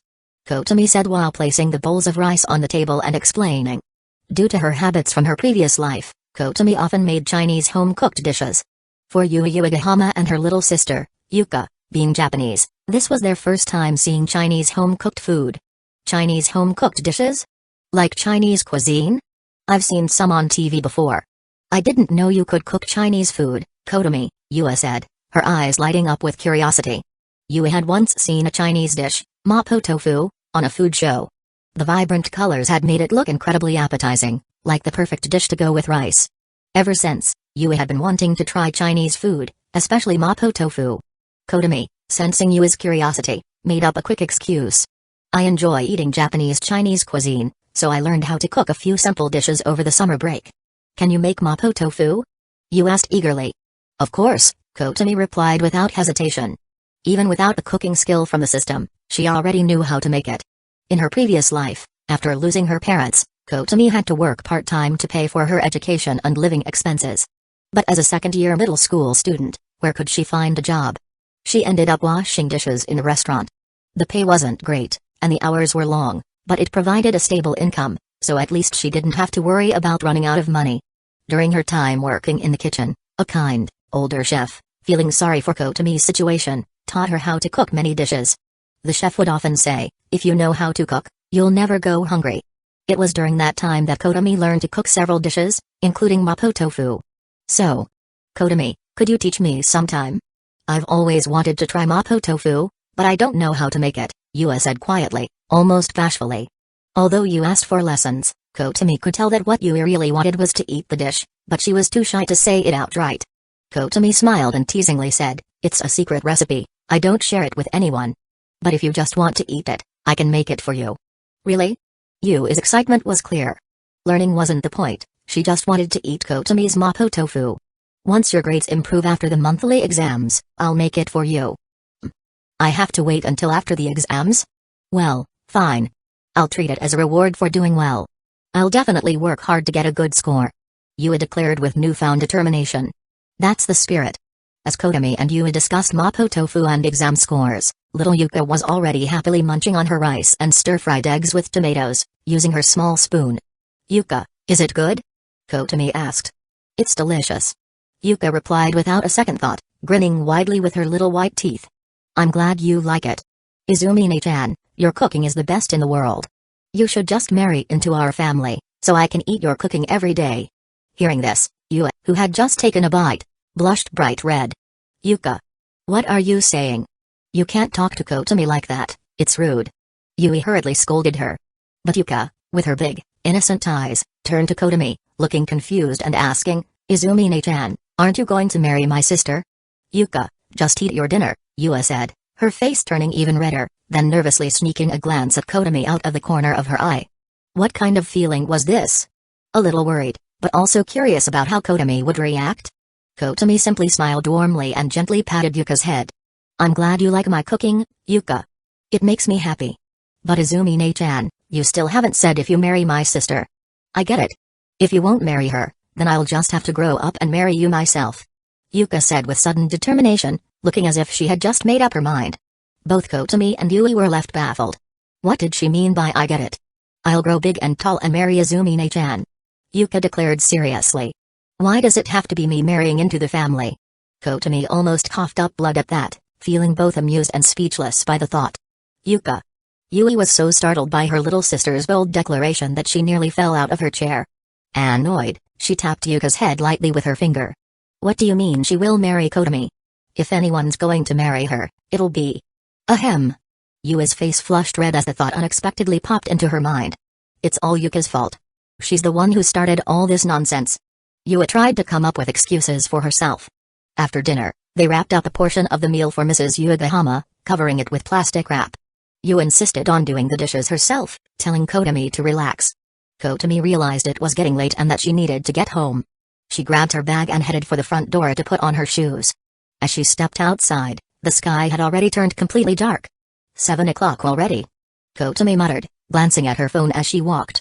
Since the street was lit by street lights, she didn't need to use her phone's flashlight mode. Just a few steps away from Yui's house, Kotomi heard a familiar voice behind her. "Hey, Kotomi, good evening, is that you, Megumi?" Kotomi recognized Kato Megumi's voice right away and turned around to see her walking up behind her. "Megumi, what are you doing here?" Kotomi asked, a little puzzled.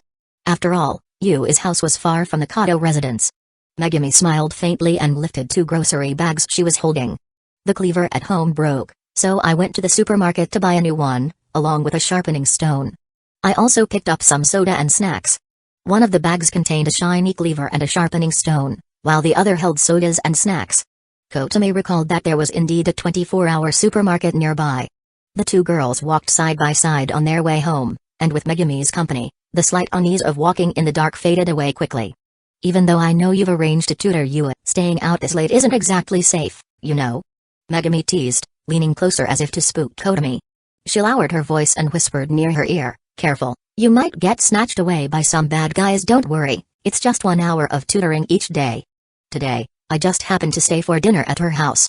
"Oh, I see." Megumi's smile widened slightly. Chapter 134, The Moon Doesn't Sleep. "How's the tutoring with Yui going?"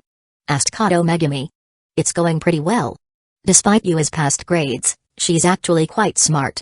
As long as I explain something a few times, she picks it up quickly," replied Izumi Kotomi.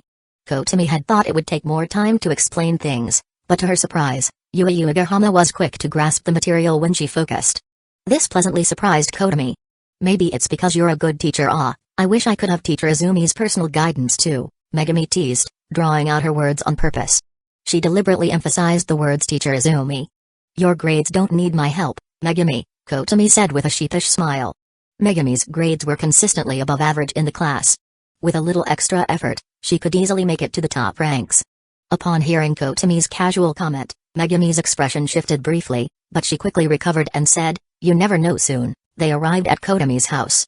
"Megumi, make sure to text me when you get home safely," Kotomi said, standing at her door. "Of course. See you tomorrow." When Kotomi got home, her mother, Akina, greeted her with a playful remark, "If you'd come back any later, I would have thought you were staying over at your friend's house."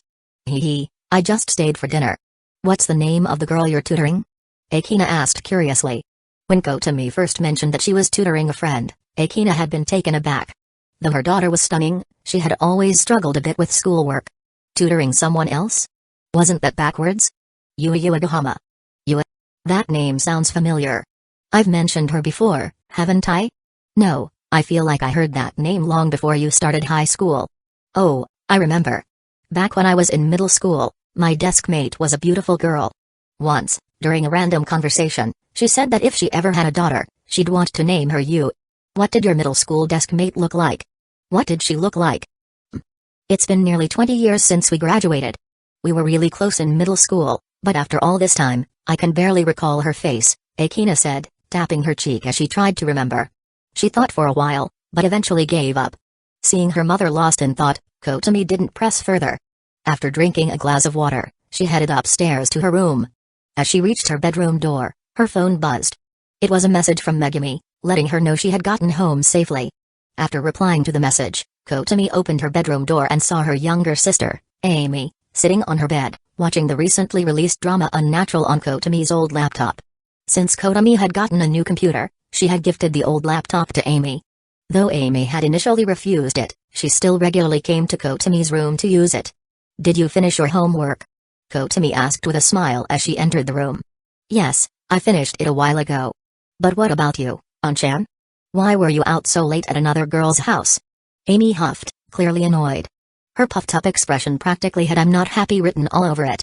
I couldn't help it. I promised I'd tutor her. Why don't you tutor me too? I have plenty of questions I don't understand. Amy, who was ranked in the top 5 of her class, pouted. You're in the top 5. You, on the other hand, is at risk of failing her exams. Kotami thought to herself. Alright. From now on, I'll tutor you too. If you don't understand something, feel free to ask me anytime, Kotami said, patting Amy on the head to comfort her.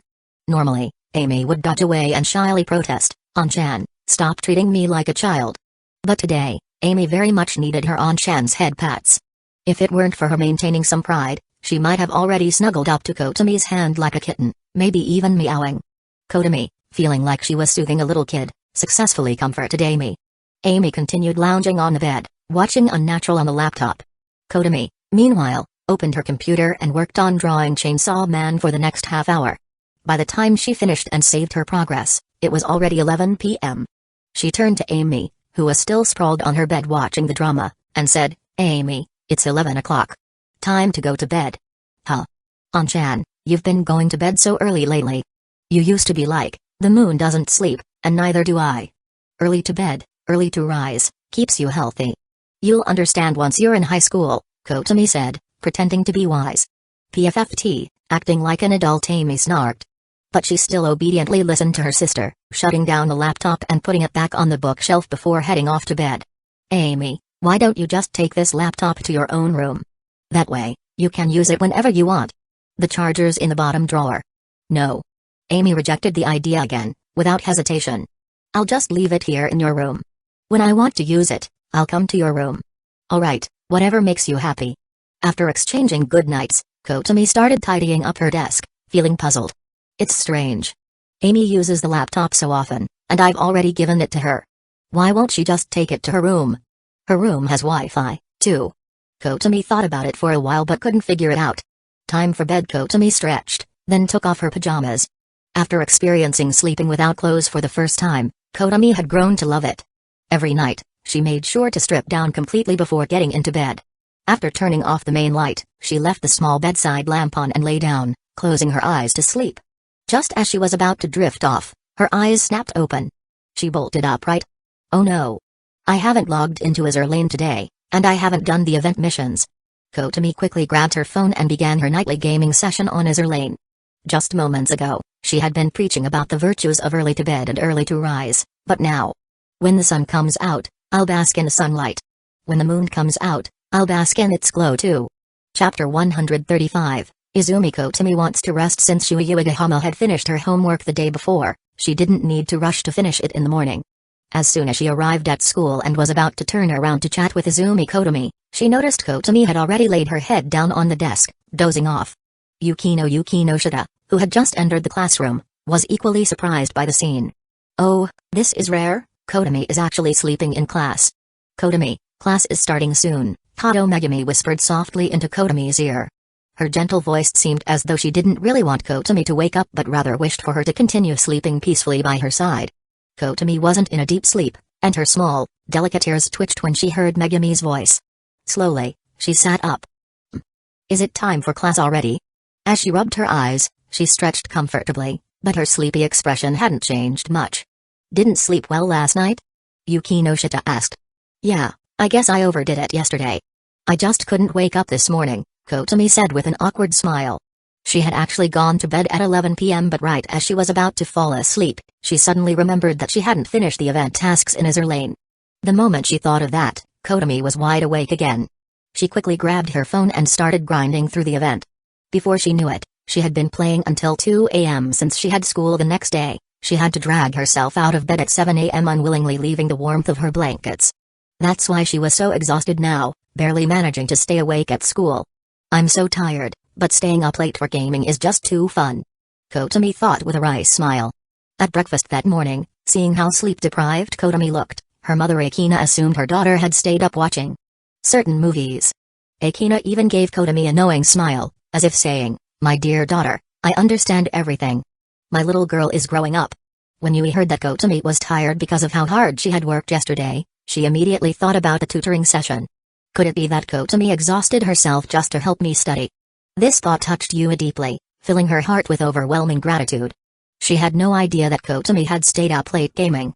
Thank you so much, Kotomi. I won't let you down. Yui said earnestly, gripping Kotomi's hand with determination.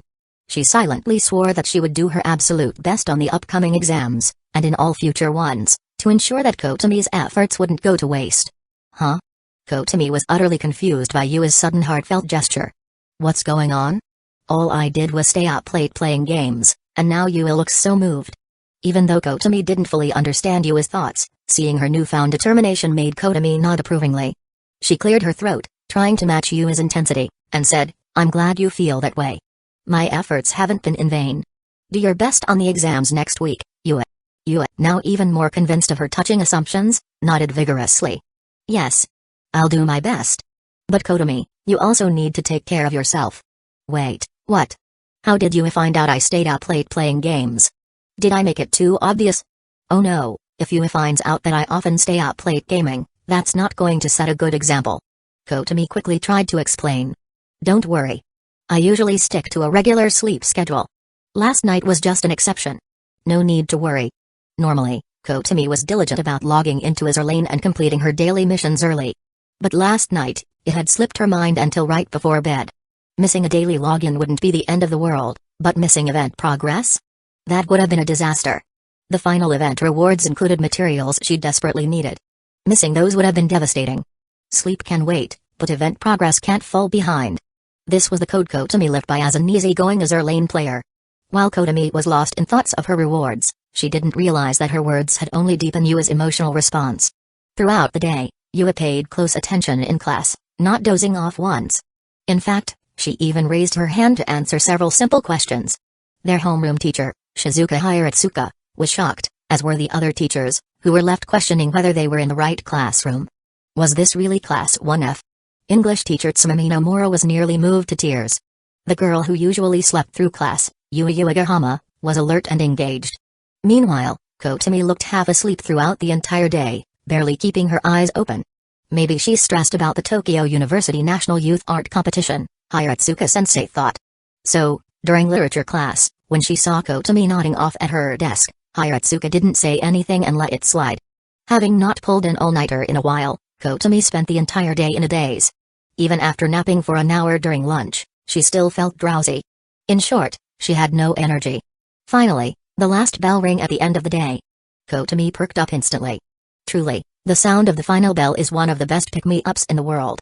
Although the last class had been history, Kotomi had already gathered all the homework assignments from her class reps in advance and finished them, half awake, during class. This way, she could go home and get some much-needed rest. As she packed her things, Kato Megumi sighed softly after reading a message on her phone. Kotomi, I'm sorry, but I can't walk home with you today. My grandparents came to visit, and we're going out to dinner with them tonight. She showed Kotomi the message her mother, Ikumi Kato, had sent her, Your grandparents are here. Don't go to the library to study after school. Come home early so we can all have dinner together. Oh, that's fine. Go ahead, Megumi. See you tomorrow, Kotomi replied. After finishing packing her bag, Kotomi left Class 1F and headed toward the art club. Kotomi. Mashiro Shina, who had left the classroom a bit later, called out to her. Mashiro? How's volume 2 of your manga coming along? Kotomi slowed her pace so Mashiro could catch up and asked curiously. She assumed that Mashiro was still working on it, but to her surprise, Mashiro said, "It's finished." Already? Kotomi was shocked but quickly recalled seeing Mashiro draw in the art club, her hand steady and confident, her speed unmatched. It made sense that Mashiro had finished volume 2 so quickly. Still, Kotomi wondered what the plot of the second volume would be like. At the very least, she was certain that the art quality would be just as impressive as it had been in the first volume. You've finished it already? That's amazing. Mashiro, you're really skilled at drawing. I hope that one day, you'll praise me for being skilled at drawing manga, Mashiro whispered in her usual soft voice, but this time, there was a rare seriousness in her tone. Chapter 136, Twilight Sky, Sunset. When can I take a look at volume 2 of your manga, now that it's finished? Izumi Kotomi asked. She was genuinely curious to see if Mashiro Shina had made any progress with the storyline this time. Upon hearing Kotomi's eagerness to read the manuscript, Mashiro smiled happily. The original draft is in my bag. I'll give it to you after school. Great, Kotomi nodded. After arriving at the art club, Kotomi started working on her submission for the National Youth Art Competition. While she hadn't fully decided on the figure she wanted to include in the painting, after several days of reflection, she settled on the setting, a sunset at dusk, with the sky bathed in the warm glow of the fading sun. With the background decided, the rest of the painting didn't seem too difficult. Rainy days and sunsets, these were Kotomi's favorite weather conditions. The key to painting this piece was capturing the twilight hues of a sunset with oil paints, creating a scene that wasn't just realistic but also dreamlike and atmospheric. The challenge was to blend the boundary between light and shadow, making the transition between them seamless while giving the colors a sense of life and movement. Achieving this wasn't particularly hard for a seasoned painter, but for students, it could be quite challenging. This required patience, as one would need to experiment repeatedly to mix just the right shades for the sunset, and any mistake could mean starting over. Aside from patience, there was another concern. Weren't these paints expensive? Using so much paint just for trial and error to get the colors right could really hurt the wallet, not to mention the thought of wasting so much material. Fortunately, the art club at Sobu High School had a good supply of paints. It was one of the reasons Kotomi had joined the club in the first place, no need to buy her own materials. Kotomi immediately got to work, trying to create the colors she envisioned for her painting. Painting begins with color creation. Although the paint wasn't purchased with her own money, Kotomi didn't want to waste it either. She had a rough idea of the hues she wanted to mix beforehand. The overall color scheme of her sunset painting was about the interplay between light and shadow, with the light gradually fading as the shadows grew, eventually covering the entire sky. In simple terms, it was a mixture of warm and cool tones. Usually, an oil painting would have a dominant color scheme, either warm tones or cool tones. However, when painting a sunset, both warm and cool colors were equally important and essential. There were many schools of art, such as Impressionism, Fauvism, Vestigial, Pointillism, and more. Kotomi chose to go with Impressionism. Thanks to her mastery of various painting styles, supported by her god-level heroine system, Kotomi found that Impressionism was best suited to create the sunset she envisioned. The title of her piece, Twilight Sky, Sunset. With the theme set, Kotomi, under the system's influence, painted like a master artist. She could easily visualize the rough composition in her mind and started mixing the colors from the paints provided by the art club. However, something felt off, it just didn't feel quite right. Was it because the paint was too cheap? Kotomi jokingly thought to herself. Unfortunately, she couldn't run to the art supply store to buy her own paints at the moment. Her eyes then fell on the paints Mashiro was using. Ever since joining the art club, Mashiro had always brought her own high-quality art supplies, including her paints. Just looking at them, Kotomi could tell they were expensive. You wouldn't even dare ask about the price without some savings in your wallet.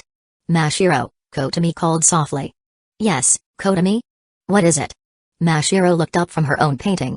Could I borrow some of your paint? The ones the school provides don't seem to be giving me the colors I want, Kotomi explained. Oh, you didn't bring your own paints? Mashiro tilted her head innocently before extending both hands and offering her entire set of paints to Kotomi. Please, take them. I've always loved this brand since I was little, so I hope you'll like them too. Mashiro then kindly added, when it comes to painting, it's best to have the right tools that suit you. Otherwise, it might affect your work. Kotomi took the paint set and immediately recognized the brand. Just the other day, she had read about this brand in a famous art magazine. It was known for its high quality and high price. These were true artist-grade paints. Compared to the student-grade paints provided by the art club, Mashiro's paints were in a completely different league. And, of course, they came with a much heftier price tag. You get what you pay for, after all. If she remembered correctly, this set of paints cost at least 23,000 yen, $160. Suddenly, the paint set felt a lot heavier in Kotomi's hands. This is expensive stuff. Her hands trembled slightly just thinking about it. Still, expensive materials might make the painting process smoother. With Mashiro's paints, Kotomi quickly mixed the exact colors she had been trying to achieve on the canvas. Not wanting to borrow too much, Kotomi returned the paint set to Mashiro after mixing her desired colors. Mashiro, who was also participating in the Tokyo University National Youth Art Competition, had already completed half of her painting. The art club president, Hibikingi, was about to start coloring his piece as well. Looking around, Kotomi realized she was the furthest behind, having just finished the background sketch. However, she didn't feel rushed. Now that she had settled on a theme, she could take her time completing the painting. As for who to paint in the foreground under the sunset, Kotomi still hadn't decided. Should I paint myself? But it didn't quite match the image she had in her head. Who would be the right person to paint? As Kotomi continued refining the background, this question lingered in her mind. By the time the school bell rang, signaling the end of the day, she had finished sketching the background. Oh, you've finished the background already? Not bad, but you'd better pick up the pace. You're the furthest behind now, Gi reminded her as he left. Don't worry, I've got this, Kotomi replied, unhurried. After leaving the art club, Mashiro returned to Class 1F to retrieve the original draft of Volume 2 of her manga, while Kotomi waited in front of the school building. Soon, Mashiro came running over, holding the manuscript in her hands. Standing in front of Kotomi, Mashiro seemed a bit nervous as she handed over the manuscript. Softly, she said, "Here's the draft for Volume 2. I'm really looking forward to your feedback, Kotomi." Chapter 137, Are You Two on a Date? As the sun began to set, the orange-red glow of the sunset filtered through the sky, casting its warm light across Sobu High School's campus. Mashiro Shina stood with her back to the sunset, bathed in its gentle radiance, serene and beautiful. It was as if the soft orange light had turned into a delicate veil draped over her, creating a tranquil and picturesque scene until the evening descended. Izumi Kotomi's eyes widened slightly, her pink irises shimmering with a spark of realization. The orange glow of the sunset, the twilight sky, and the girl standing bathed in the soft light, all of it struck her in that moment, making the once vague image in her mind suddenly crystal clear. This beautiful scene was now etched into her memory. At that instant, Kotomi realized this was what she had been trying to paint all along: twilight sky, sunset. The most fitting girl for her painting wasn't herself or anyone else, it was Mashiro Shina. Kotomi? Mashiro tilted her head curiously, noticing Kotomi's long silence. Her movement, combined with the sunset's gentle glow, only made her appear even more adorable. Mashiro. Kotomi suddenly grabbed Mashiro by the shoulders, her voice hurried with excitement, perhaps unable to contain her emotions. Mashiro, can you be the main character in my painting? Eh? Mashiro looked at Kotomi, puzzled. Realizing her excitement had caused her to speak too hastily, Kotomi took a deep breath and explained, Mashiro, I've finally decided on what to paint for the national art competition today. I've already finished the background sketch, but I hadn't settled on who the main character of the painting should be. Then I saw you standing there, with your back to the sunset, bathed in that beautiful orange light. Everything clicked in my mind. It was as if I was always meant to paint you standing in that sunset. When Mashiro heard Kotomi's words spoken so close to her, her face gradually turned a faint pink. Whether it was because of the sunset or something else, she softly asked, "You want to paint me?" "Yes." Kotomi nodded enthusiastically. But soon after, Kotomi began to calm down. Would Mashiro agree? The goal of painting Twilight Sky, Sunset was to enter it into the Tokyo University National Youth Art Competition.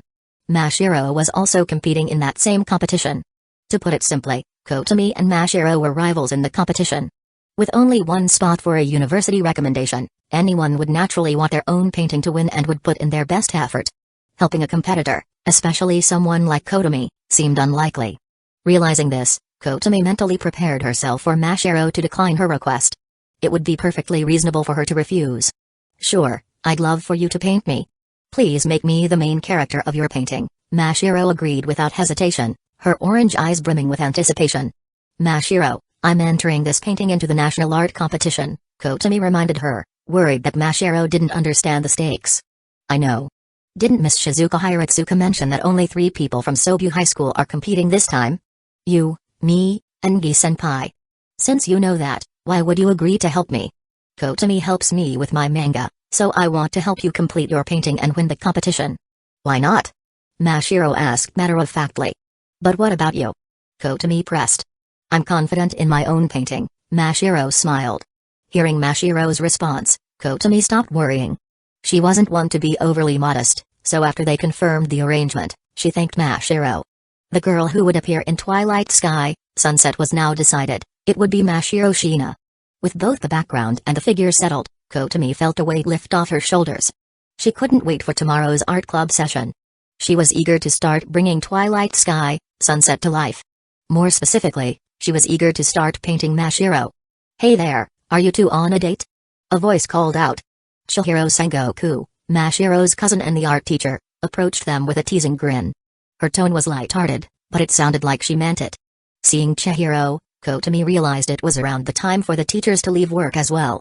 Of course, many teachers stayed late for additional work, especially those teaching senior-level subjects.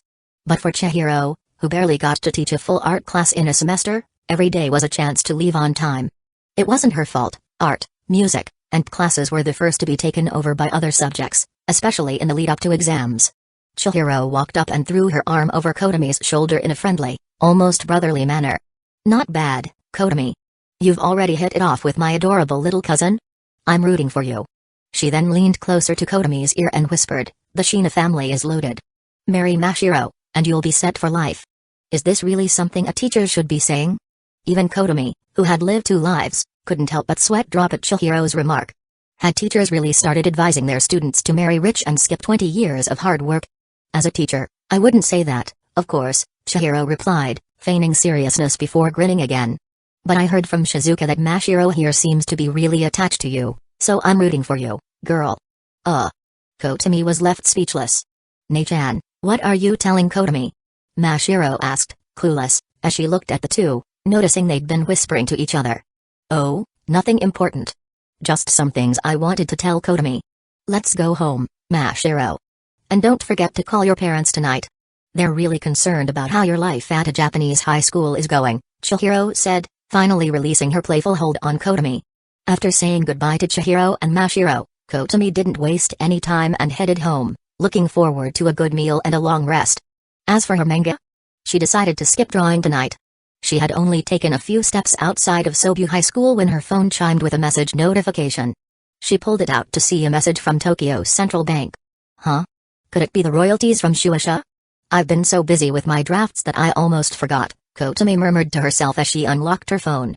Chapter 138, Kotomi's Great Victory. After unlocking her phone, Kotomi confirmed that the payment from Shueisha had indeed arrived. Her first manga royalties, 810,000 yen, had hit her account. Awesome. Previously, she had earned 860,000 yen from her light novel royalties. Though she had spent part of it on a new computer, keyboard, mouse, and graphics tablet, there was still plenty left. Now, with the newly arrived manga royalties of 810,000 yen, her total balance amounted to 1,270,000 yen. Looking at the bank notification showing her account balance, Kotomi felt like she was floating on air, her mood soaring. Before celebrating, she cautiously looked around to make sure no one was nearby. Then, she raised her arms and cheered, even if it's in yen, this is the first time in my life I've earned $1 million on my own. A high school girl making her first $1 million, wow. Just thinking about it is so exciting. Kotomi's big victory. Suppressing the urge to toss her phone in the air, Kotomi quickened her pace, eager to get home. This is my first time making $1 million yen, and I can't help but look forward to the day my bank balance reaches 2 million, 5 million, 10 million, or even 100 million. Maybe I should take some of this money and treat Mom, Dad, and Amy to a nice dinner. The rest, I'll just save up, she thought. Because of her past life, Kotomi had carried over the habit of saving money into this new life. Even if she didn't have that habit, with her clear goals for the future, she'd always be thinking about saving up. Once she reached a certain amount, she planned to use the money to establish her own game company, Type Moon Boundary. 1.27 million. It feels like I'm just a little closer to my goal, Kotami said cheerfully. Congratulations, Kotami, for earning your first million since reincarnating. Came the voice of Kazumi, the ever-present system residing within her. And thanks to you too. Without your help, I wouldn't have earned my first million this fast. Hee, it's what the system is for, to help the host. But, Kodobu, now that you're making this much money, should I add a microtransaction feature to the god-level heroine system? Even though I don't need money from the human world, I could use it as pocket money from you, Kazumi teased. I was just about to praise you, and then you ruin it with a joke like that. Hee, I'm just kidding. There won't be any microtransactions. I'm a wholesome system. What bad intentions could little Kazumi possibly have? Kazumi said, playfully appearing beside Kotami without any warning. Startled, Kotami looked at her and said, Hey. Is it really okay for you to just show up out here like this? There's no one around, right? We're about to pass by a busy street. It's fine. Even though I'm a system, don't I look like an ordinary beautiful girl from head to toe? Kazumi said playfully, twirling around as her long pink hair fluttered gracefully in the air. True. Do all systems look so similar to humans? Kotami examined her, noticing that aside from the eye-catching pink hair, Kazumi seemed perfectly normal. As if reading Kotami's curiosity, Kazumi explained as they walked, systems come in different species. I'm what you'd call a humanoid system. It means I exist in a human-like form. There are also beast-type systems, which look like cute little pets. You know Kyubi from Puella Mage Madoka Magica? Some beast-type systems look a bit like that. If a system isn't humanoid, does that mean it can never take human form, no matter how powerful it is? Exactly. But for us, the shape we take doesn't matter. What's important is that we provide the best possible support for our host. Whether we look human or not doesn't make a difference, Kazumi shrugged casually. Kotami nodded, gaining a better understanding of how systems worked. She had always thought systems only existed in novels. Never had she imagined she'd one day be chosen by a system herself. Even more surprising was the fact that systems were an entire species. Weird knowledge +1. Wow. What's that? It looks delicious. Kazumi suddenly shook Kotami's arm, pointing excitedly at something nearby. Kotami followed her gaze and saw a stall selling takoyaki. Not only did they have takoyaki, but also taiyaki, dorayaki, and croquettes. Oh, that? It's takoyaki. Haven't you tried it before? Of course not. I want to try it. Kazumi said, her eyes sparkling with anticipation as she looked eagerly at Kotami. Her eyes seemed to be twinkling like stars. Alright, I'll buy you some. Anything else you want besides takoyaki? My appetite's small, so just takoyaki is fine. Oh, but make sure it's a large portion. Kazumi added cheerfully. A large portion? Are you sure your appetite is small? Kotami thought to herself, amused.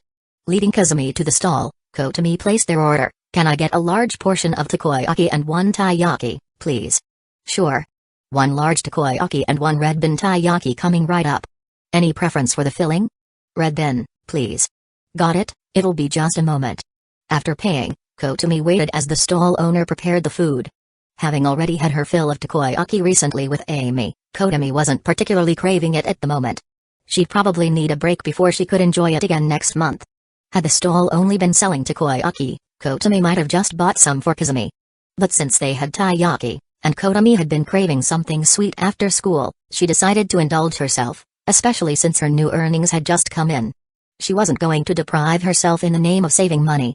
Indulge when it's time to indulge. Here you go. Your takoyaki and taiyaki. Enjoy. After receiving the food, Kotami was about to head home when she noticed Kazumi practically drooling over the takoyaki. So, she found a nearby bench for them to sit on and eat before heading back. This is so good.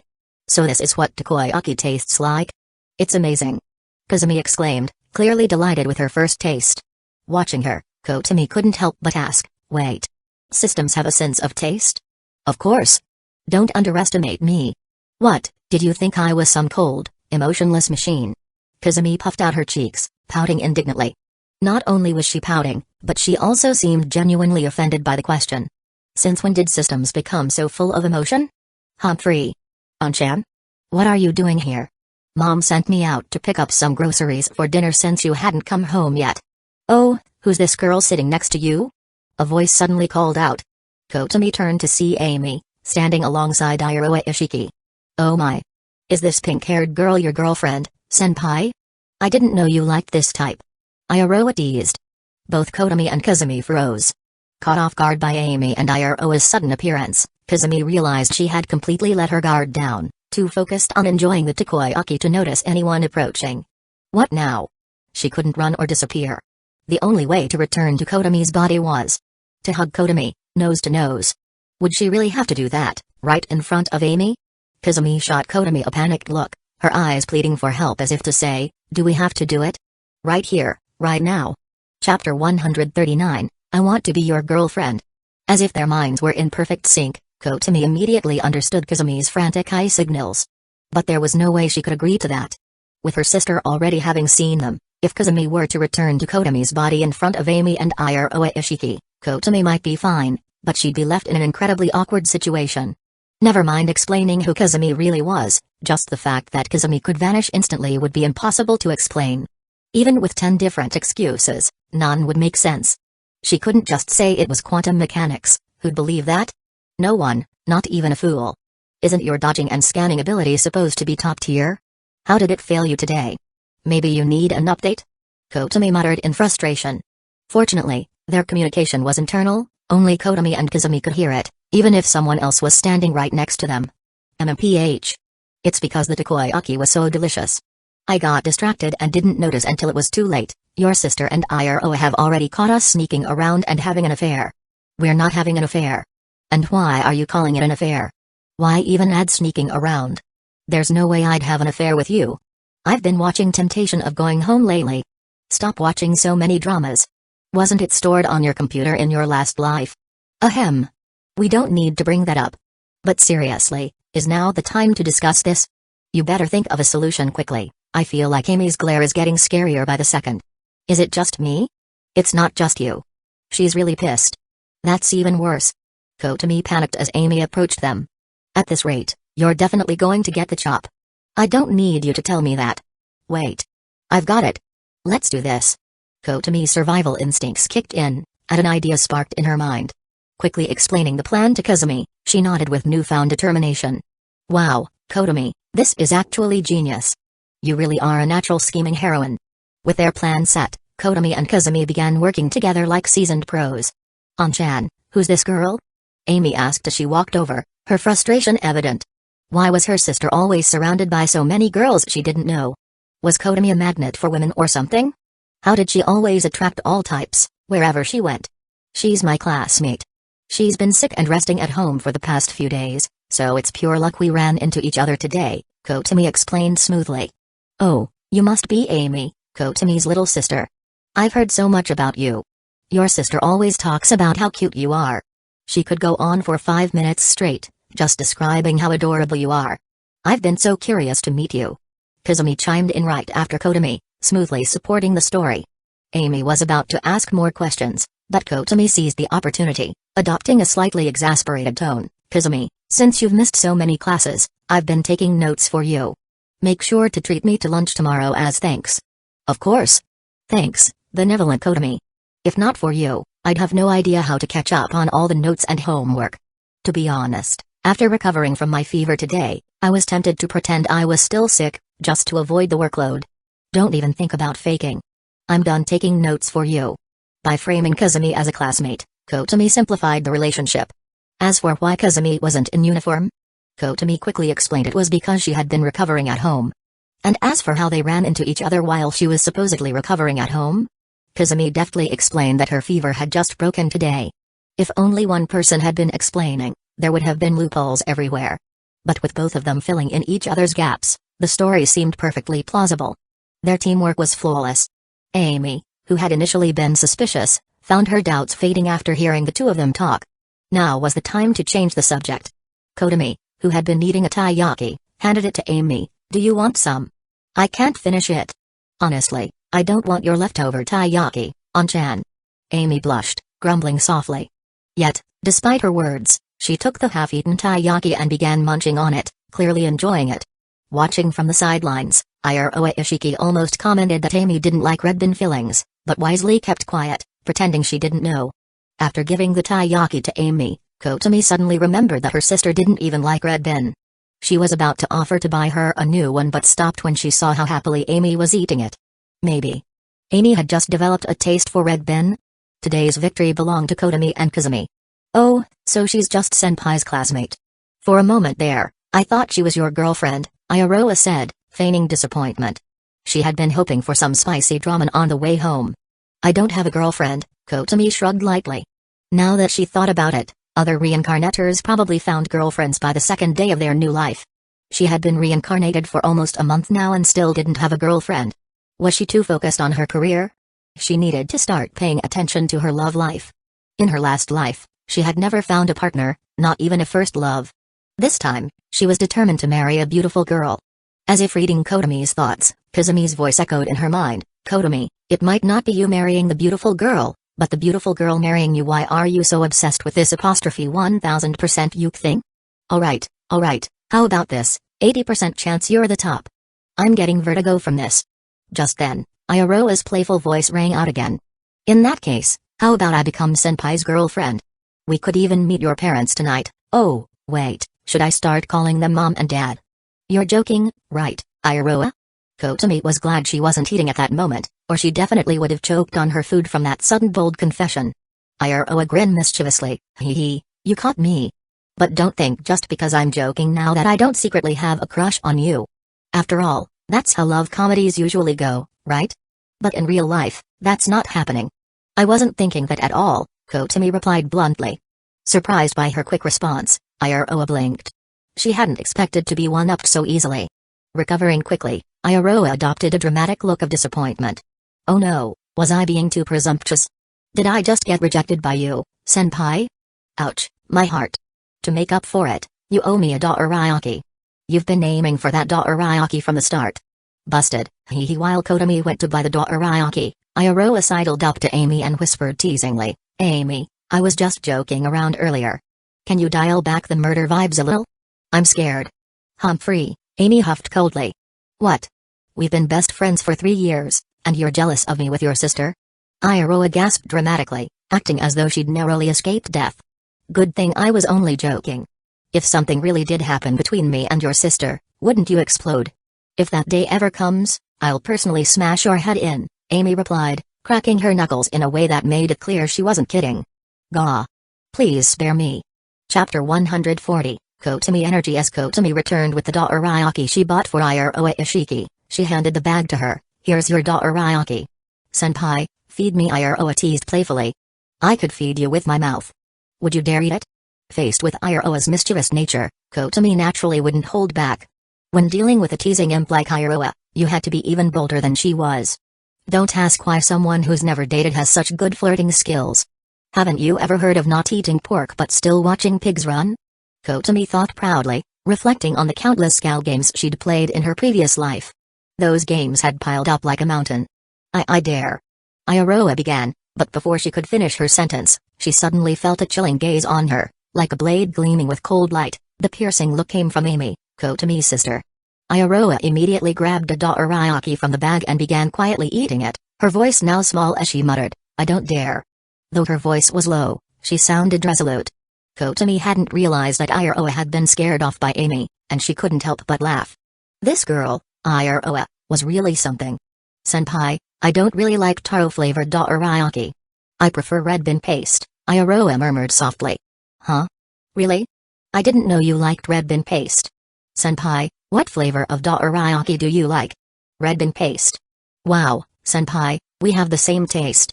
Normally, in situations like this, aren't you supposed to buy the flavor you like for the girl? Then, when you find out you share the same taste, you're supposed to secretly feel happy about it. I bought taro flavored because Amy likes it. Every time I buy Dairyaki, I get 1 bag of red bean paste for me and 1 bag of taro for Amy. I didn't know what you liked, so I just bought taro flavored out of habit, Kotomi explained casually. She hadn't thought to ask Iroha about her preferences beforehand and had simply bought what she was used to getting. Oh senpai, you're such a good sister, Iroha remarked playfully. Hearing this, Amy's face flushed a little, and her heart swelled with sweetness, as if she'd just tasted her favorite candy. She quietly hugged Kotomi's arm.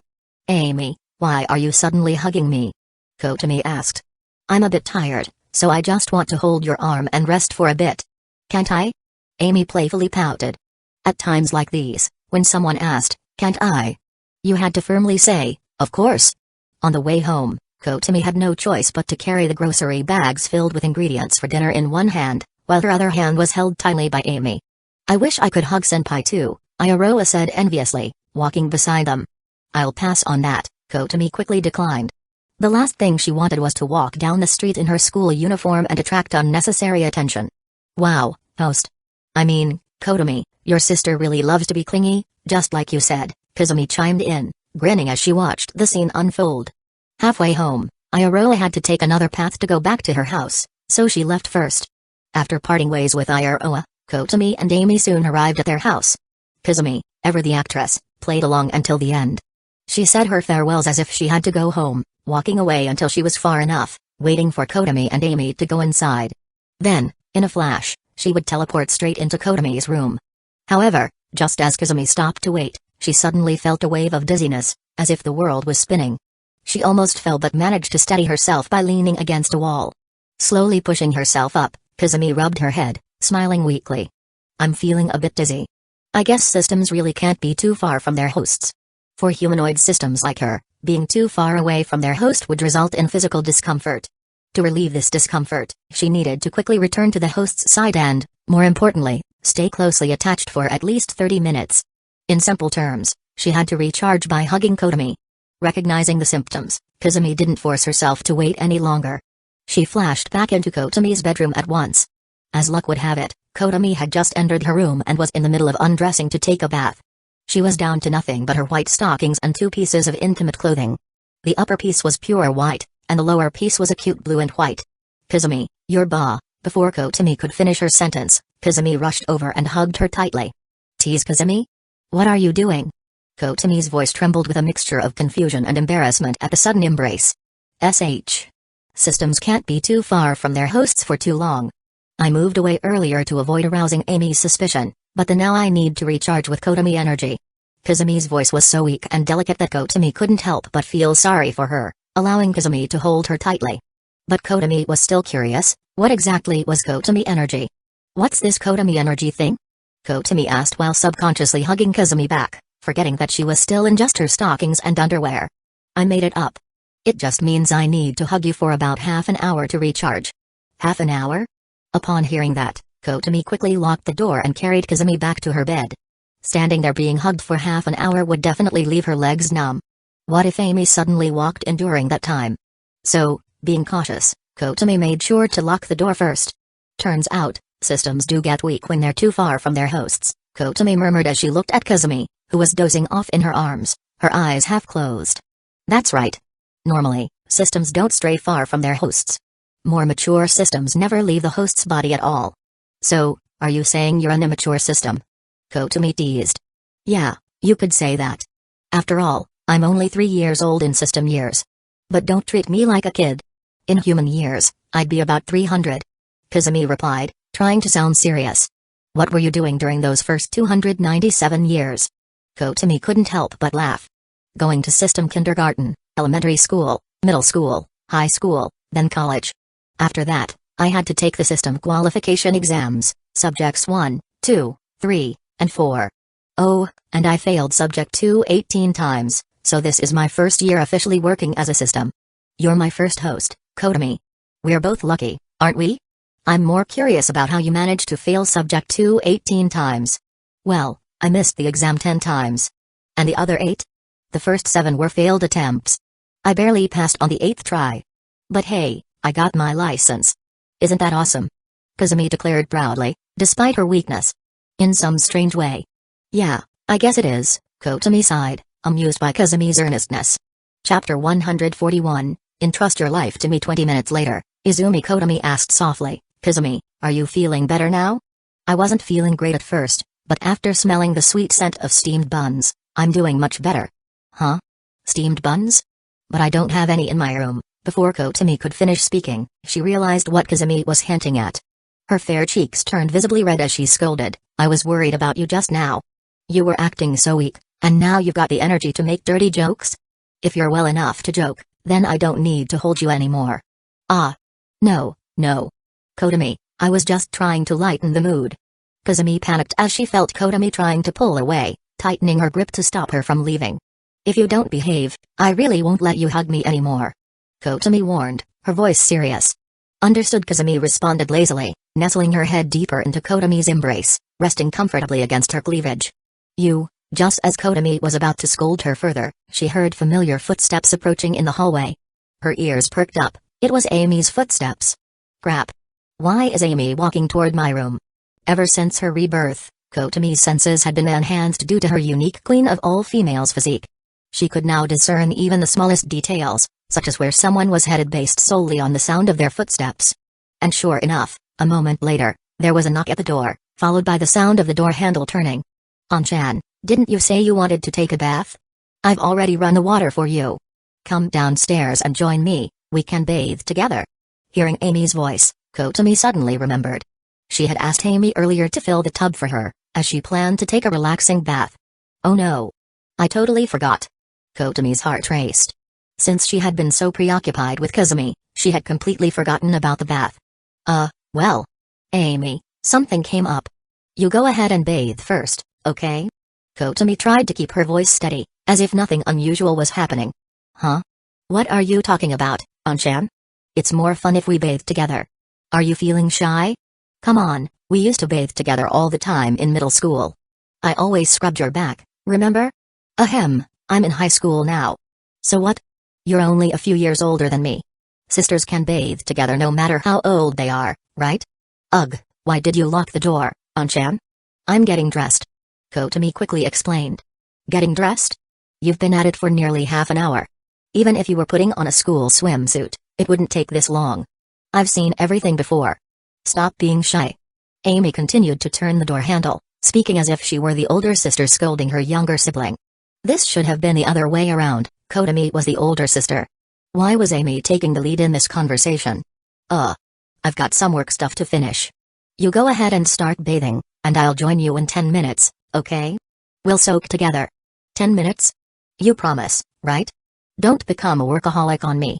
Even if you can't make money, I'll support you for the rest of your life. Amy said seriously. Her tone was so earnest that Kotami wouldn't have been surprised if Amy followed it up by saying, please entrust your life to me. I won't become a workaholic, and I definitely won't need you to support me for life. Alright then, I'm heading downstairs. After Amy left, Kotami lay back on the bed, listening closely to the sound of her sister's footsteps fading away before finally breathing a sigh of relief. Thank goodness I locked the door earlier. If I hadn't been cautious after realizing Kazumi needed half an hour of hugging, I would have been in big trouble. Kotami shuddered at the thought of what might have happened if Amy had walked in on them. A few drops of cold sweat appeared on her forehead. 10 minutes later, Kazumi suddenly leaped up from the bed. Yay! Lil Kazumi is fully recharged. She was now back to her usual energetic self, as if nothing had happened. Great, if you're fully recharged, hurry up and get back inside me. Kotami, eager to join Amy in the bath, opened her arms toward Kazumi. Kotami, you haven't hugged enough yet, huh? Such a big appetite? Kazumi teased with a playful smile. Enough of that nonsense. I meant hurry up and return to my body. If I don't get downstairs soon, Amy's patience is going to run out. Kotami could already imagine Amy breaking down the door with a kitchen knife in hand if she took any longer. Okay, I've absorbed plenty of your energy. Time to go back. Kazumi stretched lazily before embracing Kotami once more. Their noses touched briefly before she transformed into a soft pink light and returned to Kotami's body. Without further delay, Kotami grabbed her change of clothes and hurried downstairs to the bathroom. Amy was already soaking comfortably in the tub, her eyes half closed in relaxation. When she heard the door open, she lazily opened her eyes to look at Kotami, her voice filled with slight annoyance. You're so slow, On-chan. And you didn't even unlock the door for me earlier. Sorry. I was busy with some work stuff, Kotami said as she washed herself off with the showerhead before explaining, work isn't like school assignments. If you don't finish an assignment, you can still push it off. But sometimes with work, you have to get things done quickly. You're still in high school, though.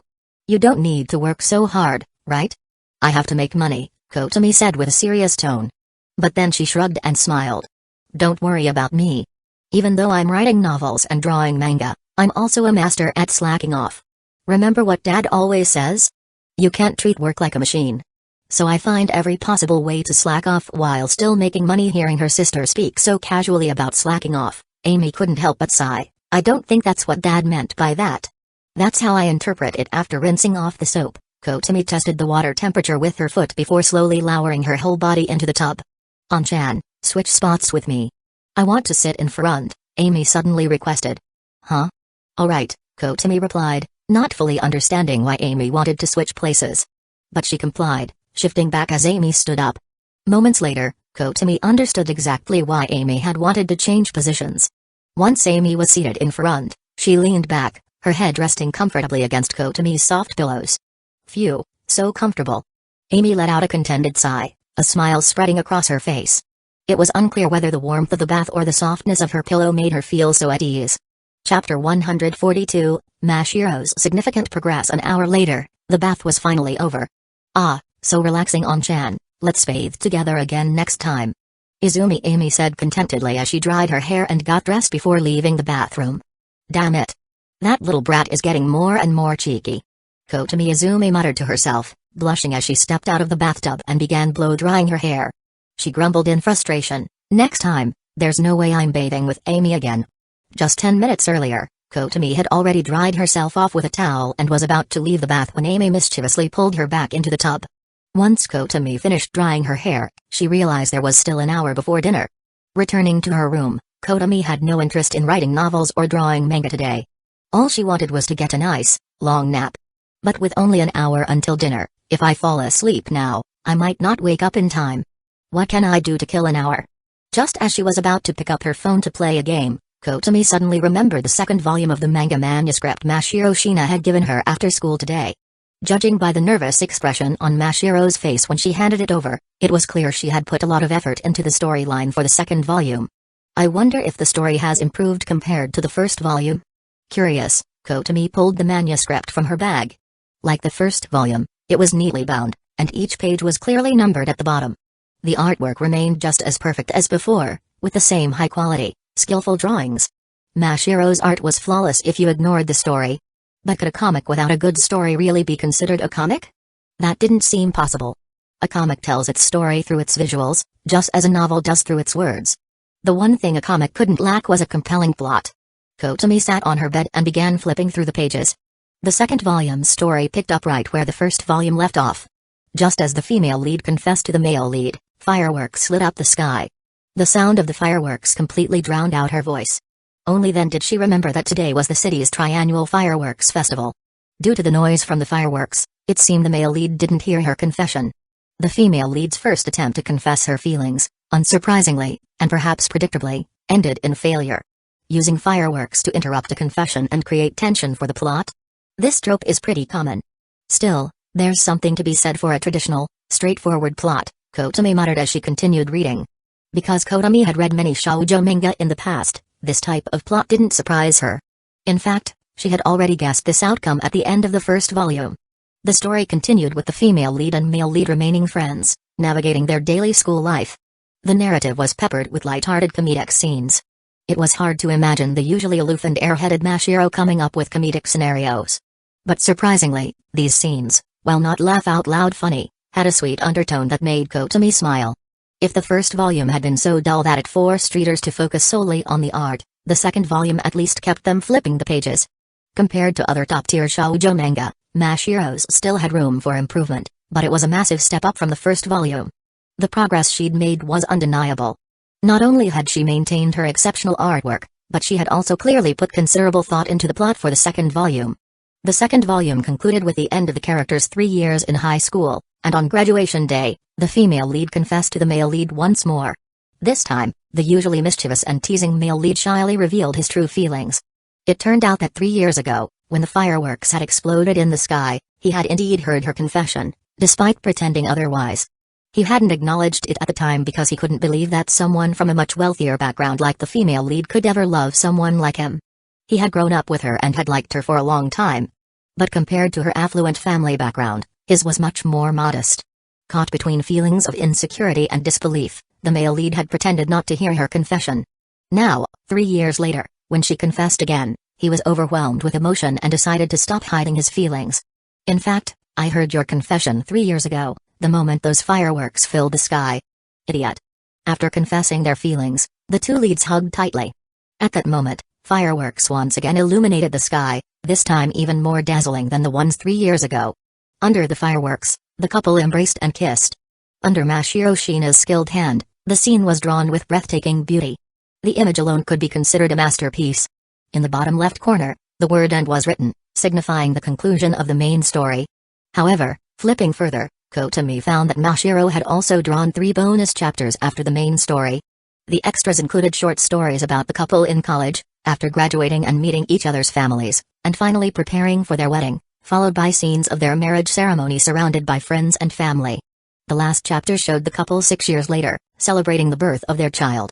The second volume, including the bonus chapters, spanned 160 pages. Even without counting the extras, the second volume was significantly longer than the first. After putting the manuscript back into her bag, Kotami took a deep breath and said, "Mashiro's progress is incredible." Less than a week had passed since the first volume, yet there was already noticeable improvement in the second volume's story. While it wasn't exactly groundbreaking, it was at least a solid, enjoyable shoujo manga compared to the first volume, which had been so lackluster that it was better to ignore the story and just admire the artwork. The light-hearted romantic moments in the second volume were sweet, and the comedic elements earned genuine smiles. The heartwarming, happy ending also left a pleasant, relaxing feeling. If Kotami were just a manga reader, after finishing the second volume, she would definitely keep an eye on future works by the manga artist Mashiro. After reading the first volume, Kotami hadn't known what to say in terms of feedback. But now, after finishing the second volume, she felt she could offer Mashiro some real insights. The next morning, since she had gone to bed early the previous night, Kotami didn't feel drowsy like the day before. She arrived at the classroom bright and early. Mashiro Shina, who had been anxious to hear Kotami's thoughts on the second volume, also arrived early. "I finished reading the second volume." Kotami turned around and handed the manuscript back to Mashiro. Accepting it with both hands, Mashiro couldn't hide the nervousness in her voice as she quietly asked, "So, how was the plot in the second volume?" Chapter 143, Kato Megumi and Mashiro's next showdown. The storyline of your second volume? "I'd say it's pretty good. With a bit more effort, it could even be excellent," Kotami Izumi said straightforwardly, without holding anything back. Hearing this, Mashiro Shina's tense expression visibly softened, and a smile of relief appeared on her face. Still, there was a bit of lingering anxiety in her voice as she asked, "You're not just saying that to make me feel better, right?" Kotami shook her head and firmly denied it. "If I were trying to comfort you, I'd probably start by criticizing every single flaw in your manga. After making you want to cry, I'd offer my shoulder for you to lean on. Since I didn't do that, it means I genuinely think your second volume is a solid piece of work. You comfort people by just offering your shoulder? In romance manga, isn't it usually the male lead who hugs the heartbroken female lead?" Mashiro teased. "Too bad I'm not the male lead. And if I am a lead, it's definitely as the female lead," Kotami replied with an exaggerated shrug and a sigh. "What are you two talking about?" Megumi Kato leaned over, curious about their conversation. Kotami had expected Mashiro Shina to hide her manga work from Megumi. However, it seemed like Mashiro was determined to compete with her and even raised her voice a little as she responded, "We're talking about manga." "Oh, do you like reading manga, too?" Megumi asked. "Not only reading, I also love drawing it," Mashiro responded, puffing up her chest slightly. "You draw manga too? That's just like Kotami. If you ever need help or have questions about manga, make sure to ask her for advice," Megumi said, almost as if she was staking a claim. Then, deliberately and with a teasing tone, Megumi leaned closer to Kotami, whispering into her ear so only the two of them could hear, "Kotami, can I tell Mashiro about your upcoming serialization in Weekly Shonen Jump?" Sure," Kotami nodded, sensing an odd tension between the two girls. Megumi chuckled softly before speaking aloud, "Mashiro, have you ever read Weekly Shonen Jump?" "I have," Mashiro answered, but it was clear she didn't understand why Megumi was asking. Megumi covered her mouth with her hand, giggling before dropping the bombshell. Kotami submitted a manga to Shueisha, and the editors accepted it. Her work is about to be serialized in Weekly Shonen Jump. "You didn't know that, did you?" "I did know," Mashiro responded calmly. "The first time I asked Kotami to review my manga was right after she finished taking a call from the editor. That's when I found out she draws manga too." "Oh, I see," Megumi replied, her smile unflinching. From the side, Kotami couldn't help but feel like she was watching two kids showing off to each other. It was amusing, yet puzzling at the same time. Fortunately, the tension dissolved when the bell rang, signaling the start of class, and the duel between the two girls came to an end. The first period was math. As usual, during every math class, Mr. Nakamori would call on Kotami to answer questions. Every time, Kotomi would quickly and accurately provide a detailed solution. It didn't matter which subject it was, she always gave impeccable answers, impressing all the teachers. That was why Kotomi had become such a favorite among the faculty. A student with excellent grades, who confidently answered questions and always provided flawless solutions, was the dream of any teacher. If teachers could shuffle students around, the homeroom teachers of other classes would have fought to have Kotomi transferred to their class.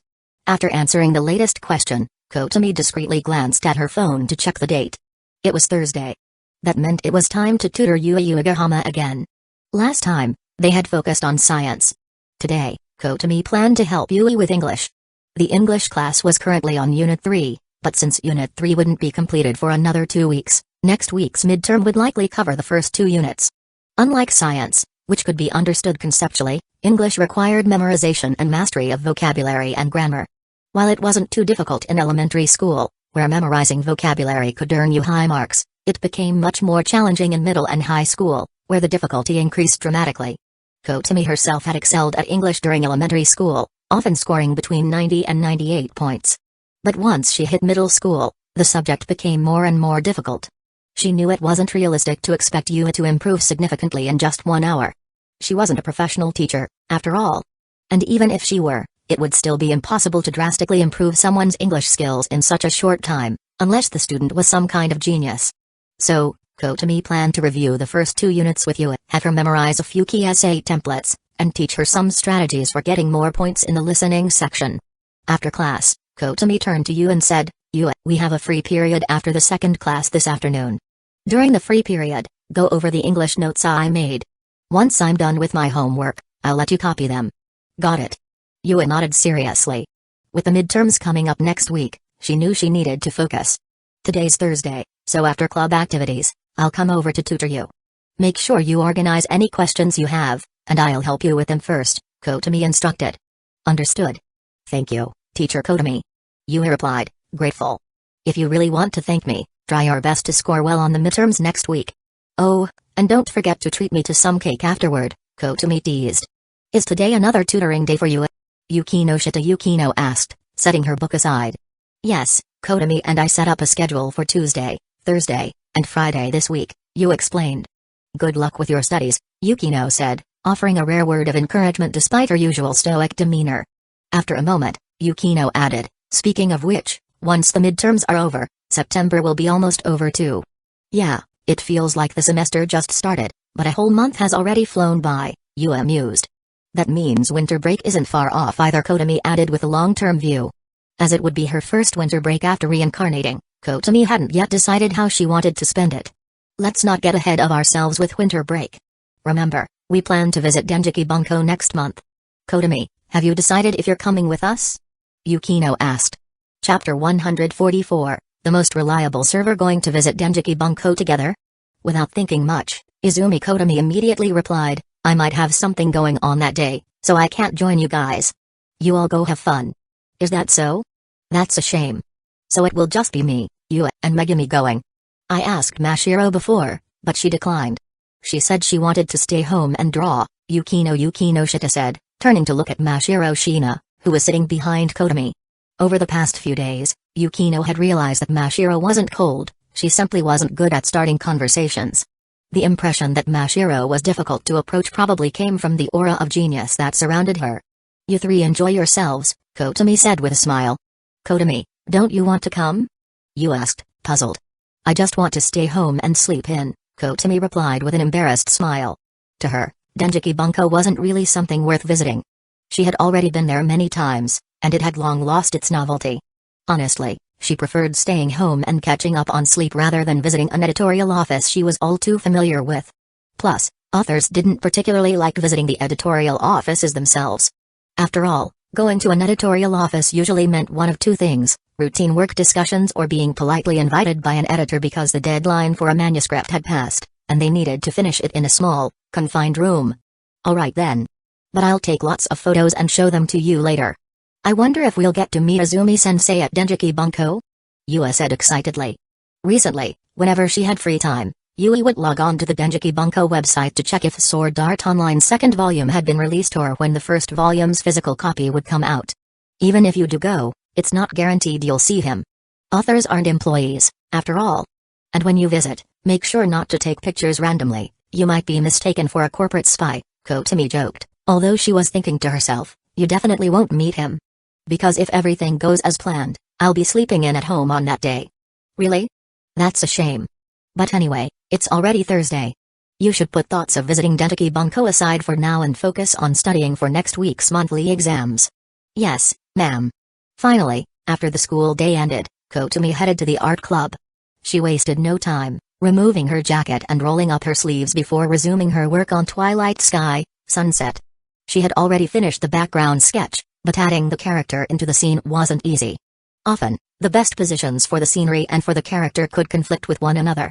Normally, artists in such situations would erase the conflicting part and redraw it, following the original plan. However, Kotomi didn't take the safest route.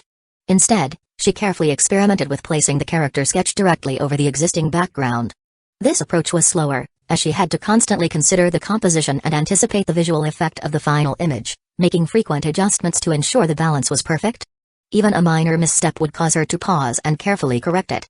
But this method allowed her to find the best position for the character in real time, helping her identify and resolve the conflicts between the figure and the landscape, creating a more harmonious result. When Hibikingi, the art club president, finally arrived, delayed by some earlier matters, she was surprised to see Kotomi so focused. Kotomi had been in the art club for almost a month now, and although her talent and skill were evident, she always seemed to lack true focus. But now, for the first time, Ngi saw the look of serious concentration on Kotomi's face. After a moment of surprise, Ngi smiled warmly with a sense of pride, finally showing your true skills, huh, Kotomi? Speaking softly to herself, Ngi then turned to the other club members, reminding them to stay quiet and avoid disturbing Kotomi. To Ngi, Kotomi had clearly entered the zone. For any artist, being able to fully immerse oneself in their craft was precious. It went beyond mere concentration, it was immersion. The artist's entire being became absorbed in the world of color and composition. This state was something every artist dreamed of achieving.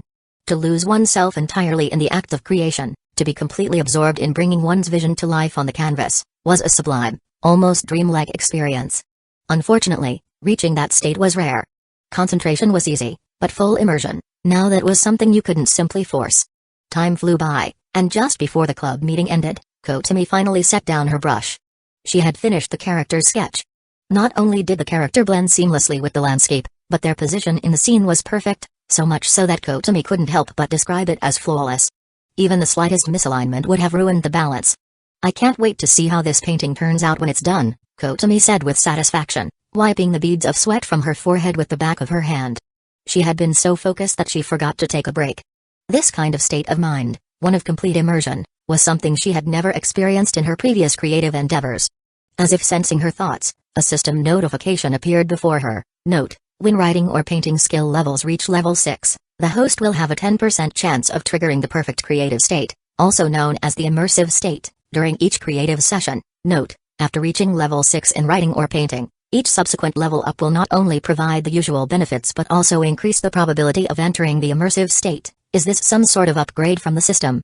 Right after Kotomi spoke, another screen popped up, this one with a sleek, cyberpunk aesthetic. Would you like to check the current probability of triggering the immersive state in detail? Of course, Kotomi pressed yes without hesitation. She was eager to see how likely she was to crit, or rather, trigger the immersive state, during her next creative session. Checking probability, please wait, system buffering, system delay, system service currently unavailable. Please try again later or switch to offline mode. What the? This dumb potato server was acting up again. The god-level heroine system had many great features, but its server connection was as unreliable as infamous potato servers, and it was starting to get on her nerves. Kazumi. Can't you switch to a more reliable server? Kotomi yelled in a voice only she and Kazumi could hear. Kazumi quickly brought up a new screen. Don't worry.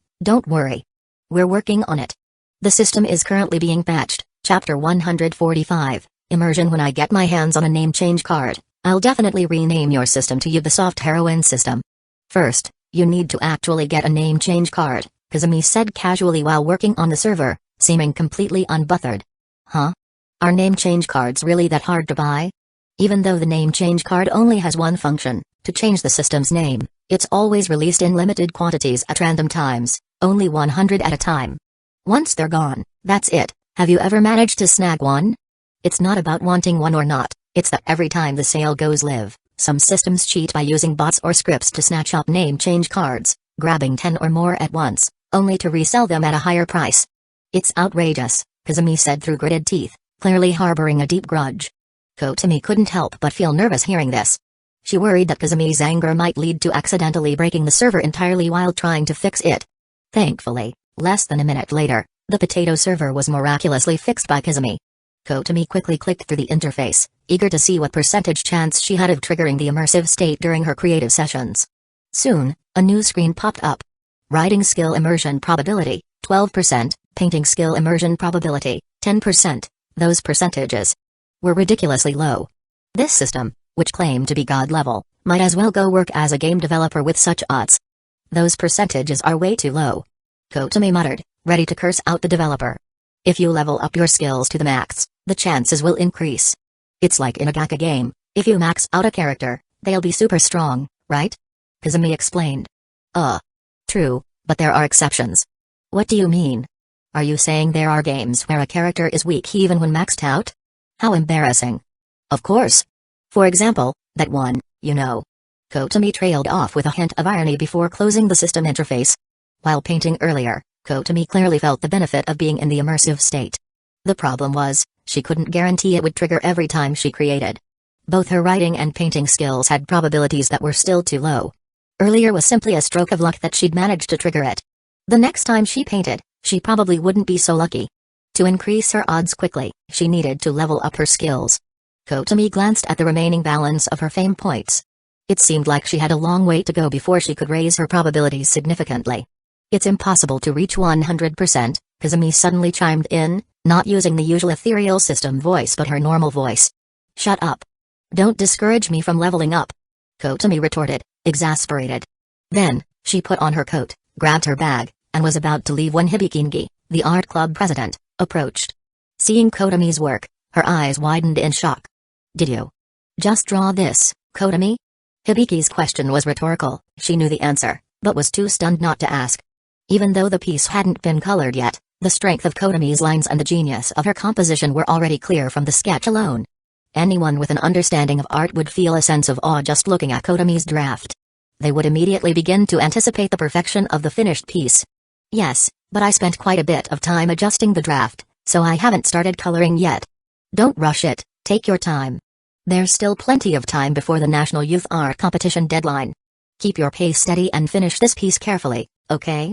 I understand. Thank you for your concern, Ngi-senpai, Kotomi replied politely. She wasn't surprised to receive such high praise for an unfinished piece.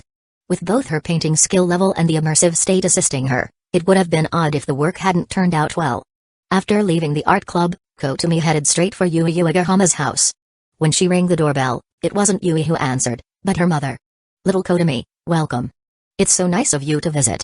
Tomoka Uegahama greeted her with a warm smile. Uegahama-san, aren't you busy with the cake shop today? Kotomi asked curiously. It was a weekday, Thursday afternoon, normally one of the busiest times for a cake shop. In response to Kotomi's question, Tomoka Uegahama smiled sheepishly and brushed a strand of hair behind her ear. Well, September's almost over, and I'm behind on my illustration work. I need to hurry up and finish the illustrations for Sword Art Online Volume 1. I can't let my delay cause the book's release to be postponed, right? Is the cake shop alright? Well, it's not ideal, of course. Balancing both running the shop and working on illustrations is tough. I can't do both, so I decided to close the shop for a few days and focus on finishing the illustrations. Once I'm done, I'll reopen the shop. Kotomi glanced around cautiously before lowering her voice. Does you know? My two daughters don't know that I illustrate, or that I'm collaborating with you. I just told them I wanted to take a break from the shop for a few days, Tomoka Uegahama whispered back. Their hushed conversation, combined with their close proximity, made them seem like they were conspiring about something suspicious. Mom, is Kotomi here already? Yui's voice came from behind them, and Kotomi and Tomoka quickly stepped apart, pretending they'd just been exchanging pleasantries. Why yes, she just got here. You two are going to study today, right? Do your best and get good results on the upcoming exams. Tomoka said, smiling warmly at Yui. Uegahama-san, sorry for intruding, Kotomi added as she walked inside. After taking off her shoes at the entrance, she followed Yui upstairs to her room. Since the house was small, Kotomi always tutored you in her tiny bedroom. Perhaps because they'd become more familiar after the last few tutoring sessions, Yui had already set up a chair for Kotomi at her desk. On the desk were 2 glasses of iced orange juice, condensation forming on the cold glasses, making them look refreshing and cool to the touch. Alright, enough chit-chat. Let's get to studying. I asked you to organize the things you didn't understand. Did you get them all sorted? Kotomi asked after taking a sip of orange juice to prepare her voice for the lesson. I did, but there's only a little bit I didn't get, Yui said as she handed a small notebook to Kotomi. Opening it, good heavens, it was a gold mine of things she didn't understand. Chapter 146, A Dependable Student. After flipping through Yui Uegahama's notebook from cover to cover, Izumi Kotomi closed it and sighed. I don't know if I underestimated your English or overestimated it. Hearing the hint of exasperation in Kotomi's voice, Yui could only awkwardly touch her cheek and let out an embarrassed laugh. While Yui was usually carefree, she wasn't oblivious to her own situation. If her math grades were abnormally bad, then her English grades were catastrophic. The most troublesome part for her was the inevitable English essays in every exam. Learning English isn't something you can master by just studying hard for a few days. It takes long-term effort, Kotomi explained. But since the exams are next week, there's no point in lecturing you on that. We don't have time to start from scratch. So, does that mean I should just give up on the English exam? You asked anxiously. Don't give up so easily. Pull yourself together, Kotomi said firmly. I knew from the start that your English might be pretty bad, but I still agreed to help you. Do you know why? Why indeed? Yui pondered this. Could it be that? Perhaps because she had recently been reading a few romance manga, Yui's mind started to conjure up scenes from those stories. She knew it was just her imagination, but the more she thought about it, the more vivid it seemed. Her face began to blush, and she stammered nervously. Could it be because Kotomi, you like? Before Yui could finish, Kotomi interrupted. Of course, it's because I have a method to boost your score. Don't worry, back in middle school, my English wasn't great either, but my scores were never terrible. She wore a proud little smile as she said this. Huh? Yui blinked in confusion. Well, English exams actually have some techniques you can use. For example, take the listening section. First-year high school listening tests aren't too difficult. Most of the answers are pretty straightforward. If your English isn't good, listening is actually the best way to improve your score. Yui's eyes lit up, as if she had just discovered a new world. It works like that? Exams are merciless, so you've got to learn a few tricks, Kotomi said matter-of-factly, adding, of course, these are strategies for listening comprehension, not cheating. How have you been handling listening exams until now? I just listen directly, Yui replied. Listening exams usually play each section once or twice. The speed isn't too fast or too slow, but they don't give you much time to find the answers afterward. Let me guess, you wait until after the reading is over to start looking for the answer, but before you finish, the next question's already started playing, right? How did you know? Yui gasped, surprised that Kotomi had nailed her process down to a T. It was almost as if Kotomi had some kind of supernatural insight. Because I went through the same thing, Kotomi said with a shrug. What she described were issues she herself had encountered in her past life during English exams. She had only intended to give you an example, but to her surprise, Yui had the exact same shortcomings that she had experienced. When it came to struggling with studies, it seemed they were kindred spirits. Hearing this, Yui was a bit surprised. Seeing how good Kotomi was at school now, she hadn't expected her to have struggled with English in middle school. But any nervousness Yui had felt earlier began to melt away. I'll teach you a good technique. Actually, it's more of a habit than a trick. If you pick it up, you'll at least be able to score more points on the listening exam. Kotomi grabbed her black gel pen and tapped it on the English exam papers she had prepared, ready to share the wisdom she had gained from her previous life struggles. When the test papers are handed out, after you've filled in your class, name, and student number, quickly scan through the listening section's answer choices and silently read them over in your head. Try to remember as much as you can. Even if you don't get everything, just having a rough idea will make it easier to find the answers while you're listening. And in just 5 minutes, Kotomi laid out all the little tips and tricks she knew for the listening section. Yui's expression lit up with understanding. Following Kotomi's methods, the listening part of the exam suddenly didn't seem so scary. I've prepared 2 English tests for you. I've also downloaded the corresponding listening audio on my phone. Let's strike while the iron's hot and try out these techniques with a practice run. Okay. Yui nodded enthusiastically, no longer feeling nervous but instead full of motivation. It was the first time she had ever felt this eager to tackle an English exam. After finishing the 2 listening sections, Yue stretched with a contented smile. Following Kotomi's methods, answering the questions had indeed gone much more smoothly. Kotomi Izumi, the eternal champion. A few minutes later, Kotomi, who had been grading the tests, set down her red pen. Of the 2 listening sections, Yue had scored a perfect score on one and missed only one small question on the other, losing just 2 points. Her answers were impressive, and Kotomi began to wonder if Yue's poor English grades were simply due to lack of effort. Could it be that if she really tried, she could not only pass but even score perfectly? Was this a case of playing dumb to hide her true ability? Could it be that the seemingly clueless girl next to her was secretly a genius? Kotomi chuckled inwardly at the thought. Joking aside, Yue's learning ability was actually quite good. She was smart and quick to understand things. Given Yue's family circumstances, losing her father early and needing to help her mother support the household, it made sense that she hadn't been able to focus fully on her studies. It must have been tough, Kotomi thought sympathetically. She herself had lost her parents early in her previous life, back when she was in her 2nd year of middle school. After a silent sigh, Kotomi placed the 2 graded papers in front of Yue and said, 1 perfect score and 1 with just 2 points off. You did really well, Yue. Really? Yue beamed, grabbing the papers and staring at the scores in disbelief. I wouldn't lie to you.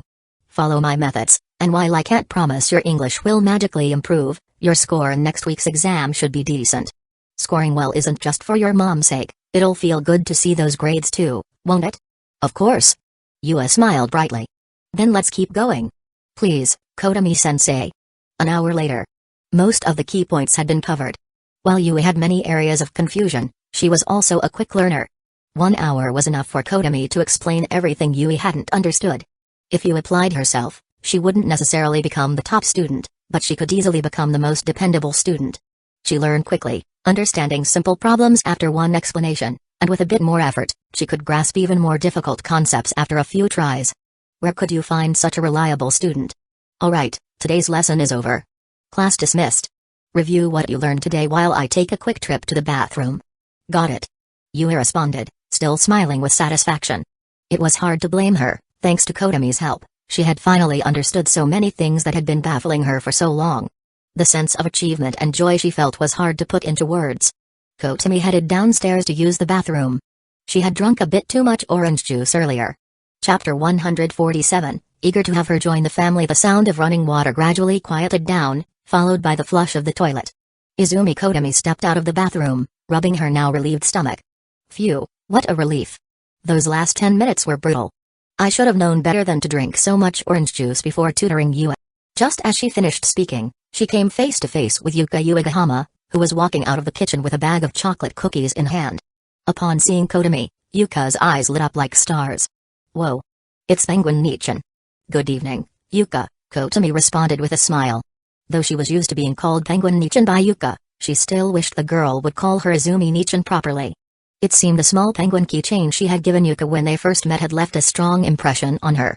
There's a saying that goes, children tend to name things based on what makes a deep impression on them, and it appeared Yuka had came to see her as someone close because of that penguin keychain. Being liked by someone feels pretty good, Kotomi thought to herself, smiling gently. Penguin Nichin, do you want some cookies? Yuka held up the bag of cookies in her hand. They were her favorite chocolate cookies, a snack she usually ate sparingly, only willing to share them with her mother and sister. But now, she was offering them to Kotomi, who was neither her mother nor sister. Kotomi crouched down and patted Yuka's twin-tailed head affectionately. Thank you, Yuka. I'll have just one. These are my favorite cookies. You're going to love them. Yuka smiled happily as she offered one of her precious chocolate cookies to Kotomi. Even though Kotomi wasn't fond of chocolate, she didn't show it. She cheerfully took the cookie and popped it into her mouth, pretending it was delicious as she smiled and said, "This cookie is so good. What brand is it? I'd love to buy some for myself." "It's this brand." Yuka eagerly showed Kotomi the brand on the package, her eyes twinkling as though she had found a kindred spirit in their shared love for the cookies. Kotomi quietly noted the brand, thinking that next time she visited, she'd bring a few boxes of Yuka's favorite cookies. After playing with Yuka for a while, Kotomi carried her to the living room and sat her down on the couch, turning on her favorite anime show. "Be a good girl and watch your show, okay? Penguin Nichin, are you staying for dinner tonight?" Yuka asked hopefully. "Not tonight.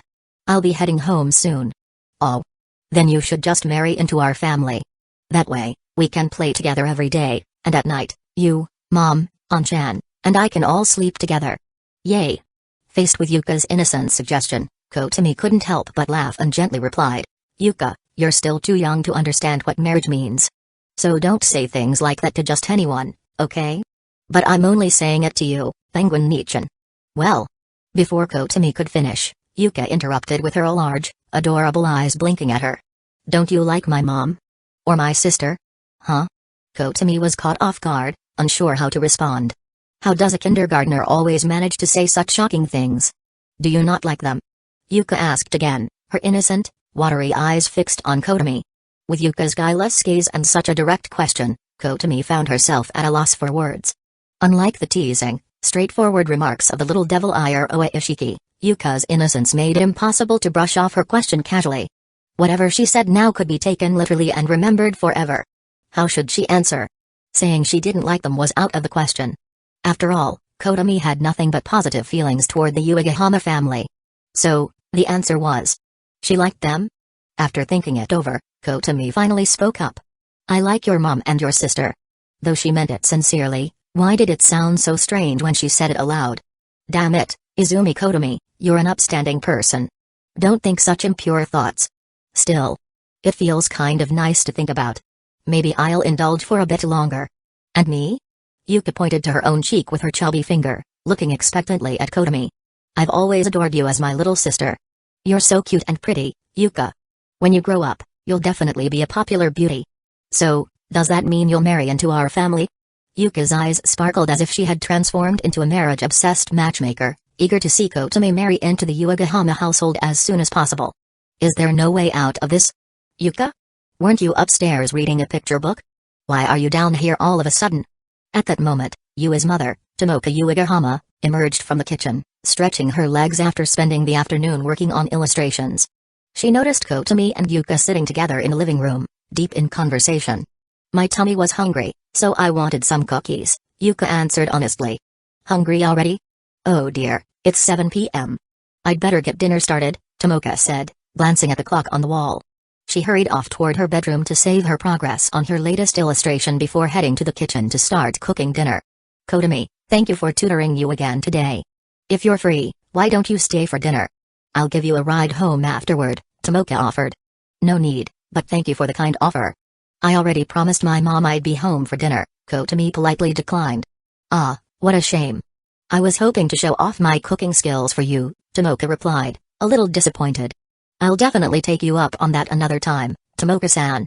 Yui did great with her studies today. She's really picking things up quickly. I'll head home soon. Thank you so much for your help. Should I have Yui walk you out? No need, I'll be fine. Alright, but before you go, come with me to my room for a moment, Tomoka suddenly said, as if remembering something important. She gently took Kotami by the wrist and began leading her toward her bedroom. Chapter 148, Megumi Kato, Are You Afraid of Me? What is it, auntie? Izumi Kotami was unsure why Tomoka Uchiha had pulled her into the bedroom, so she just let herself be led without resistance. As soon as they entered Tomoka's personal bedroom, a mature and soothing fragrance filled the air. The room wasn't large, most of the space occupied by a double bed, with a wardrobe on one side in an inconspicuous corner. There was a small, raised platform behind a sliding door. Upon opening the door, a few centimeters higher than the floor, lay a tatami mat. Hanging from the ceiling above it was a small warm-toned lamp, casting a cozy light over a low table.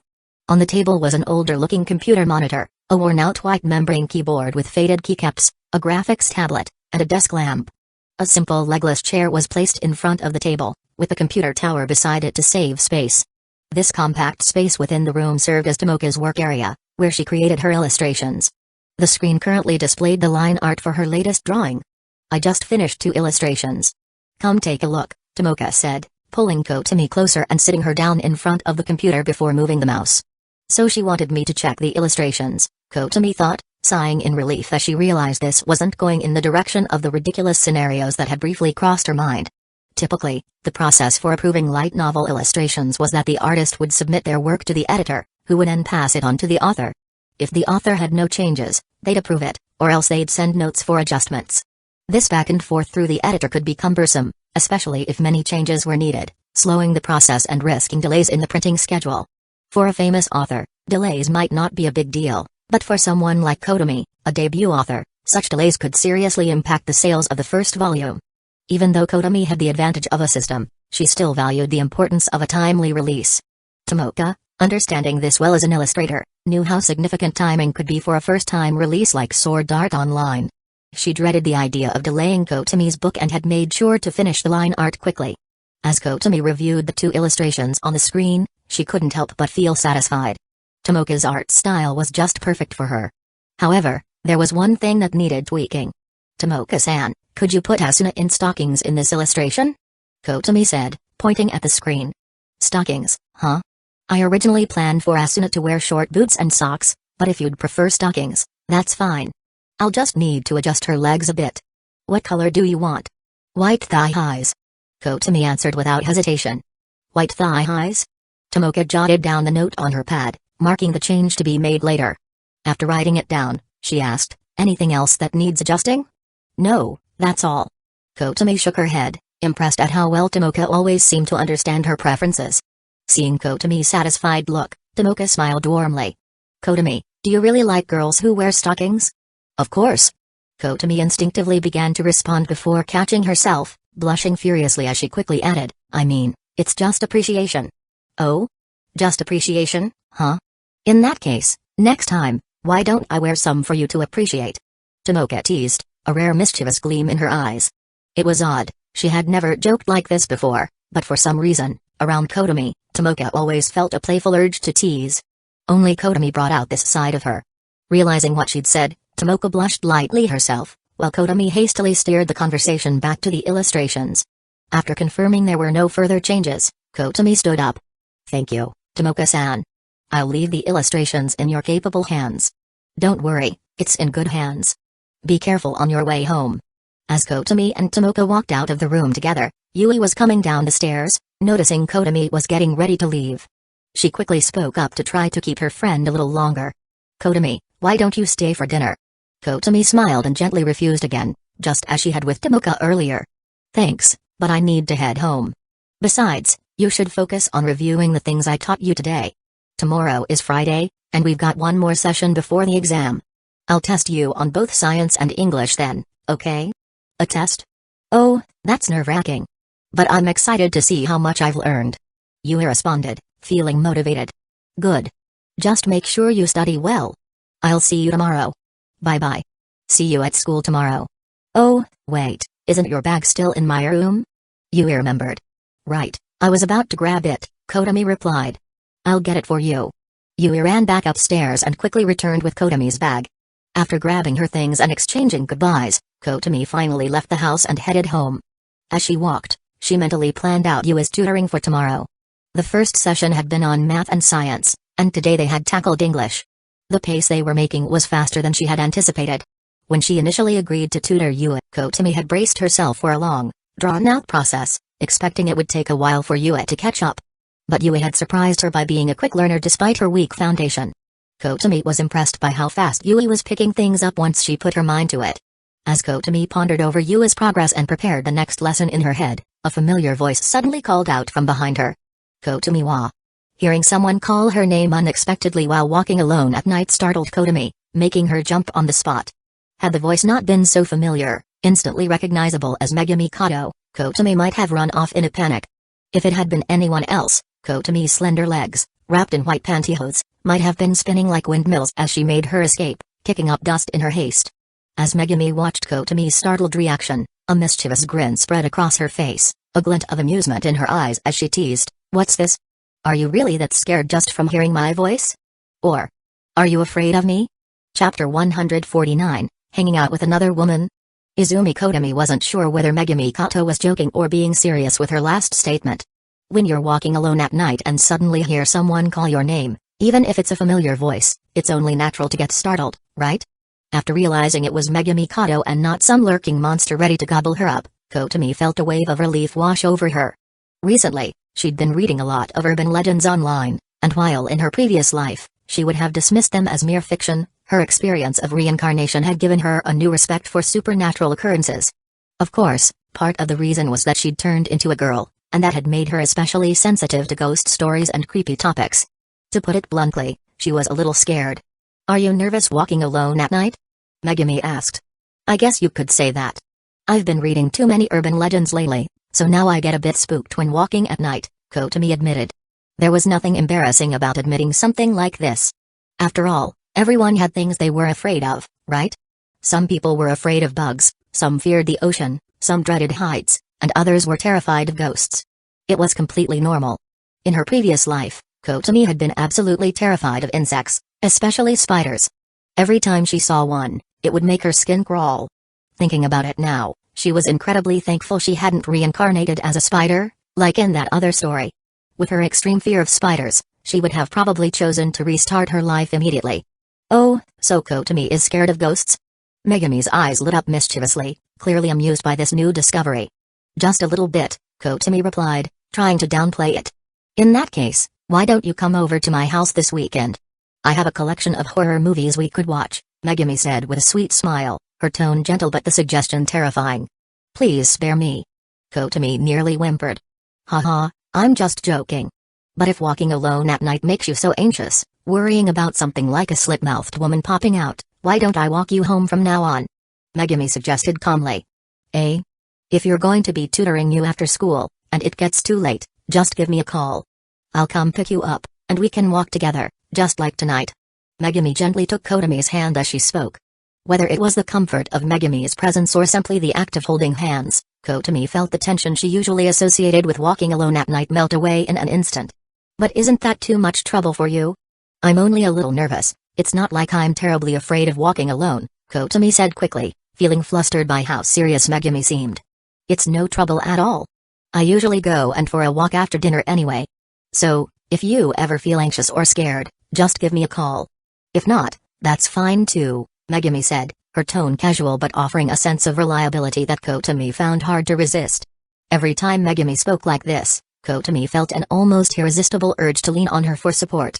Shaking her head to rid herself of those thoughts, Kotomi sighed softly and said, Megami, you sound like you've got a lot of free time on your hands. Well, since I usually finish my homework in the library before you finish tutoring you, I do end up with plenty of free time in the evenings, Megami admitted with a light smile. Doesn't your mom nag you about it? I remember you mentioning before that she's really strict about your grades, Kotomi asked. Yeah, she nags me sometimes, but I've learned to let it go in one ear and out the other. She can talk all she wants, but it doesn't bother me if I don't take it to heart. Megami's smile grew playful as she added, still, I'll need to do well on next week's exams to keep her off my back for a while. Last time, my good grades bought me a month of peace and quiet. I'm hoping this time I can make it last until the midterms. You seem pretty confident about your grades, Megami. And what about you, the teacher's star student, Izumi Kotomi? You aren't worried about your grades? Well, the exams haven't started yet. But once they're over, you'll feel confident. I only feel confident in the results after I've actually finished something, Kotomi said earnestly. Saying something so grounded made her feel incredibly cool and composed, like she was a pillar of rationality. However, Megami's lips curled into a sly smile, one Kotomi didn't notice. Oh? Is that so? Well, there's one thing I could help you with that would make you feel very confident. What is it? Hee, that's a secret I'm not telling you. Stop teasing me. Guess you'll just have to figure it out, Megami giggled. The two of them continued talking and laughing as they walked. Soon, they reached Kotomi's house, and after saying their goodbyes at the door, Kotomi stepped inside. As soon as she opened the door, the first thing she saw was her sister, Amy Izumi, standing in the entryway, arms crossed over her chest. Dressed in a pair of casual shorts, her slender legs were on full display, and her cute, pale feet were tapping impatiently on the floor, clearly annoyed. Her expression screamed I'm not happy, and it seemed like she'd been waiting for quite a while. Seeing this, Kotomi tried to act as if she hadn't noticed and greeted her sister as usual. I'm home, Amy. Do you know what time it is? Amy asked coldly.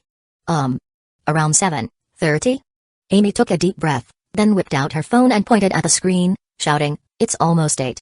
Were you really tutoring a classmate, or were you out hanging around with another woman? Her loud voice immediately drew the attention of their mother, Akina Izumi, who poked her head out from the living room and gave Kotomi a thumbs up. Whoa, nice. Already found yourself a girlfriend, huh? I was going to teach you how to date soon, but you've already mastered it. Impressive. And with a girlfriend no less. Now that's what I call genetic talent. It runs in the family, you must have inherited it from your dad and me. We started dating in high school too. Akina's cheerful praise only made Amy stomp her foot in frustration. Mom. Shouldn't you be scolding her for coming home late instead? If she was out on a date with her girlfriend, then there's no problem. Oh, and by the way, watch your language, it's not called hanging out, it's called dating. It's perfectly normal for young couples to go on dates, hold hands, maybe even share a kiss or two. Back in my high school days, your dad and I used to go on dates that lasted all night, Akina said with a fond, nostalgic smile. Before Kotomi could escape, Akina wrapped her arm around her daughter, full of excitement at the idea of becoming a future mother-in-law. Kotomi, tell me all about your girlfriend. What's her name? What does she look like? Does she go to your school? Is it Megumi Kato? Or maybe Yui Uegahama? When can you bring her over to meet us? It's not like that. Kotomi stammered, sweating nervously. She hadn't even started dating anyone yet. Just as she was about to deny it, Akina's eyes widened in shock. Wait a second, don't tell me you've already won over that Ice Queen beauty you were talking about, Yukino Shida? Why are we talking about Yukino now? Mom, you've got it all wrong. None of that is happening. I was just tutoring you and I came home a little late, that's all. Hearing this, Akina paused for a moment before asking, really? Really? With that, Akina let go of Kotomi and clicked her tongue in disappointment. TCH, boring. Here I was, thinking I'd finally reached the age where I'd be planning my daughter's wedding. Guess I got excited for nothing. After muttering that, Akina disappeared back into the living room. Why does it have to be me getting married off? Is this really my own mother? Even if I had a girlfriend, does she just assume I'm the one being married off? Couldn't I be the one bringing someone else into our family instead? Have some faith in me, Mom. Kotomi silently screamed in her heart. Chapter 150, Amy's Winning Plan. Izumi Kotomi glanced at Amy, reached out, and ruffled her hair, asserting her authority as the older sister. Look at you. It's fine to joke around sometimes, but did you really have to shout so loud just now? If I hadn't explained fast enough, Mom would have been going on about this whole girlfriend thing for ages. Humphrey. You came back too late, and dinner was getting cold, Amy huffed, puffing her cheeks in displeasure. I was just a bit later than usual, it's not that big of a deal, right? And even if the food's cold, I can just heat it up in the microwave. Kotomi smiled helplessly. Recently, Amy had been paying extra attention to when Kotomi came home, getting upset if she was even a little late. Could it be that after Megumi Kato's visit, Amy was feeling a sense of crisis? Kotomi wondered silently to herself. Amy looked down, nervously fiddling with the edge of her shorts, and murmured, But I made one of the dishes myself for you tonight. Though her voice was quiet, Kotomi still heard her loud and clear. She exclaimed in surprise, You made dinner for me? I only made one dish for you. Don't make such a big deal out of it, Amy pouted, her face reddening. I just learned how to make it, and I wasn't sure if it would taste good, so I wanted you to try it first. So basically, I'm your guinea pig, huh? Kotomi teased, playfully poking fun at her. Geez, On-chan. Amy's face flushed even redder, almost like a ripe apple. Alright, I'll stop teasing. Let me see what you made. Kotomi, having won this round, decided to leave it at that. Even though Amy often acted unruly at home, especially toward her older sister, Kotomi knew that deep down, Amy was actually quite shy. They headed to the kitchen, where Kotomi sat down and first tried a bite of the rice. Despite Amy's earlier complaints about the food getting cold, the rice was still hot, clearly, that had just been her venting. Their father, Izumi Kaneyoshi, had to stay late at work that evening, so their mother, Akina, had only made enough dinner for the three of them. The meal consisted of stir-fried green peppers with pork, miso soup with tofu, tamagoyaki, Japanese rolled omelette, and rice. This tamagoyaki. Is this the dish you made for me? Kotomi pointed with her chopsticks at the plate of tamagoyaki in front of her. Amy looked surprised and stared at Kotomi in disbelief. How did you know, sis? I didn't even give you a hint. Did Mom tell you beforehand? Nope. Then how did you figure it out? I didn't tell you which dish I made. Because. Kotomi smiled mischievously. Mom's tamagoyaki would never turn out this loose. She playfully tapped the plate with her chopsticks.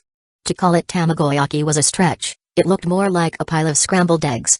There was another thing Kotomi didn't have the heart to mention. If it weren't for the vague resemblance to tamagoyaki's typical shape, she might have thought it was just a regular plate of scrambled eggs. Hearing Kotomi's explanation, Amy, though she had expected it, still turned even redder, embarrassed by her culinary attempt. Ugh. I didn't think rolling the eggs would be so tricky. It looked so easy in the video, but when I tried it myself, I almost ruined the whole thing. Well, you did kind of ruin it, Kotomi thought silently.